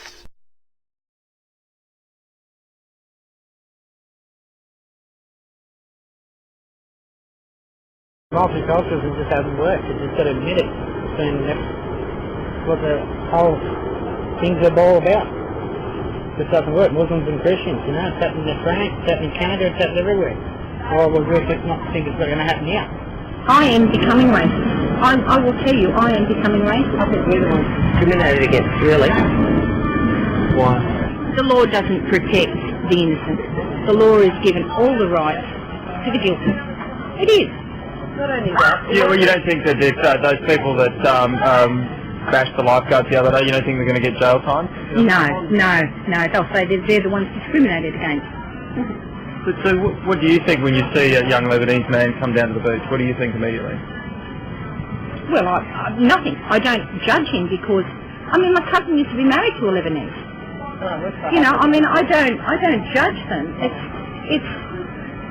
It's what they do, what their intention of why they come here, and it's obvious later on. I mean, I take everybody, you know, I give everyone the benefit of the doubt. Yeah, once you jumped on, it's too late. Yeah, you're the one that's injured. And what scares me is, what is Australia going to be in 50 years' time? I've got a 10-year-old grandson, and what is it going to be like for him? Unless they can change the law, and I don't think that'll ever happen now. Change the law to what? I mean, they've got no respect. They've got no respect for any of our laws. I heard there were reports in some of the papers today that there were neo-Nazi groups down here yesterday trying to cause trouble. No, they weren't trying to cause trouble, they were just handing out flyers. They weren't neo-Nazis. They were skinheads, but just because they've got shaved heads doesn't mean they don't like Asians. But do you think that their presence kind of influenced the violence? I didn't lie. No, not at all. Not at all. You know, there wasn't any specific violence towards anyone.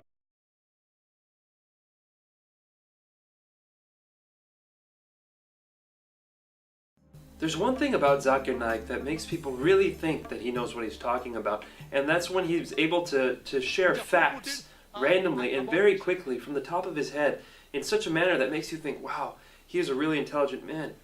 But a friend of mine sat down and went through a 5-minute talk of his once, and in that 5 minutes he was able to make over 25 mistakes. Charles Darwin went on an island by the name of Calotropis. There is no such island as the Calotropis Islands anywhere. It was actually the Galapagos Islands that Darwin visited, where he found finches. And there he found birds pecking at niches. These finches do not peck at niches, as Naik says. They lived in separate ecological niches.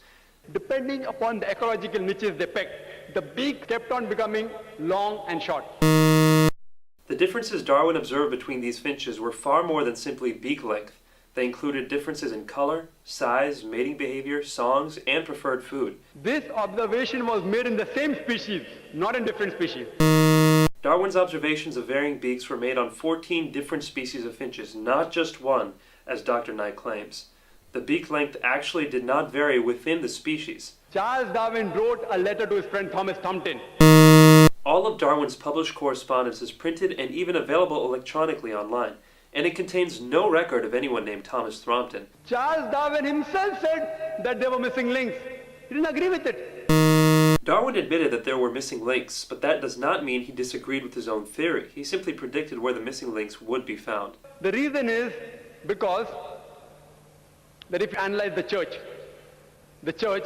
was against science previously. The church was never against science. Almost all the great European scientists of Galileo's time, including Galileo, were devout Christians.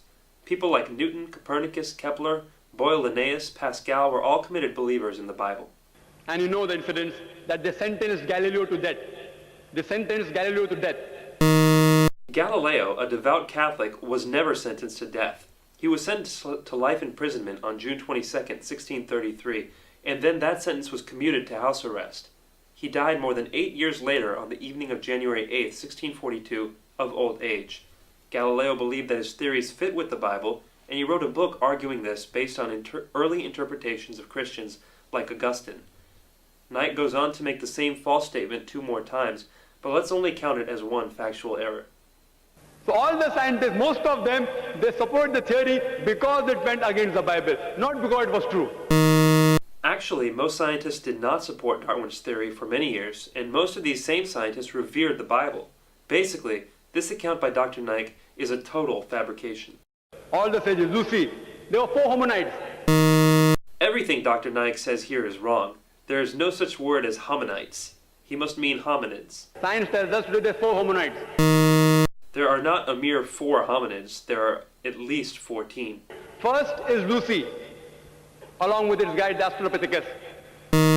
There is no such hominid as Dasnothologist. Lucy was an Australopithecus afarensis, which died about 3.5 million years, the Ice Age. The Ice Age was not 3 1/3 million years ago. It was between 1.6 million years and 10,000 years ago. Then next came the Homo sapiens, who died about 500,000 years ago. Homo sapiens did not die out 500,000 years ago. You and I, and even Zakir Naik, are Homo sapiens. Then came the Neanderthal man. According to evolutionary theory, Neanderthal man was not on the direct line to modern man, but an Ice Age offshoot. The Neanderthal man, who died 100 to 40,000 years ago. Neanderthal man went extinct 30,000 years ago, not 100 to 40,000 years ago. Then came the 4th stage, the Cro-Magnon. Cro-Magnon man is the same thing as Homo sapiens, which Nike had mentioned as a different earlier species. There is no link at all between these stages.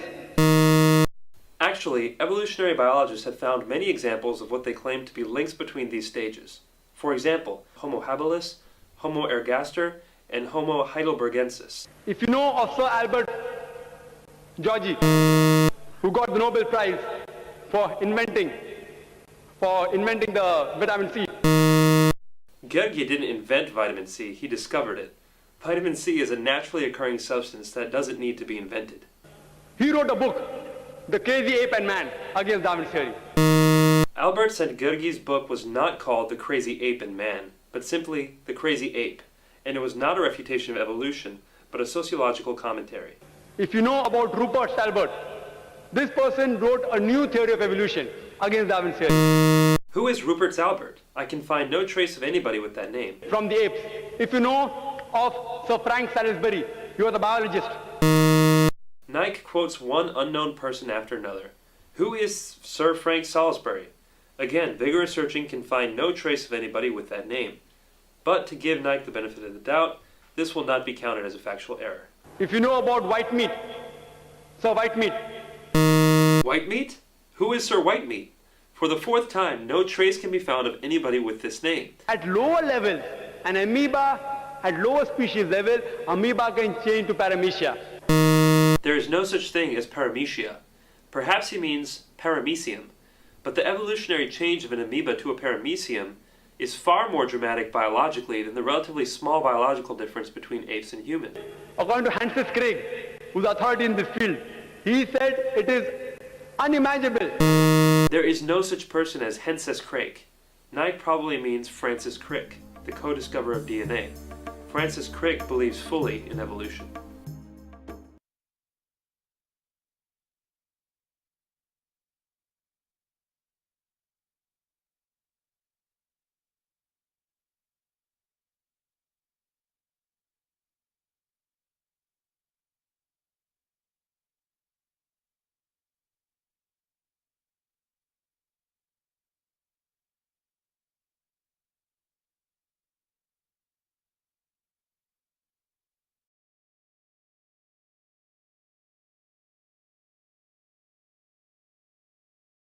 I don't know the Middle East. I don't know the Middle East. I don't know the Middle East. I believe in the Sharia and the 5 pillars. You think women should be able to drive? I believe in the Sharia and the 5 pillars.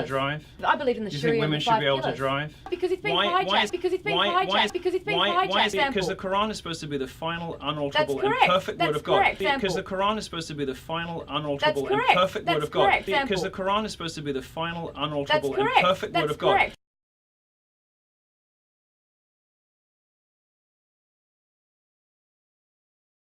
typical men. So- I don't follow an imam, okay? I don't want, because I don't want to get confused in certain ways. I don't follow an imam, okay? I don't want, because I don't want to get confused in certain ways. I don't follow an imam, okay? I don't want, because I don't want to get confused in certain ways. think you should Maybe go. you need to then understand what actually Islam means.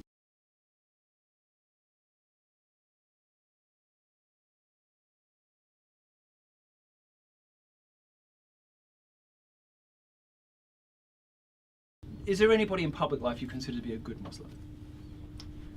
My family. No, in public life. Any famous people you think are good Muslims? You know, like Muhammad Ali, thank you very DJ much.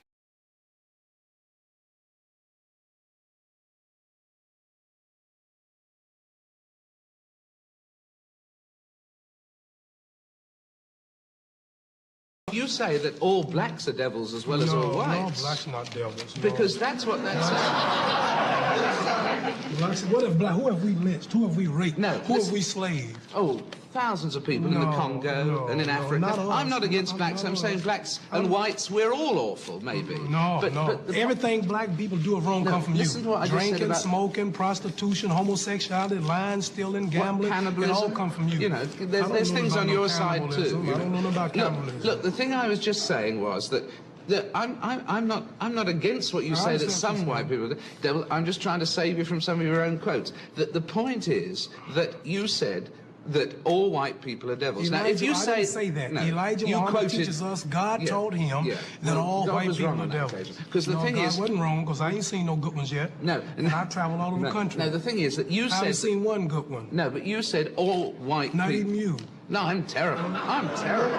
Don't you do good? I'm terrible. No. But you said all white people are devils. Elijah Muhammad.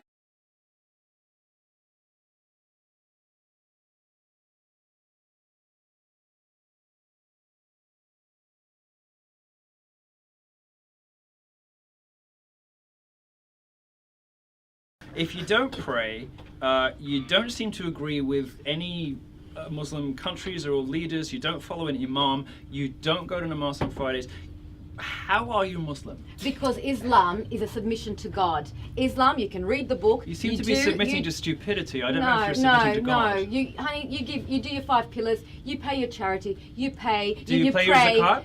You pay your zakat? I pay every year. I pay your homeless, to orphans, your to mandated people that zakat need it. every year, do you? I will horse send, shit. No, I horse do. shit. I do. You I pay do. your zakat on I top do. of your taxes. You I pay your do. zakat. I do. And you'd be prepared to publish that, would you? Absolutely.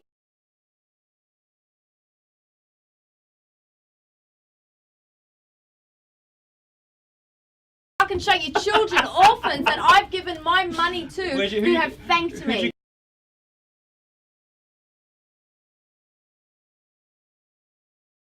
Do you know the 5 pillars of Islam? Yeah, what are we up to? You don't know the 5 No, pillars of I Islam? do, excuse me, don't try and twist words. I do know the 5 pillars. So what are the But 5 pillars of Islam? What I'm trying, listen. I know them. Do you know them? Yeah, I do. You can tell me all you like. What I'm trying to say to you is let's not just try and bring it back on me.